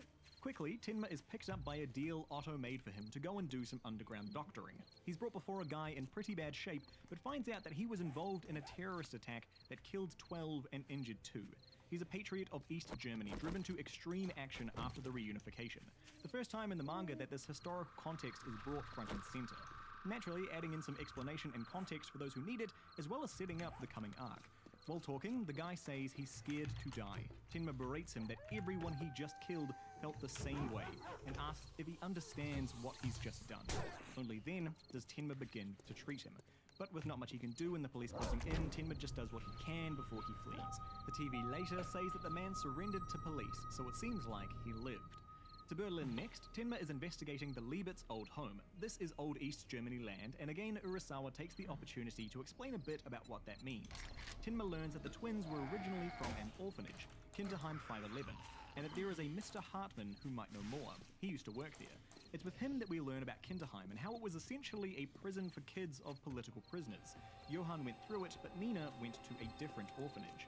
It's around now that Dieter arrives. Tenma met him on the street a little earlier and helped his wounded elbow. So they all get to share a meal together and everything seems good until Tenma leaves and we see this absolute red flag of a shot of Hartman. On the way home, Tenma sees a soccer ball in the shop window similar to the clock for Yonkers and buys it for Dieter. Heading back to Hartman's, he sees Dieter injured on the floor. Hartman tries to play it off, but Tenma can tell Hartman is covering his crimes.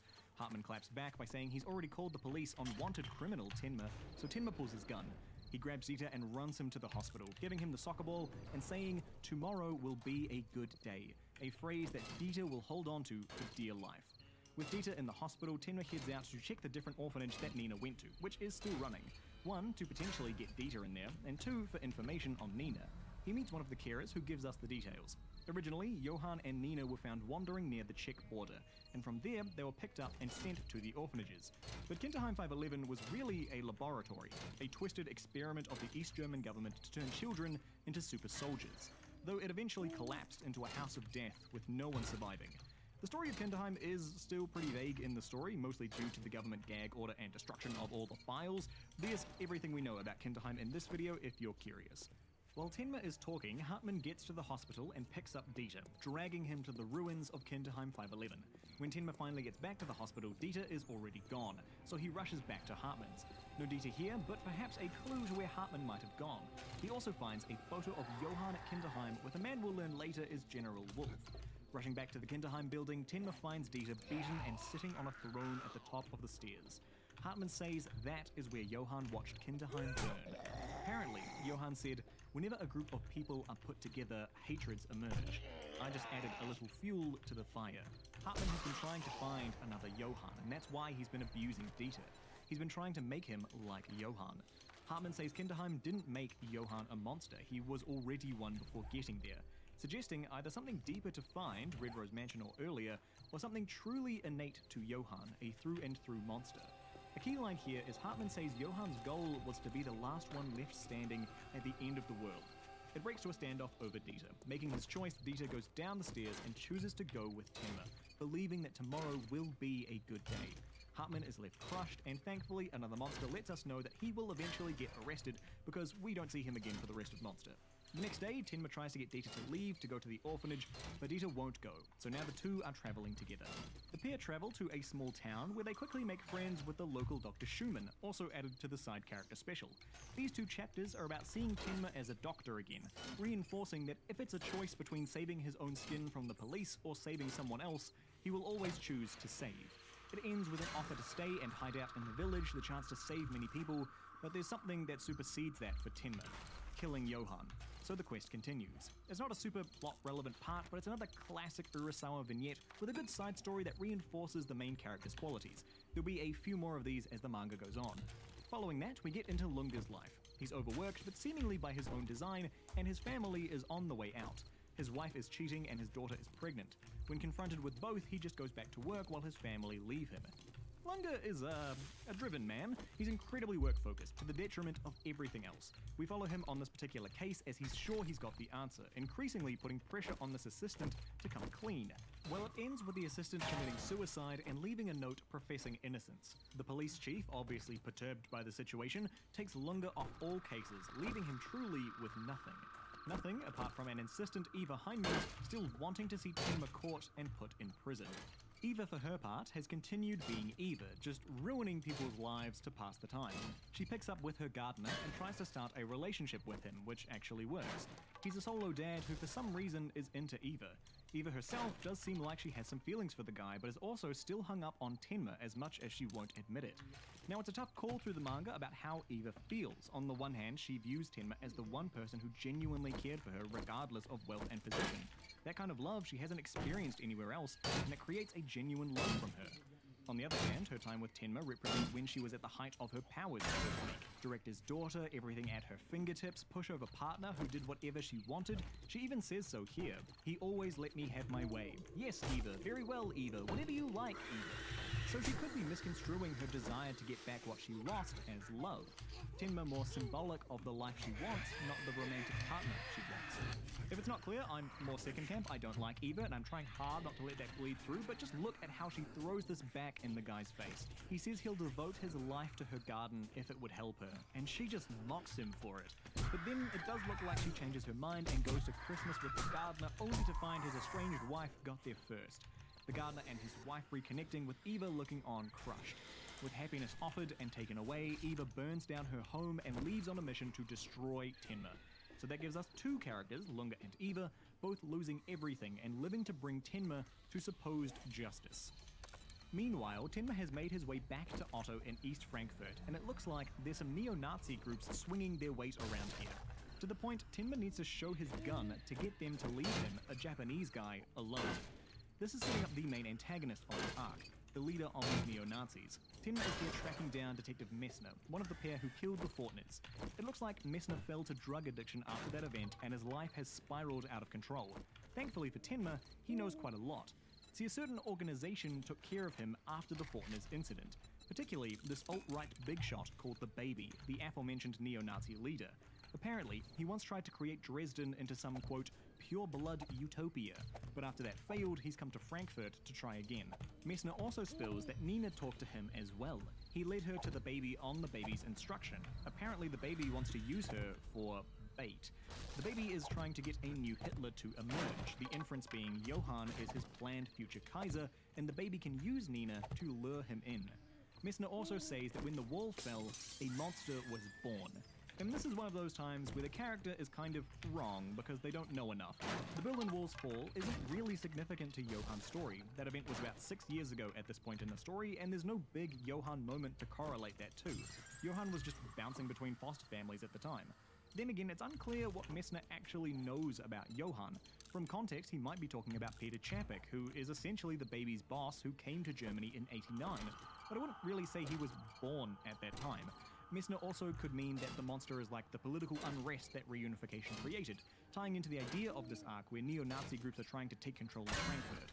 Either way, it just seems like he's strung out and in withdrawal, so we shouldn't take him too literally here. Meanwhile, with Nina, she's getting her introduction to the Baby. She's been dressing up to try and get his attention, and now she's finally got it.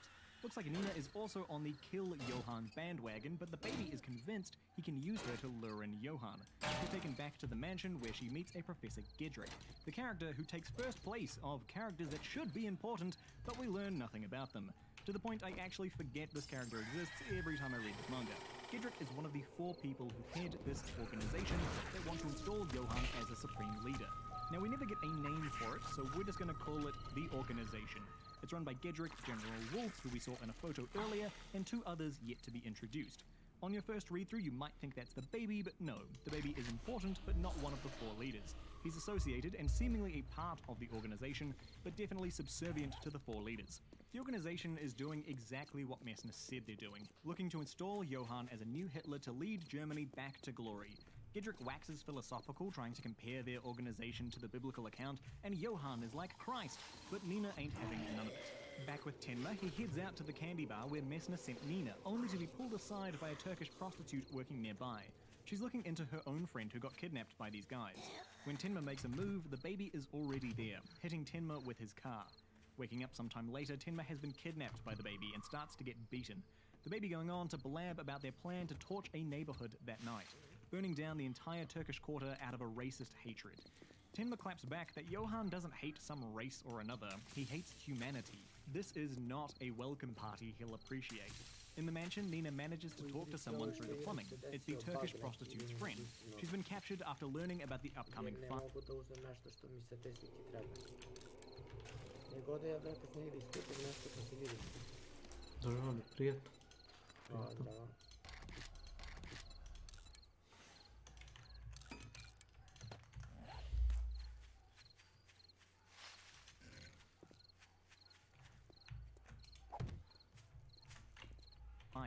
As they're talking, the new friend grows silent, and all Nina can hear is...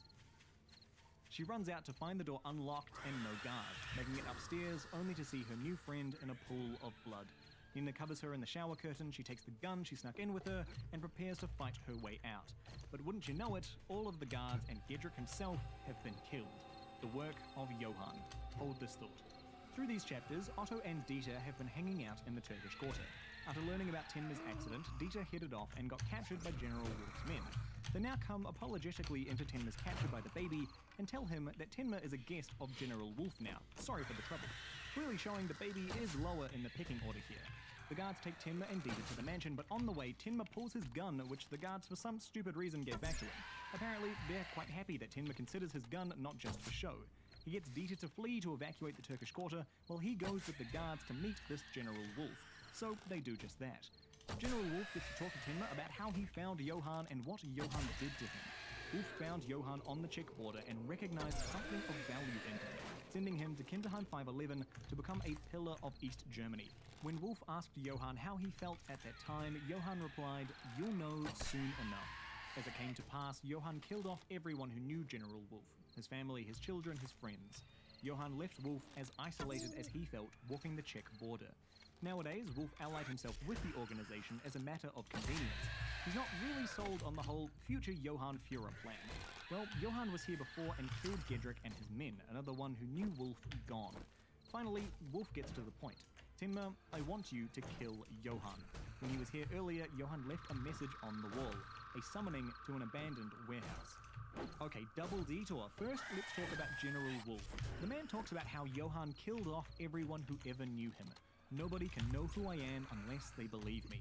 That is, he no longer has any living references to his past. This will come up later on in the manga when Wolf dies, as well as in Ruinheim, but this is a difficult idea to push. The idea of everyone who knows who I am is dead, and there are no longer any references for me to prove my identity. Says the man named General Wolf, who we saw first in a photograph kept by a colleague, the man who is surrounded by guards who are willing to kill for him, and the man who helps co-run an organization as one of its 4 foundational pillars. Yeah, really lacking for social support there, champ. It is very hard for someone to be in a powerful position, especially in the early 90s, and have no social ties.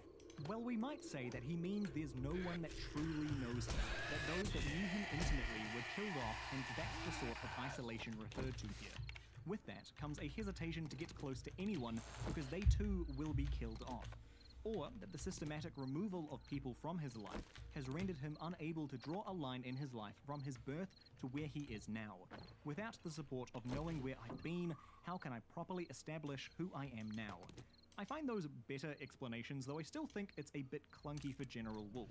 This idea of social and historic isolation is underdeveloped in the manga, even when it comes up again. It's an area that Urasawa went too vague on to properly explain. The series never quite nails down what this actually means. You can take it as you want, because there's no strong answers here. Well, why did Wolf deserve this fate? He's one of the 3 characters who see the landscape of the end, the scenery of a doomsday. The others being Johann himself, and then Tenma right at the end. Both Tenma and Wolf are pushed into the landscape by Johann. Some things to take note of are the 2 characters' role in Johann's life. They both take on somewhat a surrogate father role to Johann, saving his life. Wolf saves him from starvation on the Czech border, Tenma from the bullet to the head. In response, as either a twisted kindness or genuine malice, Johann drives these characters to one of the darkest places he knows. We can probably take Wolf as an example of what Johann would do to Tenma if his original plans hadn't changed. Here's the double, the mess at the mansion. Johann went and killed Gedrick. Community_18K_ members. Welcome to my channel. As revenge for kidnapping Nina. Again, no established motive here. But the rub is, why didn't he talk to Nina? Last we saw Johann, he was planning to meet her at the Heidelberg Castle, and it seems like that's a major motivation for him. Even the organization is talking about how they can use Nina as bait to summon Johann. If there is one thing we've come to know about Johann is that he wants to meet Nina. But Johann attacks the mansion and just leaves Nina there. But first, let's take this moment literally. It doesn't really make much sense. While not as egregious as something like Candygate, let's spell out what the manga would have us believe. Nina talks to Aisha, the Turkish woman captured by the organization, through the pipes. As they're talking, one of Gedrick's men comes in and beats Aisha with hand. Nina, hearing the commotion, leaves to find her door unguarded and runs upstairs to Aisha's cell. Meanwhile, Johann comes in, calmly executes Gedrick and his 3 guards, one of whom just murdered a woman and I guess just went back to work, all of which takes place between Nina leaving her room after hearing Aisha being killed, running upstairs and arriving in Aisha's cell. Then Johann writes an elaborate message on the wall while Nina covers Aisha's body with the shower curtain. Then Johann leaves as Nina comes out to find everyone dead. What? There's no way the timelines work, and that Nina could hear a girl through the plumbing and not the at least 4 gunshots. Even Aisha's death is a bit mixed. Wolf's boys say that Gedrick's men did it, but with the confused, rushed timeline here, you could assume that Johan actually did do it. Characters lie through this manga. We don't even know how earnest Wolf's desire for Johan's death is yet. In hindsight, you might say that this is a Roberto job. Roberto does a lot of dirty work for Johan, but we'll learn soon that he's being a bodyguard for Detective Mueller at this time in France, and the writing on the wall is a strange addition for Johan to make someone else do it. Even General Wolf says, Johan was here this morning. And to be honest, I can look past that, okay? Another plot hole, whatever, let's keep moving, but why didn't Johan talk to Nina here? If we take out the Heidelberg Castle plot and how clearly it establishes that Johan wants to meet Nina when she's alone, this scene makes more sense. At the moment, we need to assume that either someone else did these killings and graffiti, or that Johan, for some reason, felt this was not the right time to meet Nina and just slunk off, despite leaving her a message about where to find her. Both of which I don't think are good options. Why not meet Nina right now? He even left that big message about where to find her. He could just go to the warehouse and meet her there. She arrives a whole day before Tenma finds her. We have to assume that this was not the place or time he wanted to meet Nina for some reason. Perhaps he felt she would be too emotional after her new friend's death, despite probably not knowing that detail, or that the sight of so many bodies in a mansion setting would trigger traumatic memories, but Johan probably doesn't remember Red Rose at this time either, or that now his plans have simply changed. Meeting Nina is no longer a priority. To make sense of the scene, you kind of need the whole context of the Johan-Nina relationship. I know people bag on Candygate or have strongly mixed opinions on the ending, but this is probably what I'd consider the worst moment of Monster. The timeline doesn't work, the motivations don't work, the explanations around Wolf are weak, Johan's motivations change and actively muddy his character. Gedrick dies with us learning nothing about this foundational pillar of the organization. All of it is to lightly set up things for later and to involve Johan in an arc that, frankly, he barely has reason to be in. After seeing Johan's message, Tenma decides to go and save the Turkish quarter first. The tension between immediately saving lives and killing Johan has saving lives winning out. He heads to the neighborhood leaders with the help of the prostitute from before and fills them in on what he overheard. As things start to break out, the neighborhood isn't caught completely unawares, jumping into action to save themselves. Meanwhile, Nina goes to the warehouse and sees the message Johan left behind. She manages to track down the baby and threatens him. She's seen the message. This isn't what Johan would want. Quote, he's writhing in agony, in an abyss of sadness. Clearly, whatever message Johan left has affected her deeply. She gets the information about what she's planning to burn next and runs out, also showing some tells that she might contain the same ruthlessness as Johan. When she gets to the location, she finds Dieter and Otto tied up inside. They had a run-in with some Neos a short while ago. Otto says that if they really wanted to do some damage, there's a warehouse by the waterfront that would go up like kindling. So Dieter and Nina run off to check it out. On the way, Tenma finds Otto and they head down too, managing to stop the warehouse arson with the help of a very expensive stolen rug. With that, the major plans of the baby have been thwarted and the Turkish quarter saved. The police are quick to follow, so everyone bar Nina flee by boat, with Nina yelling after them that there are 2 Johans. They head to find the message themselves, which reads, "Help, the monster inside me is about to explode." Tenma concluding that Johan has 2 personalities, which is at the least the next thread that we're gonna follow. Nina gets questioned by the police and she doesn't spill the beans about Tenma being there. It seems all the Turkish people did the same too, grateful to supposed criminal Tenma for saving their lives.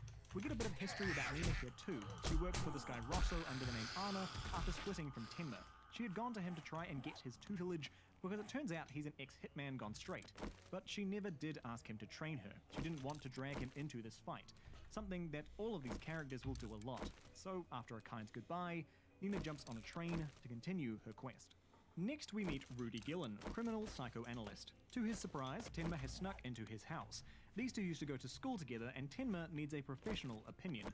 Basically, Tenma is convinced, after the water tower, that Johan has dissociative identity disorder, or DID, and would like it confirmed. Well, Dr. Gillen says he'll look into it, though his actual plan is to find a time to hand Tenma over to the police. Reminder that Tenma is a wanted criminal who is publicly suspected of doing the Mint couple murders. Later, Gillen brings up this monster idea that Tenma presented with Peter Jurgens, a serial killer that he's interviewing. Jurgens was put away for 12 murders, including one final kill that seemed out of character for his MO. Jurgens seems to relate to this idea of a monster. Gillen takes it in more of a metaphorical direction, there is a monster in all of us type of deal, but Jurgens cuts him short. No, monsters, actual tangible monsters, exist among us. He suggests Gillen check out the house of Frau Kempf, the last murder he did, to prove that the monster is real. Intrigued, Dr. Gillen does just that. This panel always gets me, by the way. The cinematic way Urasawa sets up his shots and even how much this house just feels like a real house. It's great stuff. Gillen makes his way to the cellar only to find it set up as a recreation of Jurgen's abusive childhood. Would Jurgen really himself set up this recreation of his own trauma? Is this creepy doll something personal to Jurgen, as well as a myriad of photos of Frau Kempf herself with a young boy? Though in all the photos, the boy's head has been removed and replaced with Jurgen's. Two things here. One is that these photos have been set up to push Jurgens into associating Kempf with his own abusive mother. Two, for a childless woman, it's strange Kempf has got so many photos of her with a young boy. Gillen also finds a bundle of letters in the Kempf house, all bearing the same message that Tenma brought him. The monster inside me is about to explode. Finally, Gillen is beginning to believe in Tenma's story. Okay, the letters. Why are they here? Why did Johann write them to Frau Kempf? Was he writing them to all his foster parents and these are the only ones we find? We don't learn anything about Kempf, her role in Johann's life, or anything like that. Just that she was presumably one of the many foster parents that Johann went through. This is clearly not a clue set up for Tenma either. This was something Johann sent to Kempf specifically. The letters are sent to her before she dies, which is 2 years ago. So before Johann and Tenma meet again at Junker's death, Johann had already sent a number of letters to Kempf. So what's going on? I think a distinction should be made that this isn't technically part of the mid-couple murders. Kempf's husband died some years before her, only referred to as an early death in the manga, so we're not 100% sure on the time frame. But from all the photos of her with a boy, we don't see a husband alongside her. The assumption is that she took care of Johann after her husband died. Well, you could certainly claim the opposite and Johann caused the husband's early death. It's again, interpret as you will. This is the best interpretation I've found so far and what I'd consider the most likely scenario. Johann stayed with the widowed Kempf for a time while he was a child, one of the many families he went through. After he moved on, and this would be years later, judging from the photos, he got Jurgens to kill Kempf. And note the parallels here. Johann set up the basement to liken Kempf to Jurgens' abusive mother. Really, this parallel should smack us over the head. Johann probably subconsciously found Kempf a reflection of his own mother. Not out of something he remembers and recognizes, but something that guided his actions regardless. A subconscious push in line with the DID idea that we're following at this point in the story. Johann saw Kempf like his own mother. And so while the couples he stayed with, that distrust of parental figures led him to kill them off, with Kempf it was different because she was alone. It changed the dynamic. Johann possibly seeking that affirmation from his motherly figure, or if you're so inclined, to be saved by his mother, Viera or Kempf, from the monster clawing at him, Bonaparte or nihilism. And so he sends the letters as a plea for help. After he doesn't get it, eventually he figures he never will, so Johann sends Jurgens in to kill her. This goes in line with the DID idea that the manga is pushing around this point at the manga, that Johann does have a personality or fragment of himself that is actively looking to be saved or stopped. This is also taking the monster message Johann leaves as a genuine cry for help, not just him messing with people. But let's not dismiss that messing around idea entirely. Later on, when the next arc kicks in, the manga will start to explain Johann's actions as just messing around with people, torturing them to see them run like a line of ants. So it's perfectly valid to see this as Johann just messing with a surrogate mother figure. Dr. Gillen has been in talks with the police through this about catching Tenma. With their assistance, he summons Tenma to the park, a big sting operation. Well, Gillen has actually switched sides by this point and secretly warns Tenma about the trap. He goes on to give his opinion on Johann from what he's gathered so far and Tenma's clues. Johann must be controlling these serial killers somehow to kill off his foster families that he had until age 17. Gillen suggests Johann must have found his ideal family, and that's why he stopped killing. Leaving Tenma with the questions of why stop at age 17? Did he truly find his real home at that time? And why did he try to erase his past in the first place? The age 17 part is a bit nebulous. Nothing shown in the manga so far has suggested he stopped at 17. If anything, the reveal of Kempf being a secret foster parent to Johann suggests kind of the opposite. That there's more foster parents out there dead, but just as of yet haven't been connected to the mid-couple murders. Even this ideal family idea will be dropped completely in a couple chapters. Actually, no, okay, I almost missed this. This is just a mistake. Tenma knows Johann stayed with the Springers as recently as 2 years ago, after Johann turned 17. The Springers were just recently killed by Sunflower. Anyways, besides the serial killer control idea, everything Gillen provides is wrong or groundless and will basically just be ignored once we hit the library. Regardless, for now, Gillen gives Tenma a bus ticket so he can leave, Tenma getting an escape and a new friend. I've seen a couple of people upset that Tenma ends this discussion with the reveal that he cheated in college too. Like, how dare straight-edge medical savant Tenma cheat in his exams? I don't think it's against his character at all. If anything, I think it's good for our mostly blemishless character to have some marks against him. He can be our pillar of virtue in the manga without being perfect. This isn't a story of ultimate good versus ultimate evil. Once again, it's more human than that. Tenma and Dita end up hitchhiking with this couple to free him. The couple are traveling to visit their son in prison. The father is a retired police officer who always thought he could tell the guilty people from the innocent until his own son killed someone. Now this is another little Urasawa vignette. In this one, the ending idea is about the crime of murder and the concept of evil, and how those two are different things. The father calling his son guilty a murderer, but he's not evil. If you're taking this manga in a more cynical light, you could say how this shows how our feelings can get in the way of the truth. The cop, blinded by his love for his son, believes him to not be evil. Likewise, blinded by Tenma's charisma and care, believes him not to be the criminal that the media portrays him as. Setting up a parallel to how Johan hides his own monstrousness behind his charisma and how he ultimately will be misjudged by Nina. If you're taking the manga in a more optimistic light, this chapter is about how dark deeds don't guarantee an irredeemable person. The next chapter is even going to back this up. Yes, murder is a monstrous thing and should be treated as such, but doesn't always mean a monstrous person. This should get your gears turning about Tenma's quest and the justification of killing Johan. Not just what Tenma thinks about it, but what do you think about it? Cut to Nice, France with Detective Mueller. He's taken his money from the Fortner killings and got himself set up in a new life with a wife and adopted son. Though it does seem he's haunted by what he's done, wondering who set him up with the initial contract against the Fortners. He's even got a detective looking into it for him. We get to see his side of the story here, how he was contacted and blackmailed by someone, presumably Johan, to perform the Fortner hit. Otherwise, the blackmailer would leak the fact that he and Messner had been reselling confiscated drugs back to the local crime syndicates. A very nice little tie into Messner's story as well. Afterwards, Mueller got a pretty sweet deal and can now live comfortably. Things seem to be going well when he finds the detective he hired dead in her home and Nina standing over it. She claims his bodyguard, Roberto, is the one that did it. She takes the detective's notes and tells Mueller to stay if he can really trust his bodyguard. Mueller ends up running for the car when Nina pops up, takes him hostage, and gets him to drive.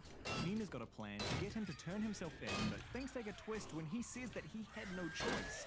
He was blackmailed, telling her that his parents died because he wanted his secrets kept. Nina, enraged, gets him out of the car, literally to a cliff's edge, and almost shoots him until he calls out his son's name. Nina puts the gun down, Mueller finally having a taste of the pain that he put Nina through. Mueller talks about Roberto.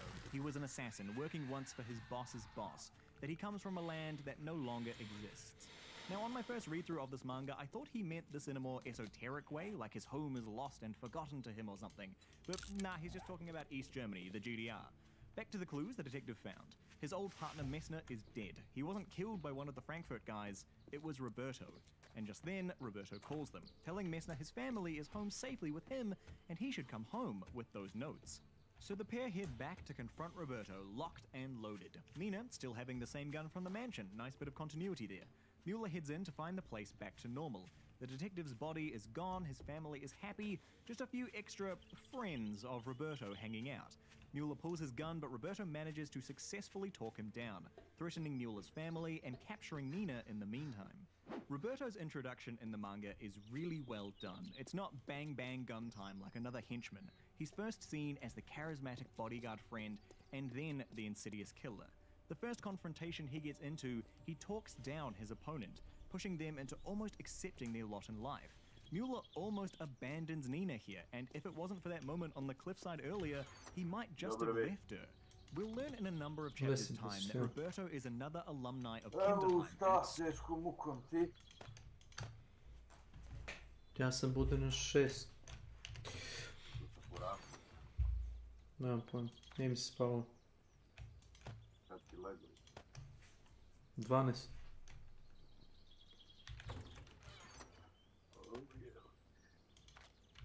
Malo, na. Čitav život prođe spavajući. Jevi, znaš ti, moj drugar, inače doktor elektrotehnike, izuzetno pametan lik, ali malo čudak. Puši, ko Turčin puši. Ja kažem, dobro si normalno, brati, ne, to skraćuješ sebi život. Kaže on, ne skraćujem ja život uopšte. Ja rekao, kako si to zaključio? Pa kaže, našao sam studiju doktorsku koliko cigareta skraćuje život. Rekao da sam izračunao da sa ovim mojim tempom 8 minuta dnevno mi skraćuje život. Znači, navijem sat 8 minuta ranije da nadoknadim tih 8 minuta i to je to.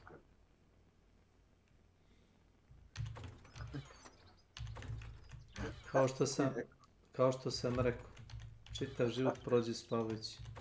Pravo čovjek. 8 minuta ranije da nadoknadim to. To mi pušenje ubija je. To ja kažem uvek kad kaže neko kao, koliko sam spavao, ja mu kažem, čitav život prođe spavajući. Što se mene tiče okej, ali meni je to gubljenje vremena. Kaži ovo što ti okačio za enkodere. A to možda skineš betu, skini betu pa probaj. To ti je, trenutno čini mi se, možeš na YouTube da uploaduješ sa tim enkoderom. Kako ide se, ugrađuje u OBS ili... Ne ugrađuje se, nego tamo imaš ponuđeno u padajućem meniju, imaš tamo u videu objašnjeno. U ponuđenom meniju, u toj beti imaš NVENC, imaš onaj X264 Intelov koji ide preko procesora, taj encoding, imaš AMD-ov encoder i imaš taj AV1. Poenta kod toga AV1 je, koliko sam ja vidio, ima par nekih uporednih testova, poenta je da pri manjem bitrate-u, relativno manjem bitrate-u, nije stvar u tome što ti imaš, ti kao razumeš, ili Mila, nebitno, što može da uploadeš 10.000 kilobita po sekundi, ne može toliko da ti servis da, razumeš? Poenta je da sa 5-6 hiljada, koliko sam ja video, kilobita, da možeš da uploadeš, razumeš, video koji je recimo 10-18 piksela u 60 frame-a. I to da ne bude mutno, razumeš, nego recimo izgleda ono fantastično. A čekaj, OBS beta ili nešto? Da, OBS beta. To ti je, sad ću ti reći, piše koja je verzija. To ti je verzija 20... Gde je to? Sad ću ti reći. Ako baš hoćeš da probaš skini, ja ću čekam zvanični release. Ma da, kažem ti meni sad sa ovim zadnjim, oni što sam skinuo i sa... Ne, stvarno izgleda kvalitetno. Ništa nema kristalizacija, bukvalno. Ovo, 29.1. Sad je već dogura do beta 4, trebalo bi da izađe public. Ali ništa od toga nije bitno dok YouTube ili Twitch nebitno ne daju zeleno svetlo da možeš da im šalješ materijal u tom formatu. Jer recimo ti možeš sad da uploaduješ na YouTube preko toga enkodera, ali on ga i dalje isporučuje, recimo kad bi ti to pogledao preko telefona, preko starog, razumeš? Starog dekodera, taj AV9 ili kako već ga oni zovu standard. Taj standard je star, koji su oni koristili unazad, jako star. A računari, procesori, razumeš, taj computing power je otišao gore, a standard je ostao isti, razumeš, godinama.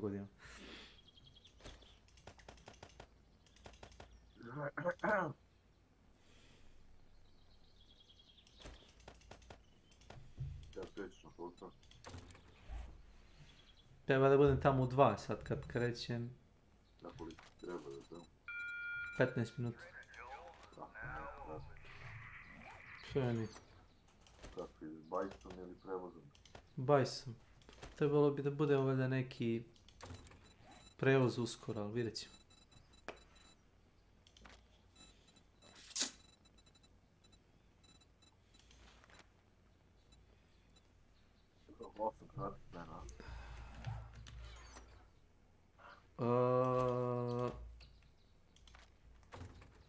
Da,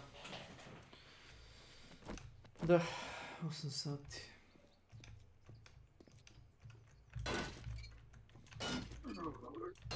Ništa strašno.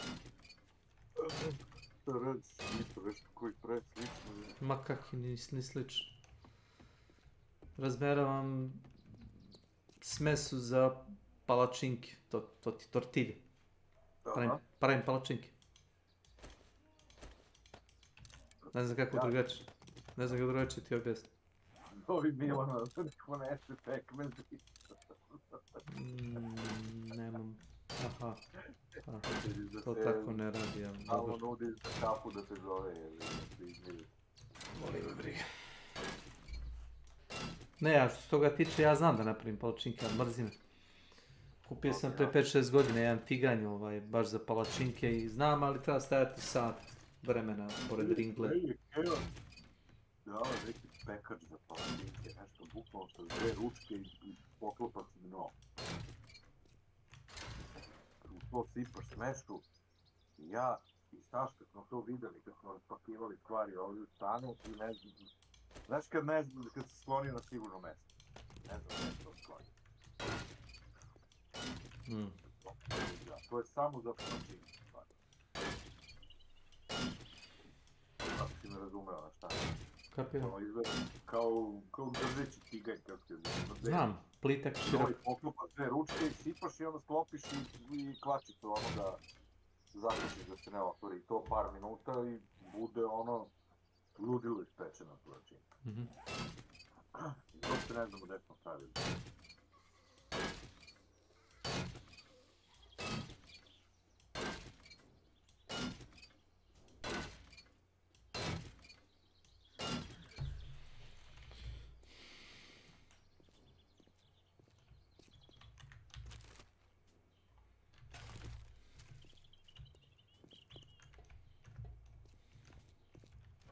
Hunt je počeo da me fascinira sa par gluposti zadnje 2 dana. Šta, ta trgovina? Hunt. Ne, trgovina, kad kažem trgovina, mislim ono, ti ga ubodeš nožem, ono pali i umrete obojica mrtvi. U iste sekunde. Lik po trikeru ispred mene 3-4 metra dole. Pogodim ga sa Scofieldom i 4 puta sa Romerom da hitujem. I on ostane živ. A ne znam, u nokat na nožnom palcu da sam ga hitovao pa bi ga ubio njebe u mater posle 5 metara. Postavljam da niko od vas ne nišani konkretno sa Romerom, nego svi ono u ADS-u opali. Da, ja ništanim. Onda je već diskutabilno kako si mogao da ga ne ubiješ posle 4 puta. Sljedeća situacija sinoć. Na Lawson Stationu, ona kolibica pored što se gradi, ona kuća iz drvena. Dobro. Rika, Makedonca napada jedan unutra i kaže, ranio ga i kaže tu je kod vrata. Ja imam Spektar, pošto sam imao neku misiju 350 damage Spektarom, znaš. Ja iskočim ispred njega, znači bukvalno u pupak sam mu nabio. Spektar. Opalim. Ko da sam prošao kroz njega, nisam ni hit marker dobio, on me preklo. To je Spektar inače. Nekad zna da ubije na 12 metara, nekad promaši sve. Smeć. U pupak, bukvalno sam, iskočio sam u čoveka, razumem? Znači, kao da sam prošao Spektrom iza njegove kičme, tako sam imao, da je metak se palio iza njega.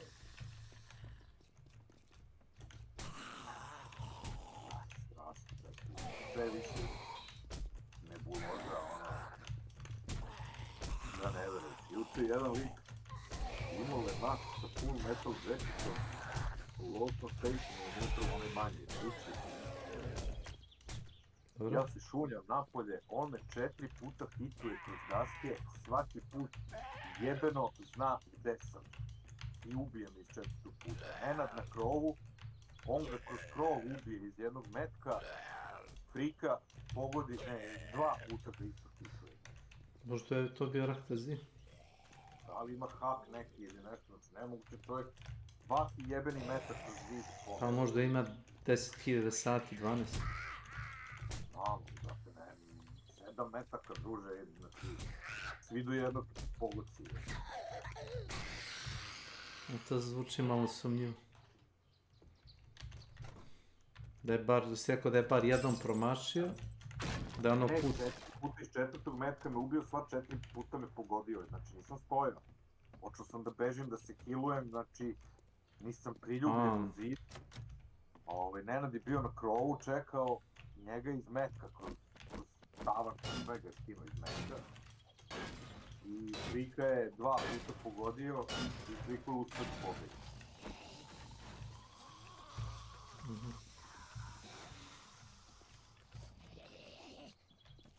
Baš neke lude stvari se dešavaju u toj igri.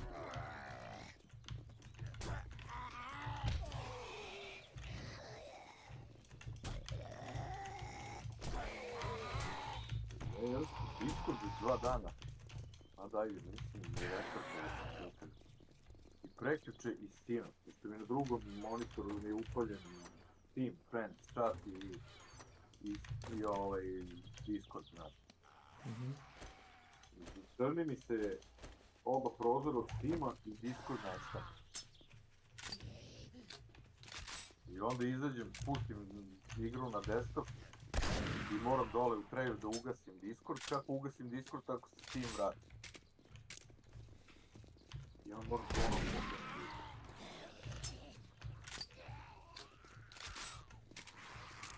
Samo je.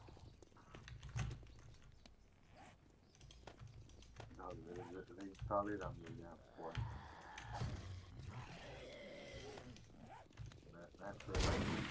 Možda Discord povuče malo više resursa.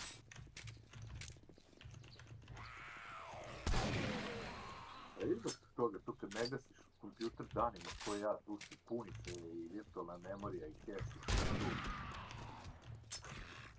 prepuni. Bio je neki zbog onog prvog Warzona koji je bio baš memorijski lik neki, da? Bio je neki memory programčić jebi ga koji ti ono pokreneš da pre igre i on ti početi sve iz memorije. Sve što ne treba. To ne liči sve što ne liči.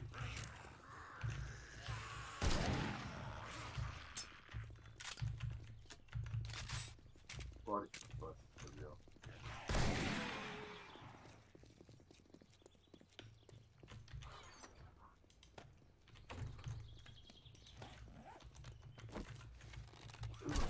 Prošetam šapu.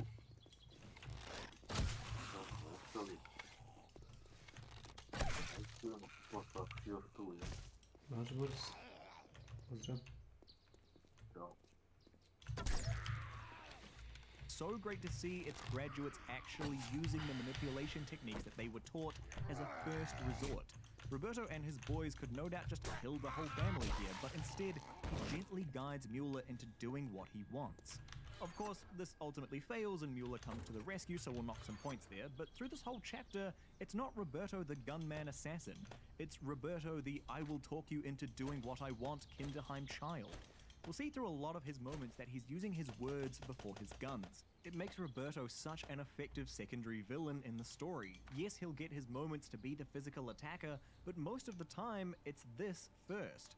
Insidious talker who wants to manipulate you into doing what he wants before anything else. Roberto and the boys have taken Nina to this abandoned warehouse. They talk about where Johann is now. Roberto describes it as living happily in Munich with his ideal family. This is backing up what Dr. Gillen said earlier, that Johann must have settled down with his ideal family, and yeah, this is the last time we'll hear this idea. Urasawa abandons this completely, and we never know what it means, if it really is the second Liebert family, or conclusively why they're considered so special. Boo. In the warehouse, interestingly, Roberto says that they should kill Nina. Although Johann wants to see her, Roberto won't let anyone who would kill Johann live. So Roberto is not just a pawn of Johann, he's got his own ideas and agendas about what should be done. He's not blindly following orders here, he has some agency. He leaves his boys to do the job and heads off to his next target, Dr. Tenma. Before Nina can get shot though, Mueller comes to the rescue, choosing to save the girl who spared him, even though he killed her parents. He takes out all of Roberto's goons, but also takes a bullet in exchange. Ultimately, he saves Nina, but doesn't make it out himself. Back in Hamburg, Lunga is investigating another case that seemingly is part of the mid-couple murders. Lunga knows it's not, but leaks to the press that it is, in an attempt to lure in Tenma. Reminder that last we saw Lunga, he was taken off all cases and only has his pursuit of Tenma left. Though it is interesting to see that Lunga is also blackmailing and pushing people to do what he wants, much like the overtly villainous Roberto in the previous chapter. Even the way he flippantly disregards the actual killer in this case because he feels he has bigger fish to fry. And I know I'm glossing over the small investigation, but damn is it interesting to read. Well, the trap works and Tenma takes the bait. It looks like Lunga will catch him until the real perpetrator of this murder comes in to silence the inspector. In the scuffle, Lunga takes a knife but kneecaps the guy and chases after Tenma. Stab wound be damned. But it does catch up to him quick. Tenma, unable to let the man just bleed out, pulls him inside the car, but Lunga is a spry young thing. He cuffs Tenma and ends up getting the car careening off the road. Tenma drags him into a barn and they have a bit of a stare down. Lunga demanding a confession, Tenma claiming his innocence. Eventually, Lunga passes out from the blood loss and Tenma can finally patch him up and get away. If anything, all this has done is make Lunga even more convicted and driven to take Tenma down. The next chapter is aptly called Rock Bottom. Eva's back, in the drunk tank overnight, smoking a used cigarette she found on the ground, ready to sell her body just to buy a drink. Then who should walk in? Limeton Pop. They go out drinking. Welcome to my channel. Green. Interesting note from another monster, that's actually Tenma's favorite song. Once again, Eva projecting Tenma onto her lovers. Pretty gross stuff. When they get back to Roberto's hotel room, he drops the act, demanding to know what happened to the photos with young Johan in them. Jump back to spring 1995 before Eva is out screwing up Tenma's love life, starting as an actually pretty sympathetic moment, followed up by Eva being Eva. She's very possessive in her affections. Anyway, she ended up chasing Tenma that night and caught sight of Johan as he was leaving after murdering Junkers, something which is not going to stop giving her trouble anytime soon. Back in the present, Roberto reckons he should just kill Eva, silencing another witness of Johan's past. Roberto and Eva, for some reason, spent the night together. It's implied later on there was some horizontal cha-cha between them, but now it's the next day. Eva tries to act bold about automatically sending the photos to the BKA if she dies, but Roberto just laughs at her, going on to tell her what Tenma is up to right now, and once again, Roberto talking someone into doing exactly what he wants. Tenma is in Fusen, alongside Dieter and Otto. He's been treating a gangster there.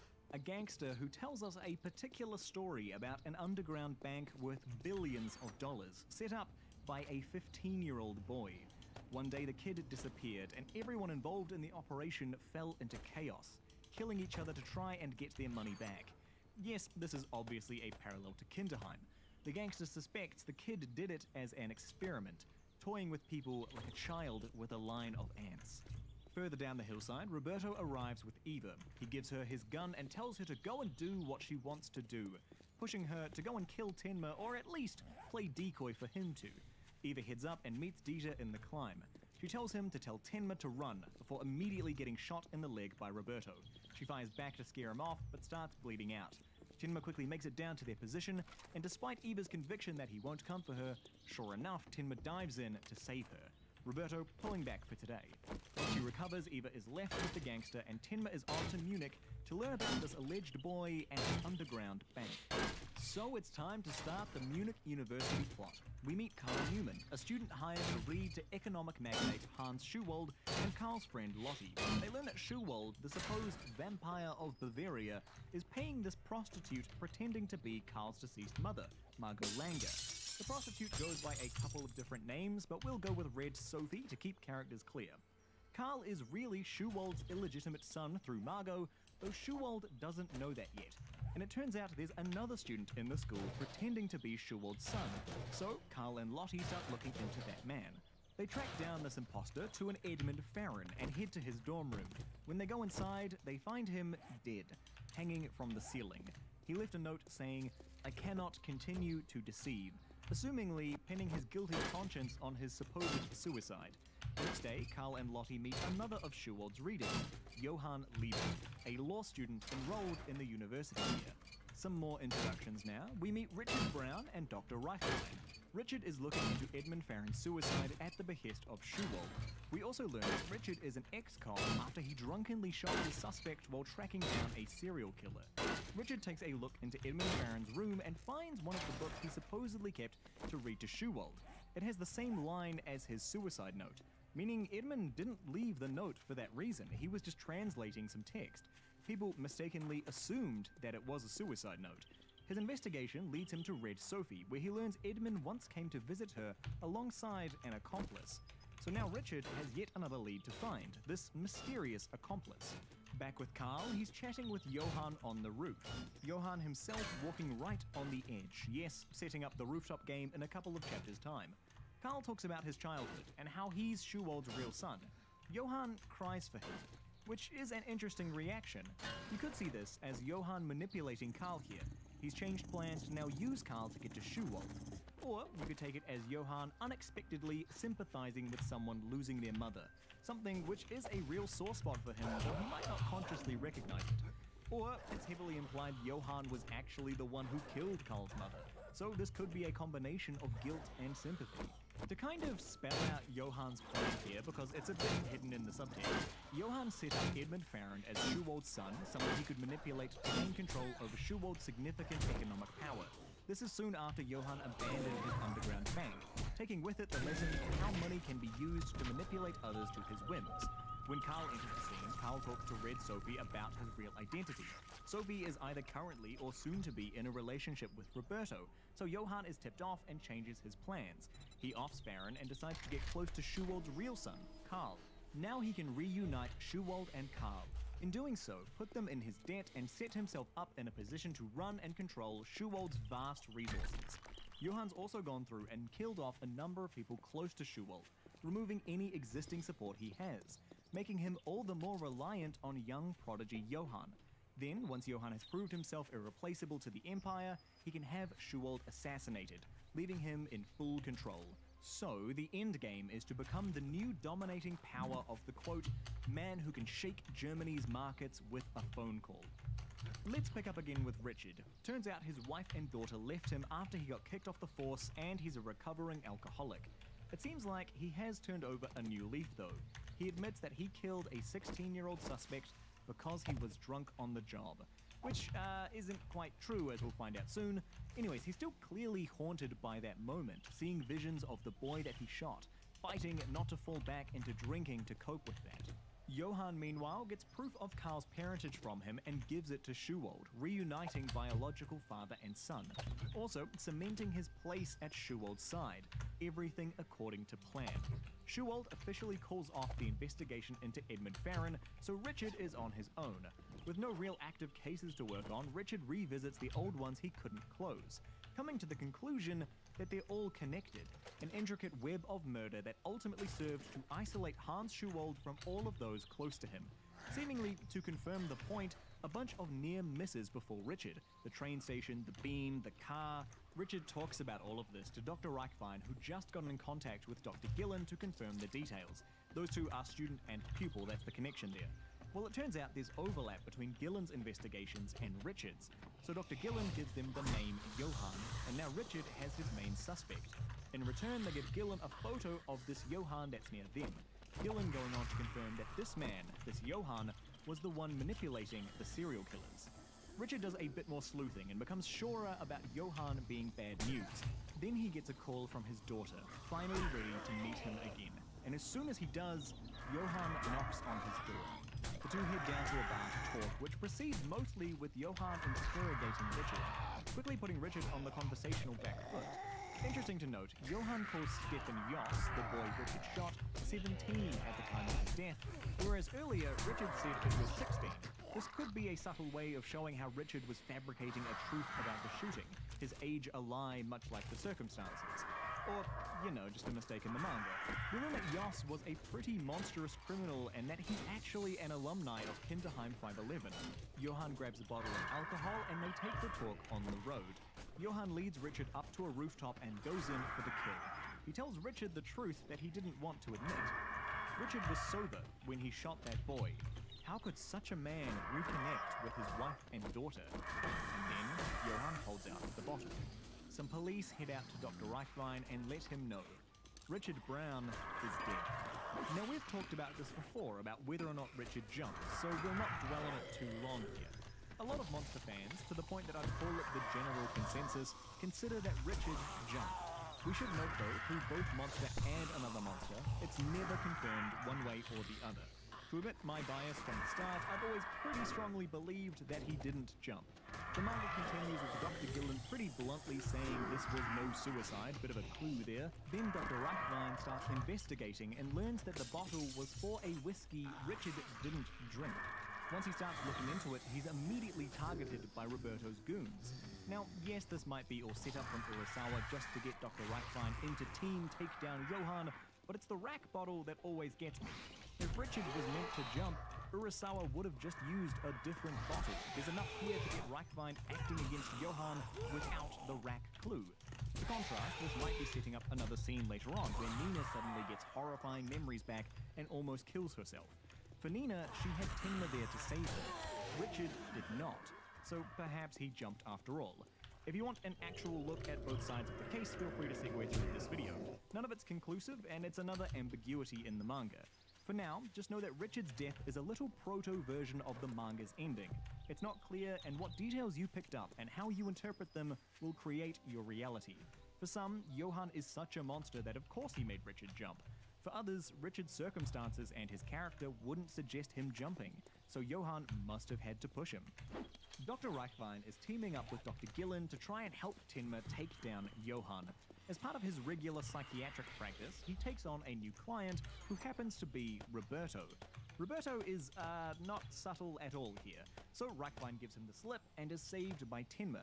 Tenma has been watching him since the death of Richard. He was looking into the connection between Jos and Johann and didn't want to get anyone else involved. Well, bit late now, Dr. Reichwein is well and truly involved.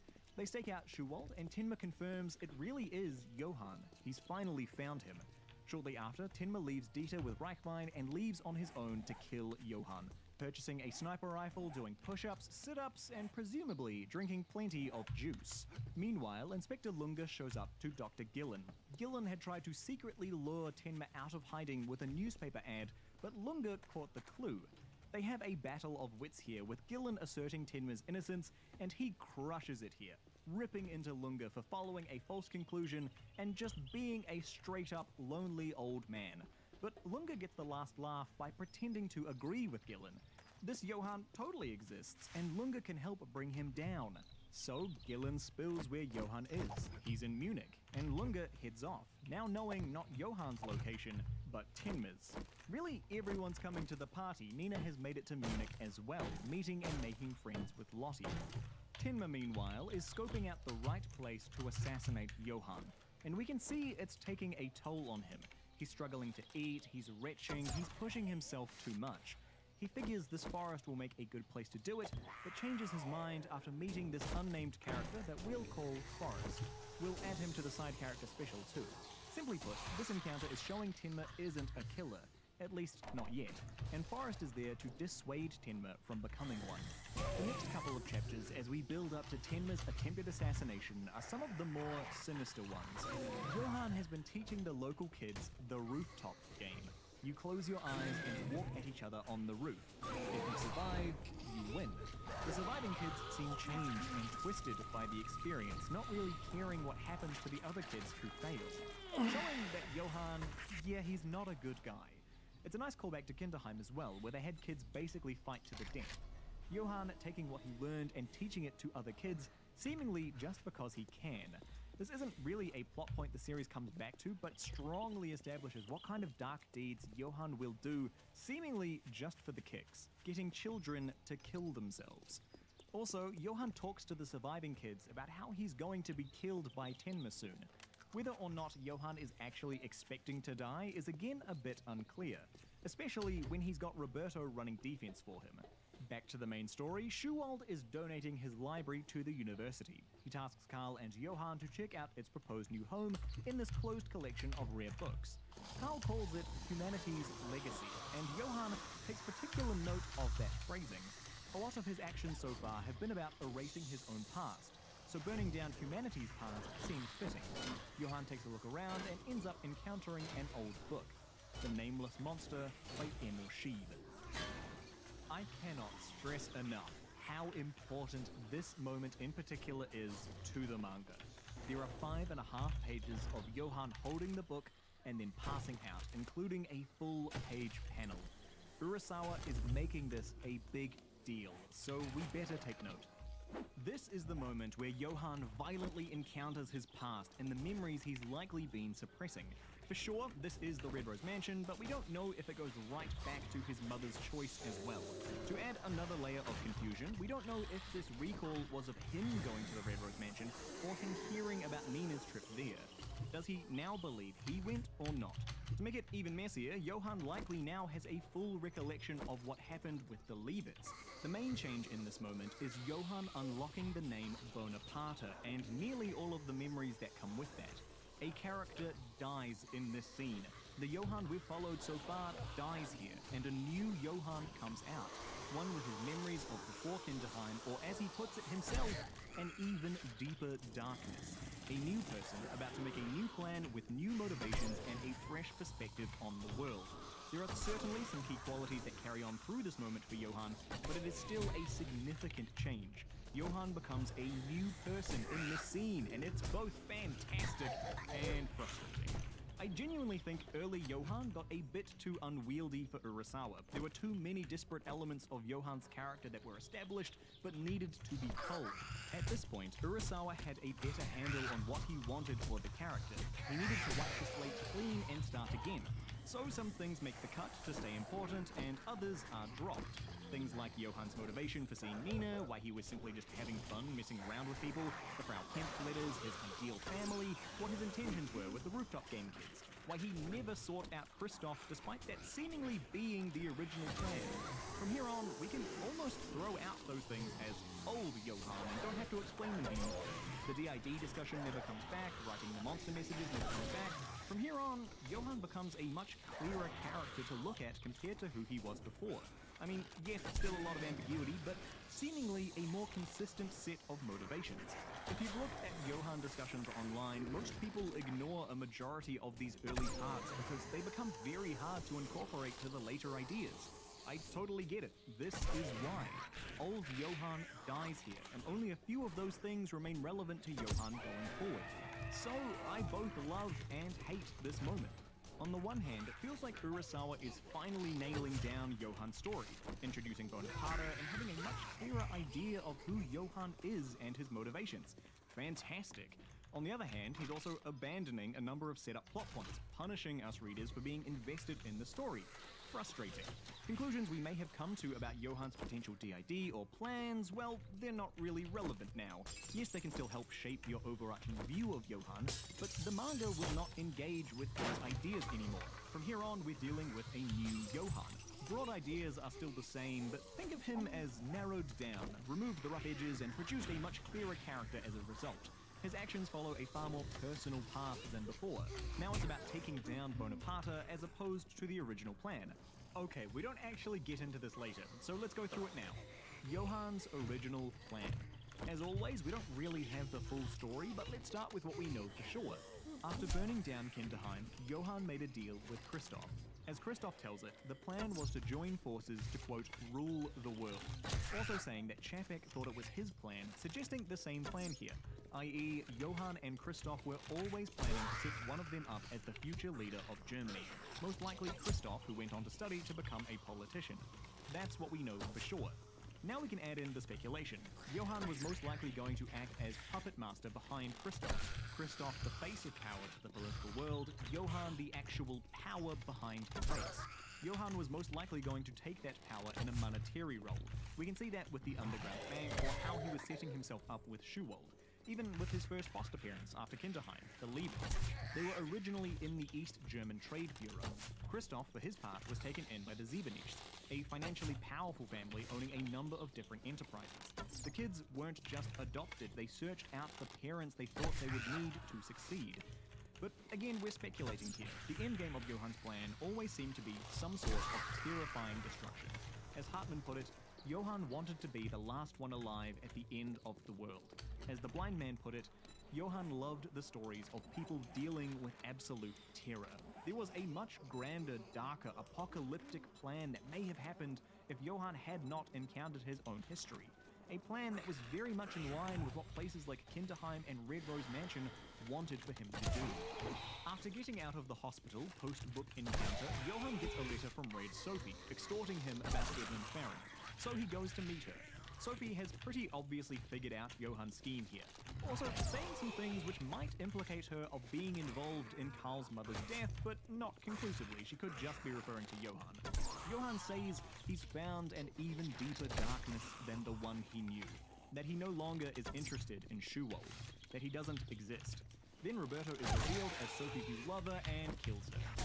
Time to meet the next person in the side character special, this young Vietnamese doctor treating illegal immigrants. Again, no name, but we'll call her Doc Teen, another little Urasawa side story to remind Tenma about his role as a doctor, the only time his doctoring actually comes up while in Munich. We also get a small chapter with Lunga too. He's given a chance to reconnect with his daughter and new grandchild, but ends up pursuing Tenma instead, once again putting his pursuit above everything else. But he does manage to get a copy of the nameless monster in the process, translating it to see, "Look how enormous the monster inside of me has grown." We should point out that Lunga most likely hasn't seen that phrase on the water tower or in the mansion back in Frankfurt, but there's certainly a chance he came across it in the dossier provided by Dr. Gillen earlier. Gillen had that phrase in the camp letters, so likely Lunga is starting to make connections. Sometime later, the ceremony for the library donation begins. Schuwald, tipped off by Reichwein earlier, sends Karl home on a fool's errand. He knows Johann is going to do something and wants his son out of there. Tenma has found a hidden spot to set up his rifle to take out Johann. Lunga, believing Tenma is there to take out Schuwald, rushes to the scene. Nina is on her way too. This is the climax of the Munich plot. En route, Nina runs into Lottie, who shows her the Nameless Monster book that so recently broke Johann. And this is where we finally get to read the whole book. And yes, it's one of the most iconic and best bits of Monster. The Nameless Monster. Quick recap of the story. There's a monster with no name. It splits in two, one travels east, the other west. The eastern monster eats his way through various people, taking on their roles until the monster gets too hungry and bursts out of them. It tries to stop eating after becoming a prince, but the monster's hunger eventually wins out. In the end, the two monsters reunite and the eastern monster eats the western. Now there's no one left to appreciate the monster's name, and Johann was such a nice name. Now I'm gonna disappoint you, I don't think I've solved this book. There are honestly so many different ways you can interpret this text, and it's so important that you find a conclusion to it. This is one of those spots where interpretation rears its head, but we can hit the obvious details. It's clear to see the Nameless Monster represent the twins. They start as one being, reflecting their time under Bonaparte in Czechoslovakia. Part of that experiment is suggested as raising two kids as one identity. Then in the story they split, the twins leaving the Three Frogs and starting unique experiences. The one going east is Johann, pushed into the Eastern experiment in Kinderheim. The one going west is Nina, brought away from the control the Eastern Bloc has placed on her entire childhood. The Eastern monster takes on a bunch of different names and roles. Johann takes on different names with all of his different foster families. The monster becomes the prince and settles down for a while. Johann settles with the second Liebert family, his supposed ideal family, and he stays there for an alleged 4 or 5 years up until the Munich library incident. Or perhaps you might consider his prince time as the period after reading the book before getting shot again. In the end, the Eastern monster is left with no one to call him by his name, which is what we'll find at the end of the book with the perfect suicide idea. If your teen Johann is redeemed, you could say the whole point of the finale is to avoid this moment in the Nameless Monster. Johann believes himself the Eastern monster and does not want to consume Nina, so stages his elaborate suicide to avoid that ending. Johann internalizing the book as something prophetic. Really, you can tackle the book from a lot of different angles, picking out the parts that support your thesis. Just a quick couple of motifs commonly pulled out by fans. Here we go. Names. It's called The Nameless Monster, and the story revolves around identity through the use of one's name. Johann is the Eastern monster who tries on many different names in all of his different foster families, before returning and being confronted by the Western monster, Nina. Nina found a name and does not need her original. She's quite happy without it. She has established her own despite being a monster. Johann failed to establish his own name, so like the monster, he is left in the landscape of the end, the place of no names. Identity. This expands out into the broader theme of identity, and perhaps that Johann's true identity is the monster that will consume all that know his name. Note that when the monster eats everyone else, the monster bursts out of them. However, that is not the case with the prince.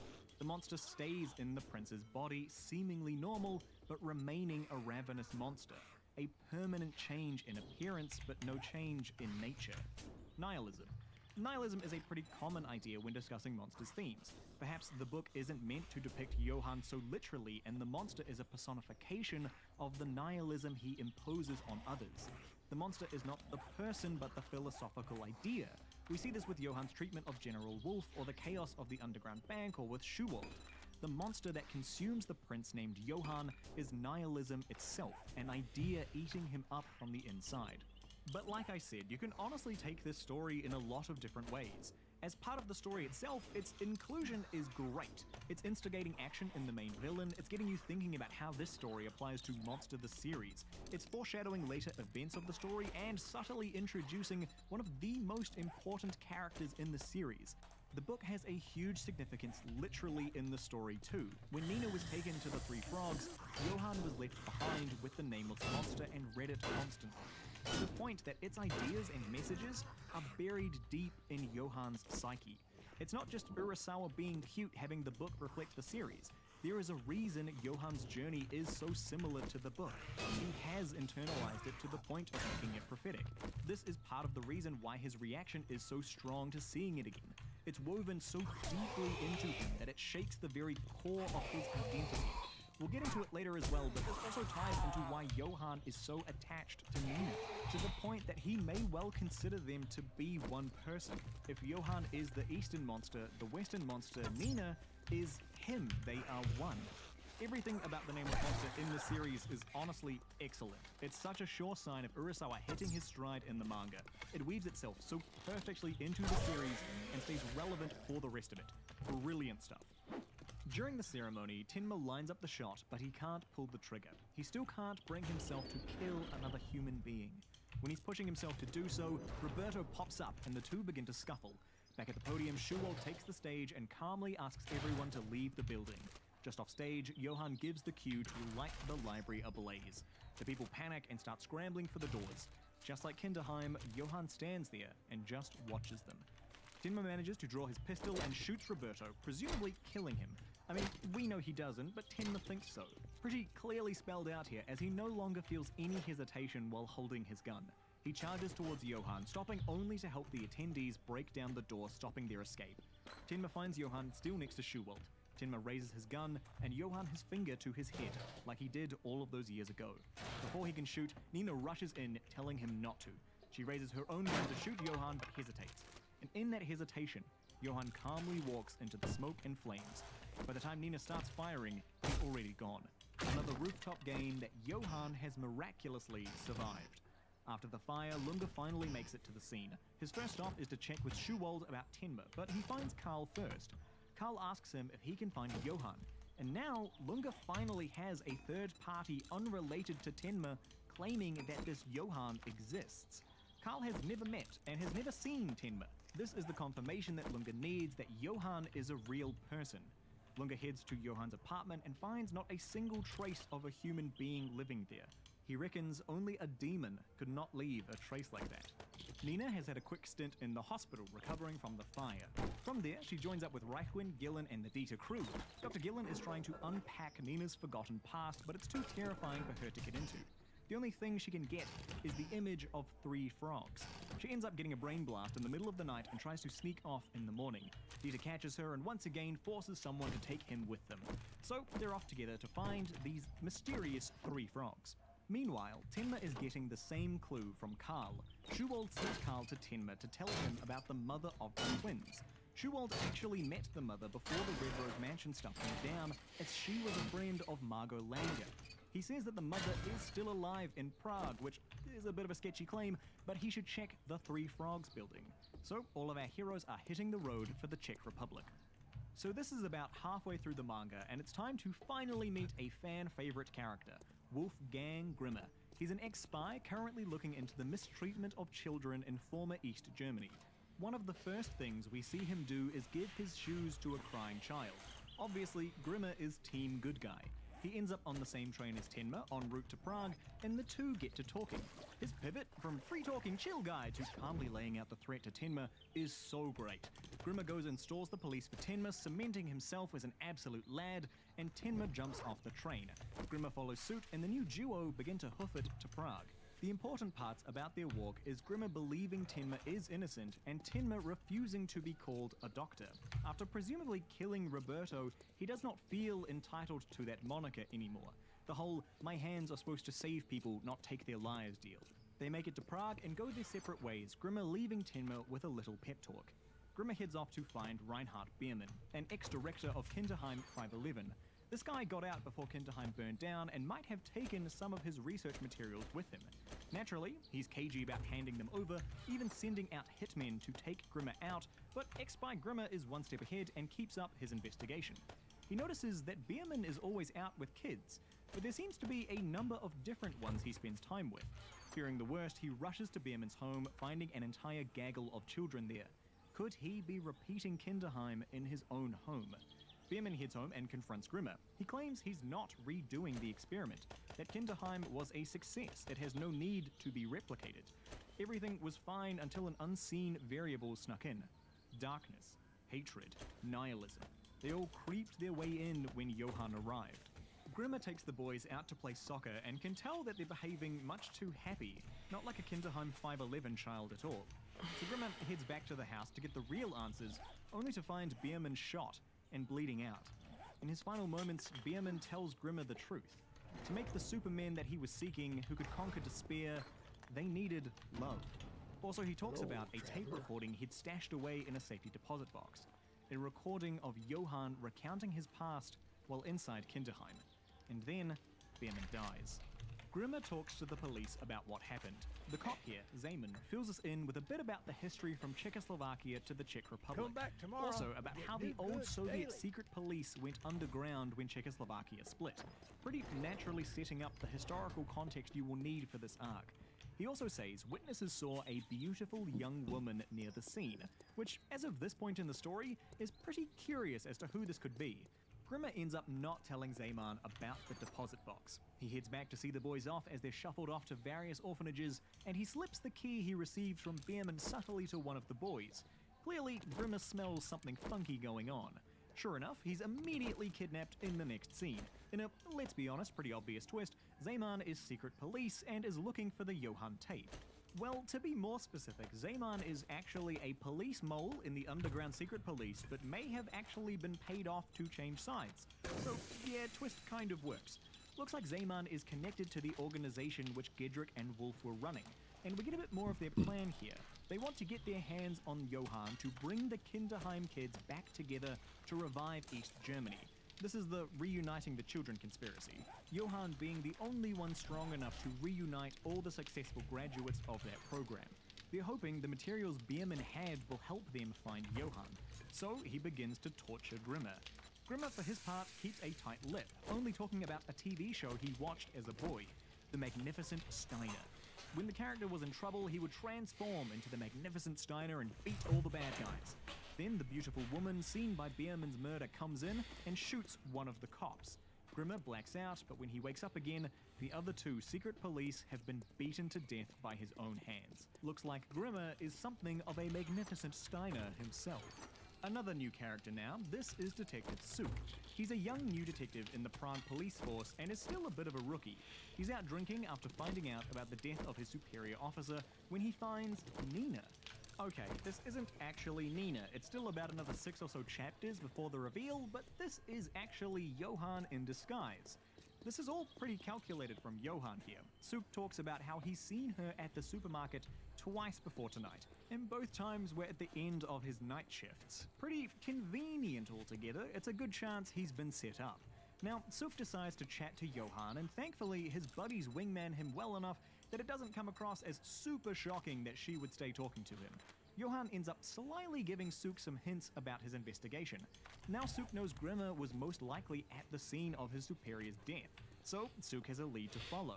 He heads to Grimmer's hotel room and runs into fellow cop Patira, who just happened to be here at the same time. Patira asks Suk to keep the Grimmer connection on the down low, revealing Zeman was actually a mole trying to uncover the secret police dealings. So yeah, some big red flags that this guy is actually secret police as well. That night, Patira heads out to chat up Johann after hearing stories about how hot he is. Well, he gets turned down, but the next day he shows up with a bag of whiskey bonbons. Reminder that the candies in the hospital at the start are never explicitly called whiskey bonbons, just candy. But, I mean, we know what's about to happen. This time, it never states what poisons these candies, only that it's a paralytic. So, sorry, but no more poison rabbit holes for us to go down. Sook is clearing out Zamon's things when he finds a binder full of details on all the cops in the precinct. All apart from Patera and one other cop. Also, a fat envelope of cash. He reports it to the chief, suggesting that Zaman got paid off by those two cops after he found out they were secret police. The chief tells Sook to keep this chat between the two of them, which is just another red flag in this investigation. Sure enough, the next scene has the three dirty cops, chief included, planning what to do with Sook and sharing some delicious whiskey bonbons. With those three now dead, Sook goes back to his investigation into Grimmer, tracking down Beerman's boys. The kid with the key slips that he's going to meet Grimmer soon, so Sook follows along. Grimmer arrives and gets his key back. Sook and him end up having a good chat. Sook has just lost all his mentors in the police department and learned his main mentor let himself get paid off to hide corruption. So Sook doesn't know who he can trust right now. He ends up letting Grimmer go after hearing that he won't run away. Sook trusts this seemingly earnest man. In return, Grimmer gives Sook the safety deposit box key, saying that this is the source of all the trouble. Later on, Sook is back at the bar with Johan. The absolute lemon lets it slip that Grimmer gave him something, and Johan tells him to keep that thing locked down tight, using Sook's budding feelings to manipulate him here and keep his secrets hidden. Then, Johan walks home, and it's only now that we finally get the reveal that this was Johan all along. The next day, Sook meets up with Grimmer again, and they share information about what's been going on. Grimmer points out that someone is following them, so they decide to head out to the deposit box. Though not before Grimmer catches an offhand sight of Johan, and remembers the beautiful girl that shot one of Zamon's goons. They get to the deposit box and pull out the tape. There's a report inside as well, which Sook hangs on to, but it is ultimately not important. It's really just the tape to be concerned with. Another monster suggests either it or the report has a Kinderheim alumni list on it, which feeds into that reuniting the children conspiracy. But for Monster's story, we can leave it alone. The tape has a young Johan recorded on it, heavily drugged while in Kinderheim. He recites passages of the nameless monster before asking about his sister, also referencing some key moments about the Red Rose Mansion. One to make particular note of here is Johan saying, "I read the picture book and waited for Anna." So yes, even at that point, some part of Johan knew it was Nina who actually went to the mansion. Eventually, it gets too much and Grimmer has to turn it off. Reminder that Grimmer went through Kinderheim and likely had a very similar experience to this. He says some very powerful people will want that tape, so they get moving. They split ways for today, with Sook taking the tape while Grimmer can lead off the people following them. Well, the Taylors were actually cops following Sook, not Grimmer. They end up following him and questioning Sook in his apartment. Looking around, they find some planted whiskey bonbons, and after meeting with Grimmer earlier, Sook is looking mighty guilty. He heads into the other room to settle down, but when he comes back, Johan had already come in and once again, in astounding silence, killed both cops. On his way out, walking right past a startled Grimmer. We jump back to Tenma now. He's been looking into the Three Frogs in Prague and is now learning about Officer Sook. It looks like Sook was held responsible for those cops' deaths and is on the run. It all sounds awfully familiar to Tenma's experience, so he changes plans to find Sook, and he finds Johan. He heads to the hospital where Sook's mother is staying. Old and afflicted with Alzheimer's, she ends up telling Tenma about a secret place Sook used to go and hide. It also looks like Sook managed to sneak Johan's tape to her, but Tenma doesn't get that information. Tenma makes his way to the hideout, but the Czech secret police get there first. Thankfully, by the time Tenma gets there, the magnificent Steiner has struck again. Tenma patches them all up and flees with Grimmer, calling an ambulance to come and pick up the wounded left behind, including Sook, all in need of far more extensive care. After resting and recovering for a bit, they head out again to the hospital where Sook was supposedly sent. Grimmer says he's the only one who can confirm Sook's innocence, and that's what he's going to do. When they get there, they learn that all of those injured people were strangely sent on to another hospital. As they leave, they're picked up by the secret police who want to speak with them, particularly their leader, one Karol Lanka. He's basically the head honcho of the old secret police in Prague. They all sit down to talk things out, Grimmer, Tenma, and Lanka. Lanka says he's got no connection to this woman who's going around killing people. He merely wants the tape to sell to an interested German buyer. The buyer is suggested but not confirmed to be Peter Chapek, a very important someone we'll meet in about 20 chapters, another leader of this organization. Tenma and Grimmer try to talk Lunker out of selling the tape, saying how awful a Facility 511 was and how nothing like it should ever be attempted again. It seems like Lunker doesn't really care, even after Grimmer has a flashback to Lunker's nephew that he remembers from Kinderheim, a kind boy named Adolf Reinhardt who liked Coco. The parties come to a compromise to let Lunker listen to the tape, hoping that will be enough to dissuade him. Tenma takes the opportunity to lay out everything he knows on Johann to Lunker, that at some point when Johann was young, the secret police kidnapped him from the Three Frogs building. Now, Lunker was the big cheese back in the day, but even he doesn't know anything about it. There was only one person who could go over him like that, Franz Bonaparte, and oh my gosh, please, please, please, this is one of those key times to pay attention to the manga. Franz Bonaparte is one of the most important characters when it comes to understanding Monster.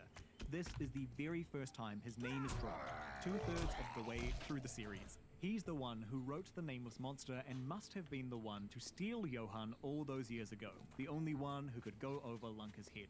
Lunker agrees to the steal, and so Tenma and Grimmer go back to the hospital to get the tape. They head to Sook's mother, but it looks like Johann had been there first. The mother apparently still has the tape though and hands it over to the boys. They take it back and listen to it with Lunker. Everything seems fine until suddenly it cuts out with Johann's adult voice coming through. He says, "I know where I must go. I finally figured it out, Dr. Tenma." That finally is pretty telling, suggesting that Johann has been trying to figure out where he's supposed to go. Now, he knows. Meanwhile, during these chapters, Nina finally makes it to Prague. She heads up the same street we saw Johann walking earlier, and the people greet her as Anna, the fake name that Johann was using. She goes on to investigate the Three Frogs with a brain blast flashback foreshadowing all of the important bits of the history. Welcome home, Peter Chapek, Bonaparte, the Red Rose Mansion, the glass is breaking as people died, her mother throwing her child away. But for Nina, she can't piece it all together yet. The Three Frogs experiment. This is probably the most key underdeveloped thing in Monster, and it's led a lot of fans to an incorrect assumption. What actually happened in the Three Frogs? Let's first establish what we know for sure happened, the hard facts. The twins lived there for a time with their mother in between their birth in 1975 and the Red Rose Mansion incident in 1981. At some point during their time there, Schuwald visited to talk to Vieira about her friend, his lover Margot Langer. The twins dressed the same as a young girl, to the point that people in the community assumed there was only one child. In 1981, Bonaparte and Chapek arrived to take one of the twins. This choice is explicitly also an experiment. The mother tosses Johann before changing her mind and sending Nina. Johann is left behind and reads The Nameless Monster for days alone. After some time, the Red Rose Mansion massacre happens and Nina returns to Johann. Nina recounts the events repeatedly to him. After some time again, the twins burn down the Three Frogs. One of the twins is, quote, rescued by a neighbor but disappears, and then the pair escape to head towards the border.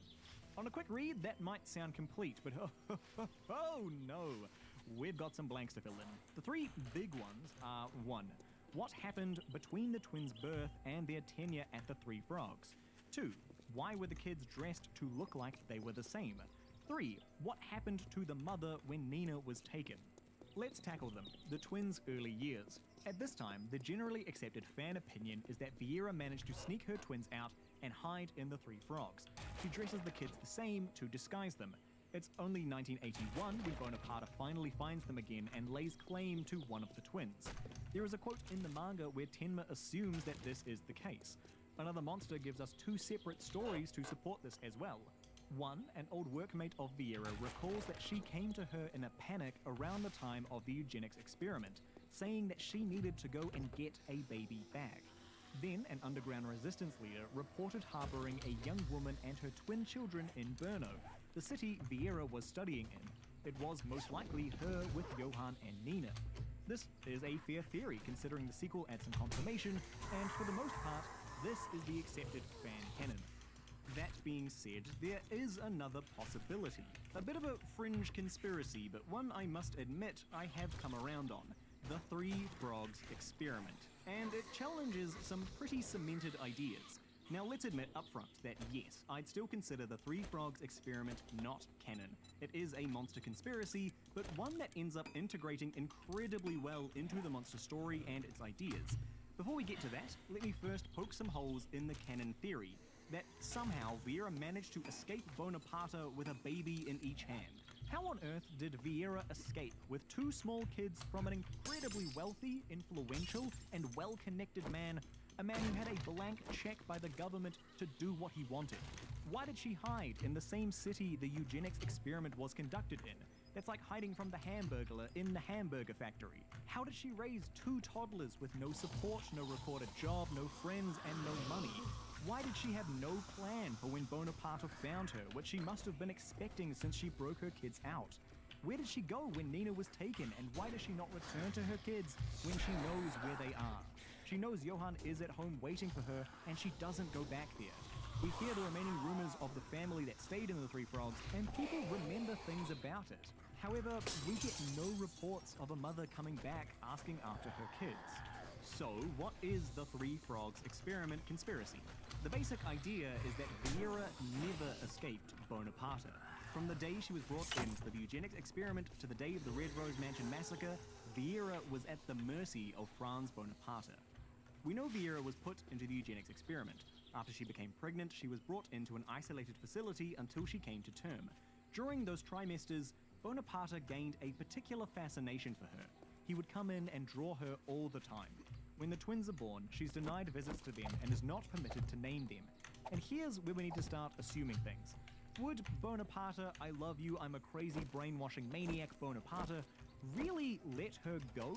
A huge part of his methodology is the deprivation of names and the destruction of identity. Raising the twins as one person, dressing the same under the same identity, is right up his alley. This would explain why the twins are so connected, why Johann considers himself and Nina almost the same person, and Johann's particular fascination with the nameless monster book. Why else would that book be at the Three Frogs? Would Vieira really keep books around from the guy who ruined her life? We'll eventually get to it in the Johann talk, but Johann also references the two other Bonaparte books that we read. He directly quotes Peaceful God with the first leavets, and Big Eyes, Big Mouth perfectly explains his bizarre emails to Nina, further suggesting that he came across those books in his childhood. And the Three Frogs is really the only place that they would fit. Why would there be multiple Bonaparte books there? The Three Frogs were set up by Bonaparte as an ongoing experiment until bringing one of the twins in to show them off at the Red Rose Mansion. This would explain how Vieira could support her two children, why the nameless monster book was there, why the kids dressed the same, how Bonaparte found them, and it matches what we understand about Bonaparte as a character. Also, why all of those researchers were so excited to see Nina. It's not that she's the product of the eugenics experiment that seemingly ended years ago. She's the product of the Three Frogs experiment.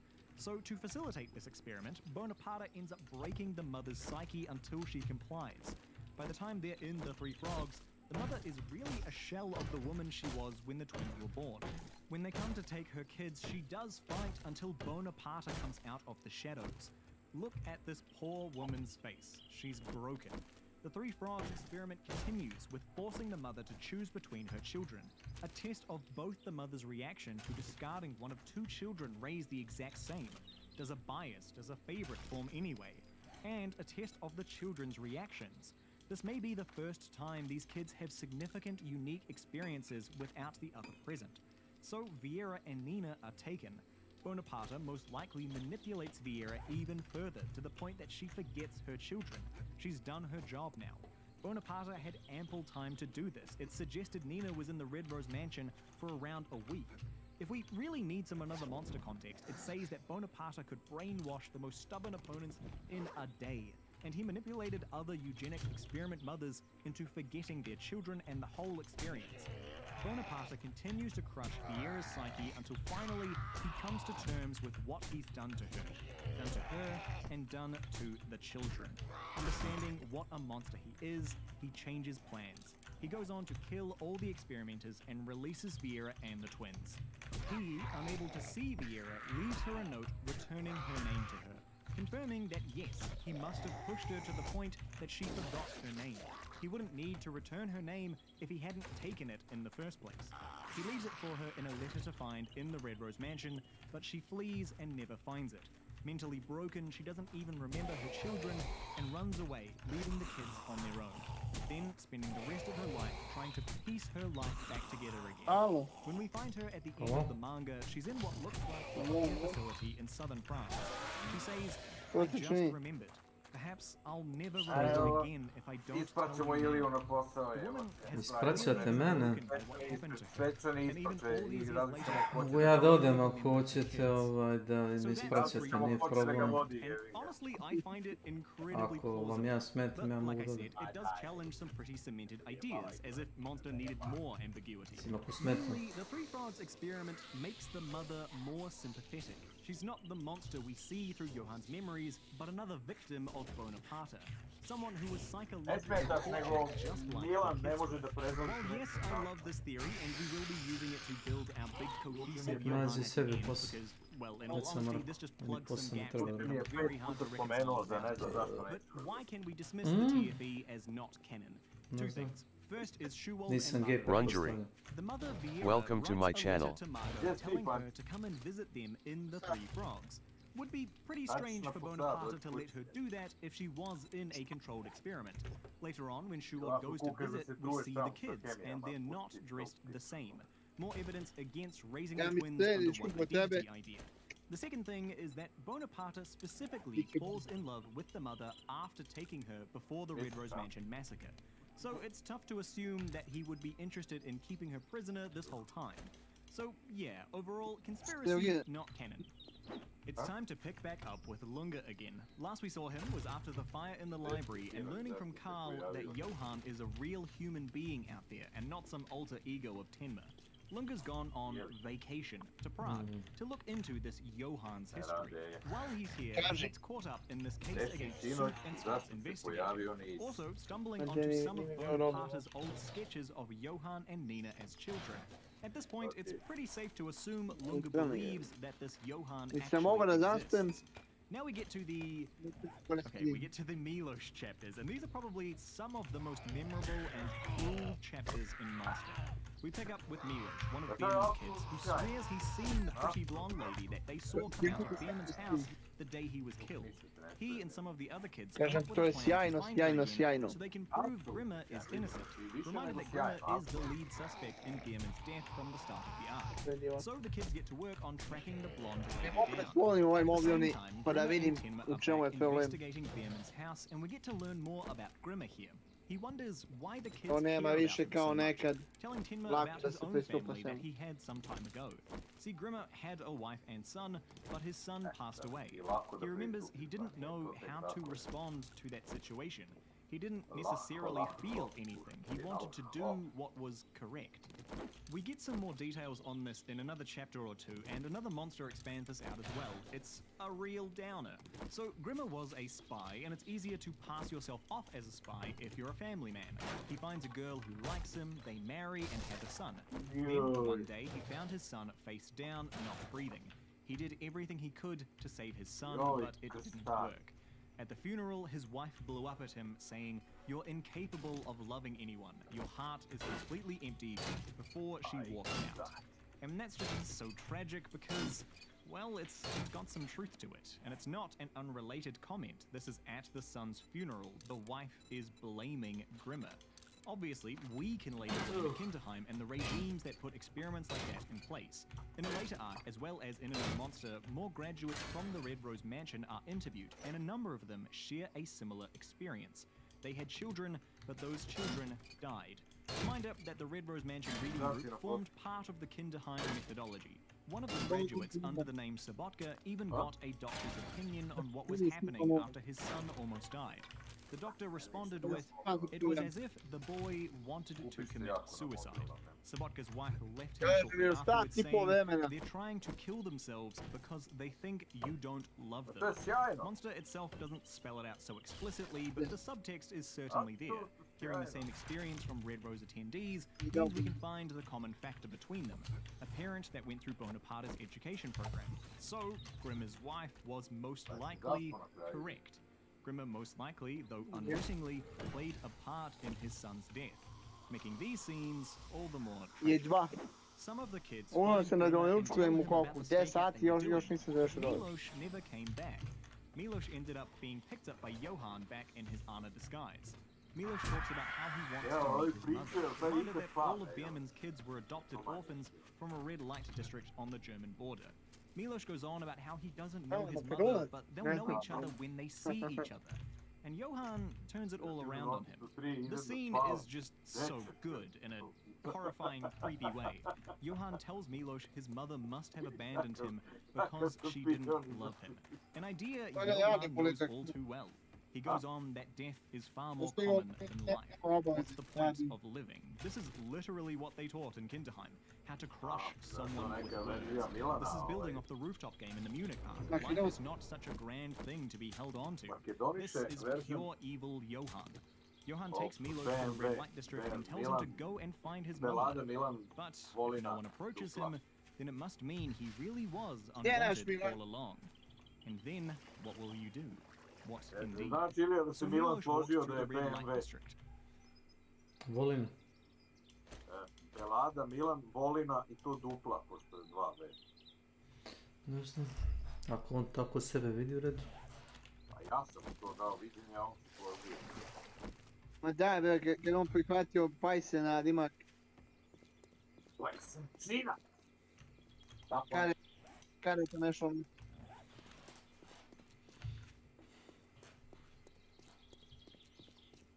Pajsencina!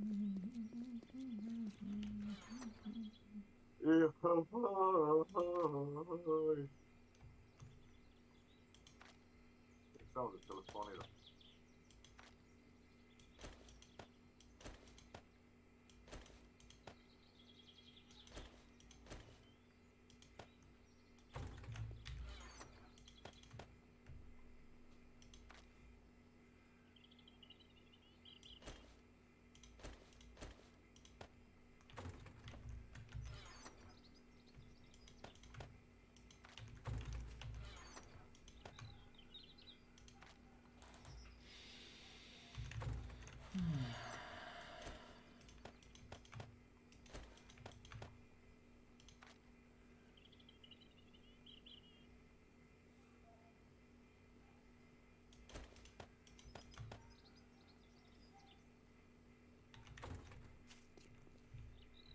Meeting prostitutes who compare children to diseases, customers who pay him to watch, sickly or drug-addled girls trying to live, and just this moment of his poor innocent heart breaking. Tenma and Grimmer manage to track down the apartment Johan was using while disguised as Anna. Not finding anyone inside, they rush to the red light district, assuming Johan's gone to psychologically destroy the child. They run through and find Miloš standing on the edge of a bridge, ready to toss himself to the rapids below. Grimmer grabs him and pulls him back from the ledge. Miloš stomps on a butterfly, convinced life is nothing good, and Grimmer just pours his heart out to him, gripping the boy in a big hug, and seemingly without meaning to, he starts crying. Grimmer's emotions finally returning to save who is essentially a surrogate son to him. Beautiful scene. Back with Lunga, his investigating leads him to Karol Lanka. He wants to know all he can about Franz Bonaparte and why it's so hard to find information about him, like he's intentionally been hidden from history. Bonaparte had a mansion, colloquially known as the Red Rose Mansion. Lik ima poljoprivrednu apoteku, a kupuje kod mene. Dobro. Čekam da pointiraš. Gdje mu se to isplati? Ja sam gledao da čovjek drži kafanu, znači, ali kad god mu nestane piće, ode u prodavnicu pored njega i tamo kupi piće. I onda to prodaje ovim lokalnim alkoholičarima. Kako se to isplati? Aj sad ti meni objasni. Ti si došao da popiješ pivo u kafanu, tako? Pa ti ne plaćaš pivo. Ti da si teo da popiješ pivo ili rakiju ili vinjak, ti bi došao u prodavnicu, kupio, otišao negde, razumeš, kod nekog prijatelja ili otišao kući i popio, tako. Ti plaćaš samo da sediš tamo, ti ne plaćaš to piće, možeš sam da ga uzmeš. Možeš da uđeš u prodavnicu i da ga uzmeš. Ne mogu da kapiram nekad ljude.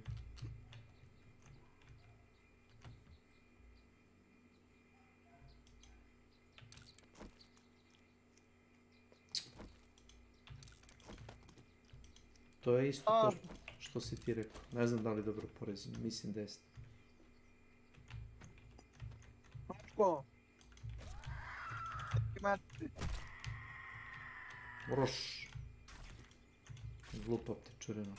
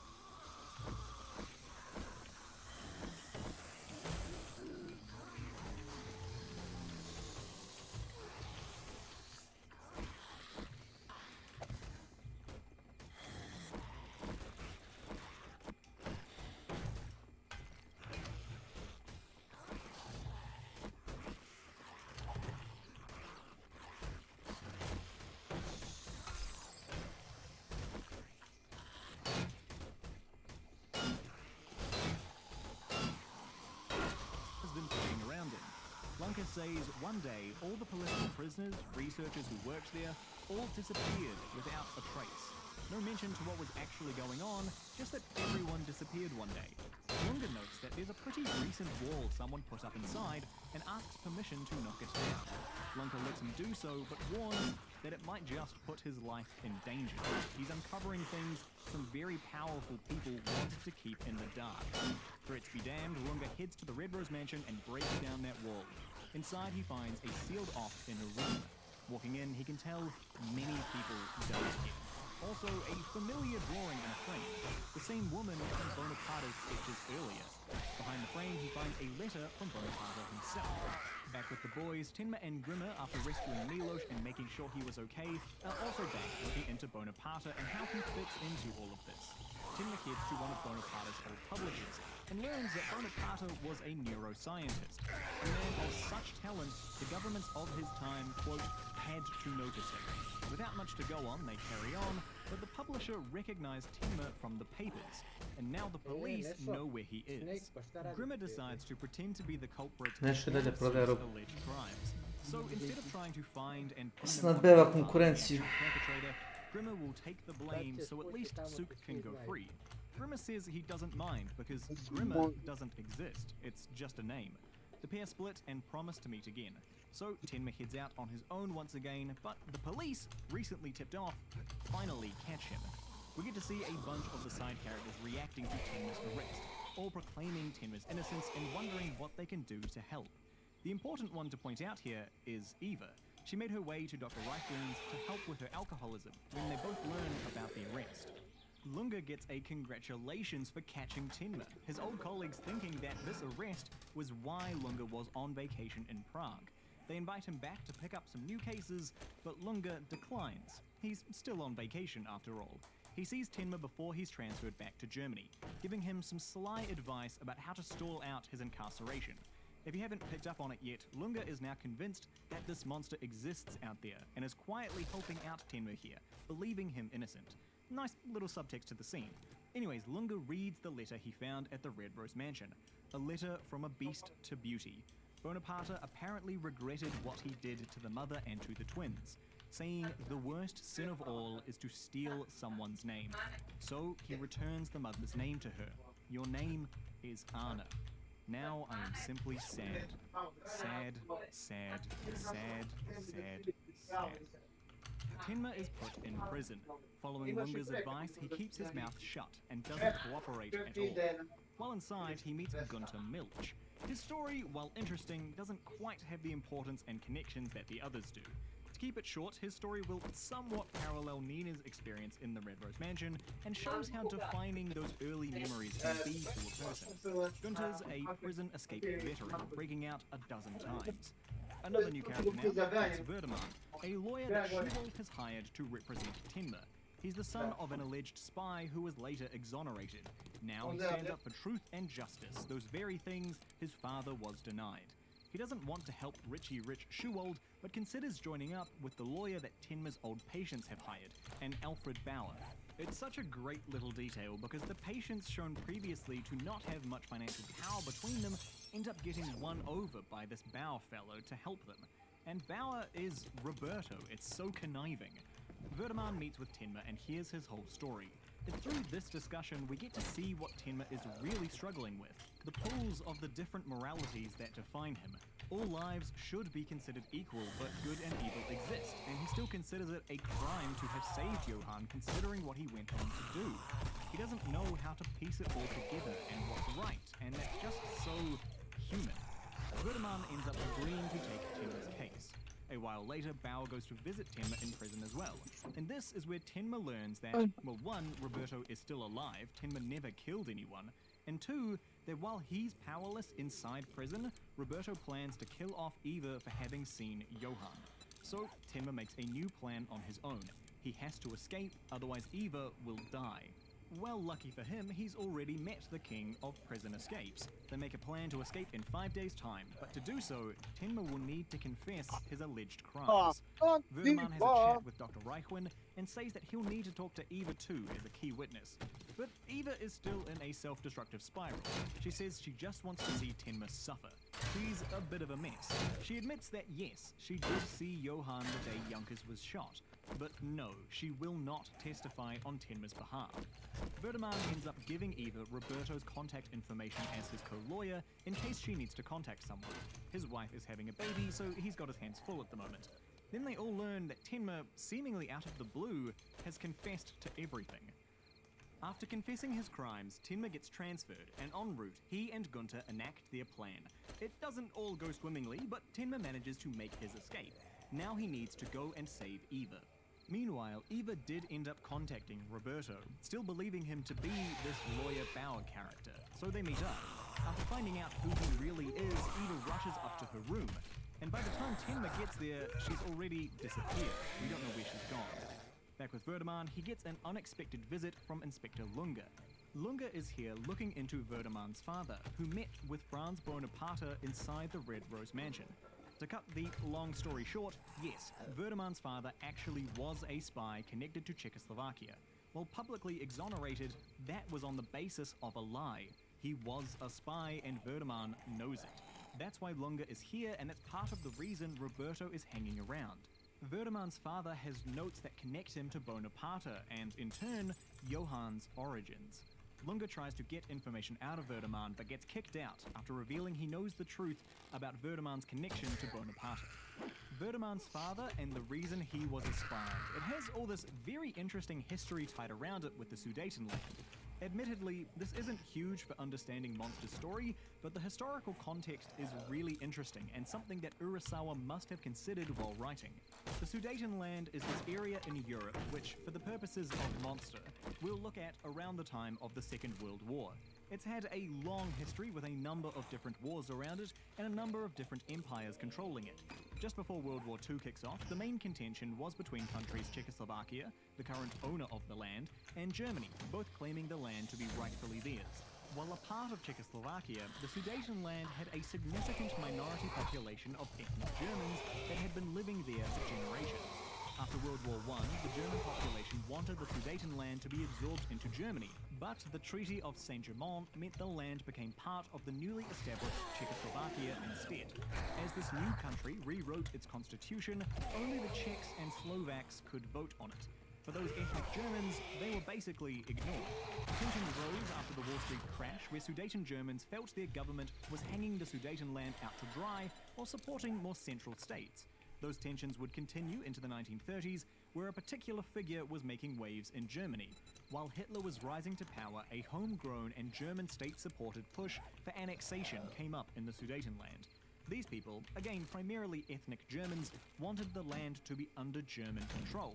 Instead of marginalized people of Czechoslovakia, they wanted to join the booming German nation. The Czechoslovakians, who officially held title over the land, said, "No, you're a part of our country. You can't just become a part of Germany." Then Germany began militarizing, and Hitler began demanding more territory, and the Sudetenland was one of the first things he wanted. Britain at the time, not wanting to plunge the world back into war, said that it should be handed over to Germany peacefully, under the condition that Hitler would lay claim to no further land in Europe. This is what today we more commonly term appeasement, basically giving Hitler what he wanted to avoid a global conflict. Well, that didn't last too long. Germany quite happily took control of the Sudetenland to the joy of the majority of ethnic Germans in the area. Then Hitler got hungry for more and, well, World War II happens. A lot of resentment was sowed into the land and the people. See the Liddus massacre as an example. The exiled Czechoslovakian president stated, "What the Germans have done in our land since 1938 will be revenged upon them multifold and mercilessly." At the end of the war, after Germany lost, the Sudetenland was passed back to Czechoslovakia. Then Czechoslovakia made good on its promises, killing some 3,000 Germans and marching another 20 to 30,000 to exhaustion and death out of their lands. In the official response to German surrender, Czechoslovakia authorized a near-complete removal of all ethnic Germans from their borders. Some 3 million Germans forced out of the country. Only those that could prove their value or loyalty or valor in fighting against the Axis were allowed to stay. Check out this geographics video if you're curious for more. I will put this clip as a teaser. It was a feeling that gave birth to resentment, that in turn gave birth to a monster. Where are all the real history ties into Monster? Well, both Berteman's father and Franz Bonaparte were Sudeten Germans. While Bonaparte's family... Pa stavi link, pa gledat ću kad bude mogu. Idem za jedno pola sata, tako da ne verujem da mogu da pogledam sad, ali pa ti slobodno. Radi se o tome, znaš ono što gledamo Neše i ja ove scamming, kad ih nađu pa im downloaduju sa njihovog kompa sve slike, kontente pa ih natekiraju to, vrate, gledaj. To je taj link. I ja, znaš ovo šta sam hteo još da ti kažem, ima brate jedna slika, na toj slici se nalazi jedan štit koji mi je potreban baš, znaš. Grb ili štit? Štit, brate, šildić, znaš. Ali je na mapi bug i ja ne mogu da do njega dođem. Zapravo nema načina da... Ne znam kako da resetujem mapu ili šta već da radim da bi mogo da... A šta igraš, Wasteland 3? Ne, pričano je za Everspace 2. Oh. Ne znam. Kad bi mi rekao konkretno o čemu se radi, mogo bi da ti nađem na internetu, ali pošto nisam igrao, mogu samo da prepostavim. Dobro, kad se recimo vratiš i to ako možeš da baciš pogled. A ne znam šta ti konkretno treba. Čekaj, ja ću da ti ovo. Evo ovako. Šta je u pitanju? Upgrade za brod. Tako? Ne. Da, to je za brod. Jeste, upgrade za brod. Znači prvo možda mi kažeš šta ti treba. Ja ne mogu da čitam isto. Znači, ovo je na 58. sekundi šta treba da se radi, a ja ću da ti ovaj moj, kako se zove, da možeš ti da ovo vidiš kad odgledaš to. Na 58. sekundi kažeš. Da.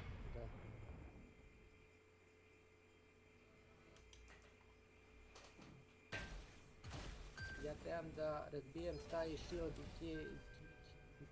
generator da bi do sanduka tog mogo da dođe.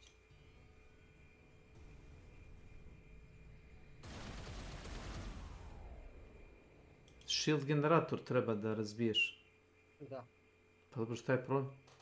Oružje ne može da ga probije, šta? Pa ne, nego je problem Snake što ga, brate, nema. Što ga nema, razumeš? Kako nema? Nema taj shield generator ili nema taj kontejner koji treba da otvoriš? Kontejner je, brate, tu. Tu je. Dobro, ali? Ali u ovom ovdje uglu, tu, bi Da. trebao da se taj shield, ali njega nema. I ne znam kako da kontejner sad stavi tu, da otvori. Pa prvo moraš zagonetku da rešiš, ja mislim. A ako sam vidio zagonetka je ta da moraš da pucaš u one... U to. Ja sam rešio sad. Moja pretpostavka je, pošto ja... Da, nije otvoren taj shield generator. Moraš prvo da rešiš tu puzlu. A ja sam je rešio, sve je na... Zeleno. Samo mi uzeo sam nagradu. 1, 2, levo, desno, levo, šta je ovo? Dole. Kada rešiš ti ne možeš više da... On je upalio ovdje sve zelene i... I dobije neku nagradu i šta sad? I sad bi trebalo da ovdje stoji taj shield. Shield generator, da. Generator štita. To je fazon što ti me nisi dobro objasnio. Nije mi bilo jasno da li je pitanje upgrade za tvoj brod ili šta. Pitanje je generator koji proizvodi štit za to što ti hoćeš da otvoriš. Ok, ali u toj... U tom ćošku nema to. U toj kutiji se nalazi štit za moj brod, a u tom ćošku majkumu nema.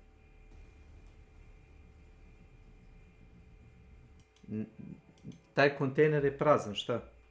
Nije. Nego? Ne možeš da ga otvoriš? Da. Ne možeš da ga otvoriš zato što nisi razbio štit generator. Štit generator stoji u onom ćošku, a kako se otvara taj ćošak, ja pretpostavljam kad rešiš tu zagonetku da onda se otvori.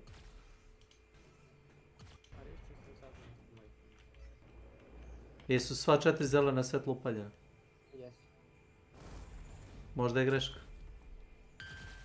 Možda treba da uzmeš zadatak, pošto ja vidim da mu piše secure container. Možda treba da uzmeš zadatak od nekoga. Pa nema tu klasičnosti za zadaci. Ja sad nisam igrao i ne mogu da instaliram da ti kažem da li je greška u pitanju, da li su oni tu nešto promenili. Mogu samo da nađem link za ovaj YouTube video. A gdje bi mogao da... I da pročitam u komentarima. Samo šta piše. Za počas da ti pustim još nešto moram. Vlad, kada se kažete rekao, za 15 minuta tada idem nešto da pojedem, posle toga idem na posao. Znači...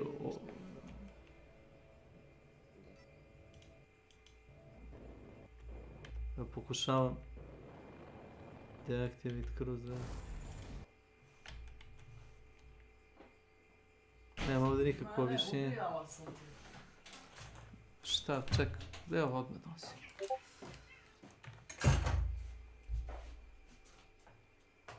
Onda uzmeš za užan. A gdje ću sve to nositi? Stavi mi jednu od te dvije, dok ja to sve oljuštim i...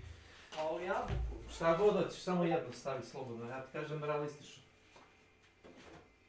Evo ti imam kao prano. Stavi. Ne da je sam puno jabuku u banani, treba mi učati.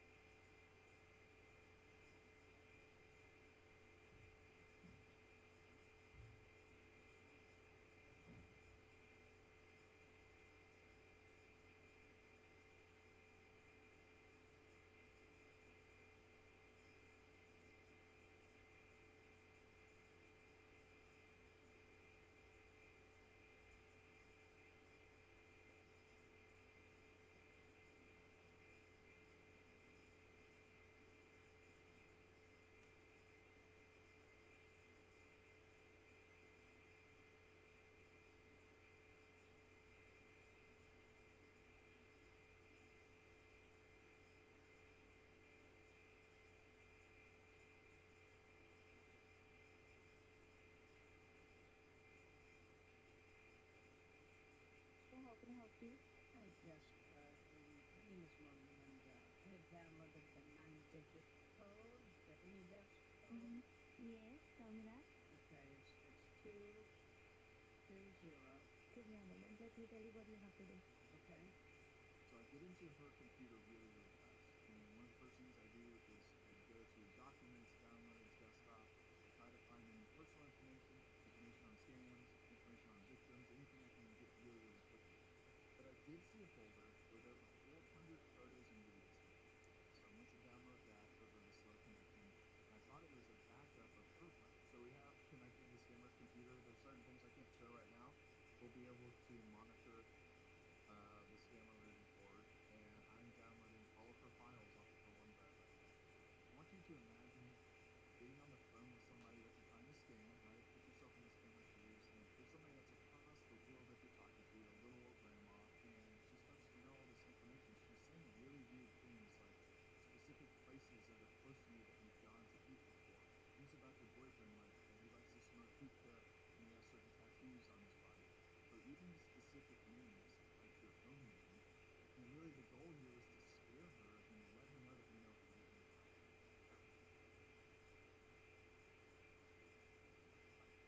Now look, what I'm going to do here, I'm going to cancel that license fee which is running into the right? And your name again, darling? Jessica. Yes, it's Jessica. Where's Pragya? You know who that is? What did you say? I was asking who Pragya was. Like how you know her? Well, because my granddaughter's name was Pragya. Oh, I thought it's an Indian name, right? Yeah, my husband's Indian. He's from New Delhi. Oh. His name is Rishu. His name is Rishu. Okay. Rishu Pandit. Rishu Pandit. Yes, and my middle name is Priyanka, actually. Your middle name is Priyanka? Yes. My husband made me change my name to Priyanka. How sweet of you. Yep, I met him at the Kavya Eating Point restaurant in New Delhi. That's where I met my husband. Kavya Eating, and where is it? It's in New Delhi. I was over there for school. Okay. But yeah, I went to the Kavya Eating Point and had a little naan, had a little halim, and I met the man of my dreams. If I could get a rating, I would give it 4.1 out of 5 stars. It's in Lakshmi Nagar, right? Yes. How did you know that? I just Googled it. Oh. I thought maybe you lived there. No. You know what I really enjoy though is there was a place, actually I went back to New Delhi recently. Have you ever been to Yum Yum India? It's a little page, they show photos of restaurants. There's a place called Tandoori Momos, and it is so yummy. Tandoori Momos. Yes. Tandoori Momos. Have you ever been there? No, I didn't go there. Yeah, they had a challenge where you eat 20 momos and you win 2,100 Indian rupees plus free momos. Okay. Do you have like a boyfriend or a husband? He's this gentleman. He's got like spiky hair with like bleaching and tattoos. He drives a motorcycle. Yes. Is that your boyfriend? Yes. Oh, what's his name? How did you know that? And he likes to smoke hookah? No, he don't like. He like that, but he just left everything. Does he work with you? He did not drink, he did not smoke. No. Oh, no, he doesn't? He doesn't work with you? What does he do? But if he has the tattoos, Yeah, he has tattoos. He has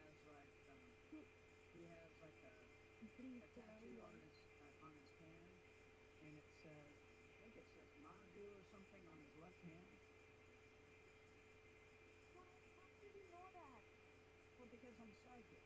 You're a psychic? Yes. I never thought that you have that much knowledge about my person. I don't know. I guess you have connected to you, so no. I don't know, there's something about you.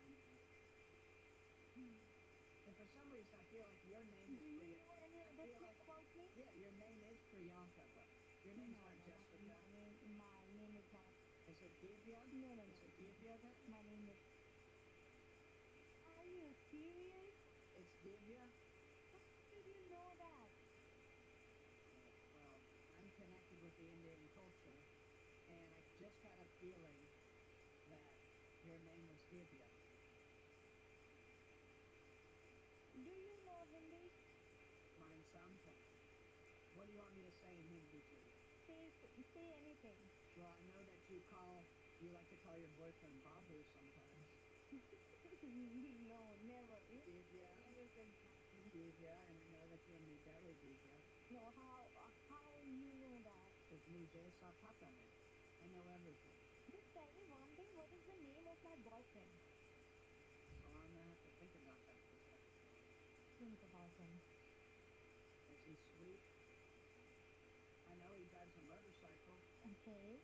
Who's Baba Sani? Is that one of his friends, or Baba BK, or Gitty Baba? Are those his friends? You are. Is his name Ron? Is his... No! She's definitely something. She has no idea what's going on. I'm going through her history. Here's Divya, I think, and her boyfriend. Right there. There she is. That's our friend right here. They're partying. I think this is her. I think this is her right here. Out with the friends. At this point, some of the SP guys came into the stream and surprised me and actually wanted to see all the files that I had gotten. So we're going to get it through them rapid fire, but don't worry because right after I'm going to break down everything that's there. So why are you recording if you're so awesome? Oh, you guys see Santa Claus? Yeah. She had no idea. You could hear her like holding the... O, gde si Milane Legendo, šta radiš?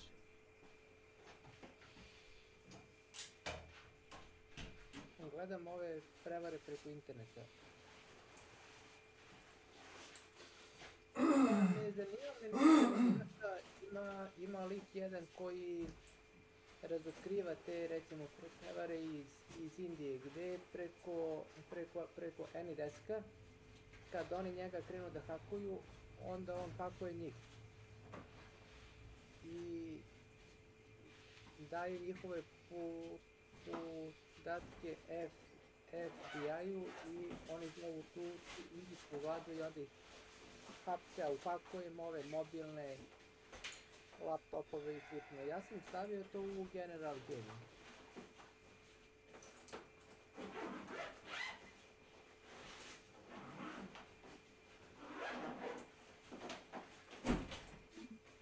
Znaš? Eto. Nije loše.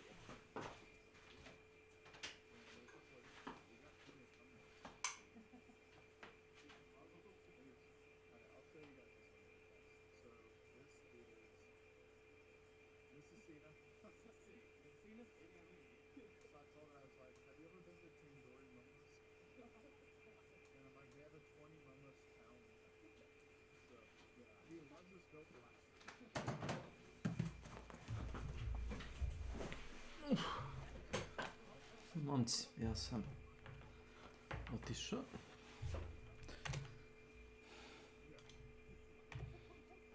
Super.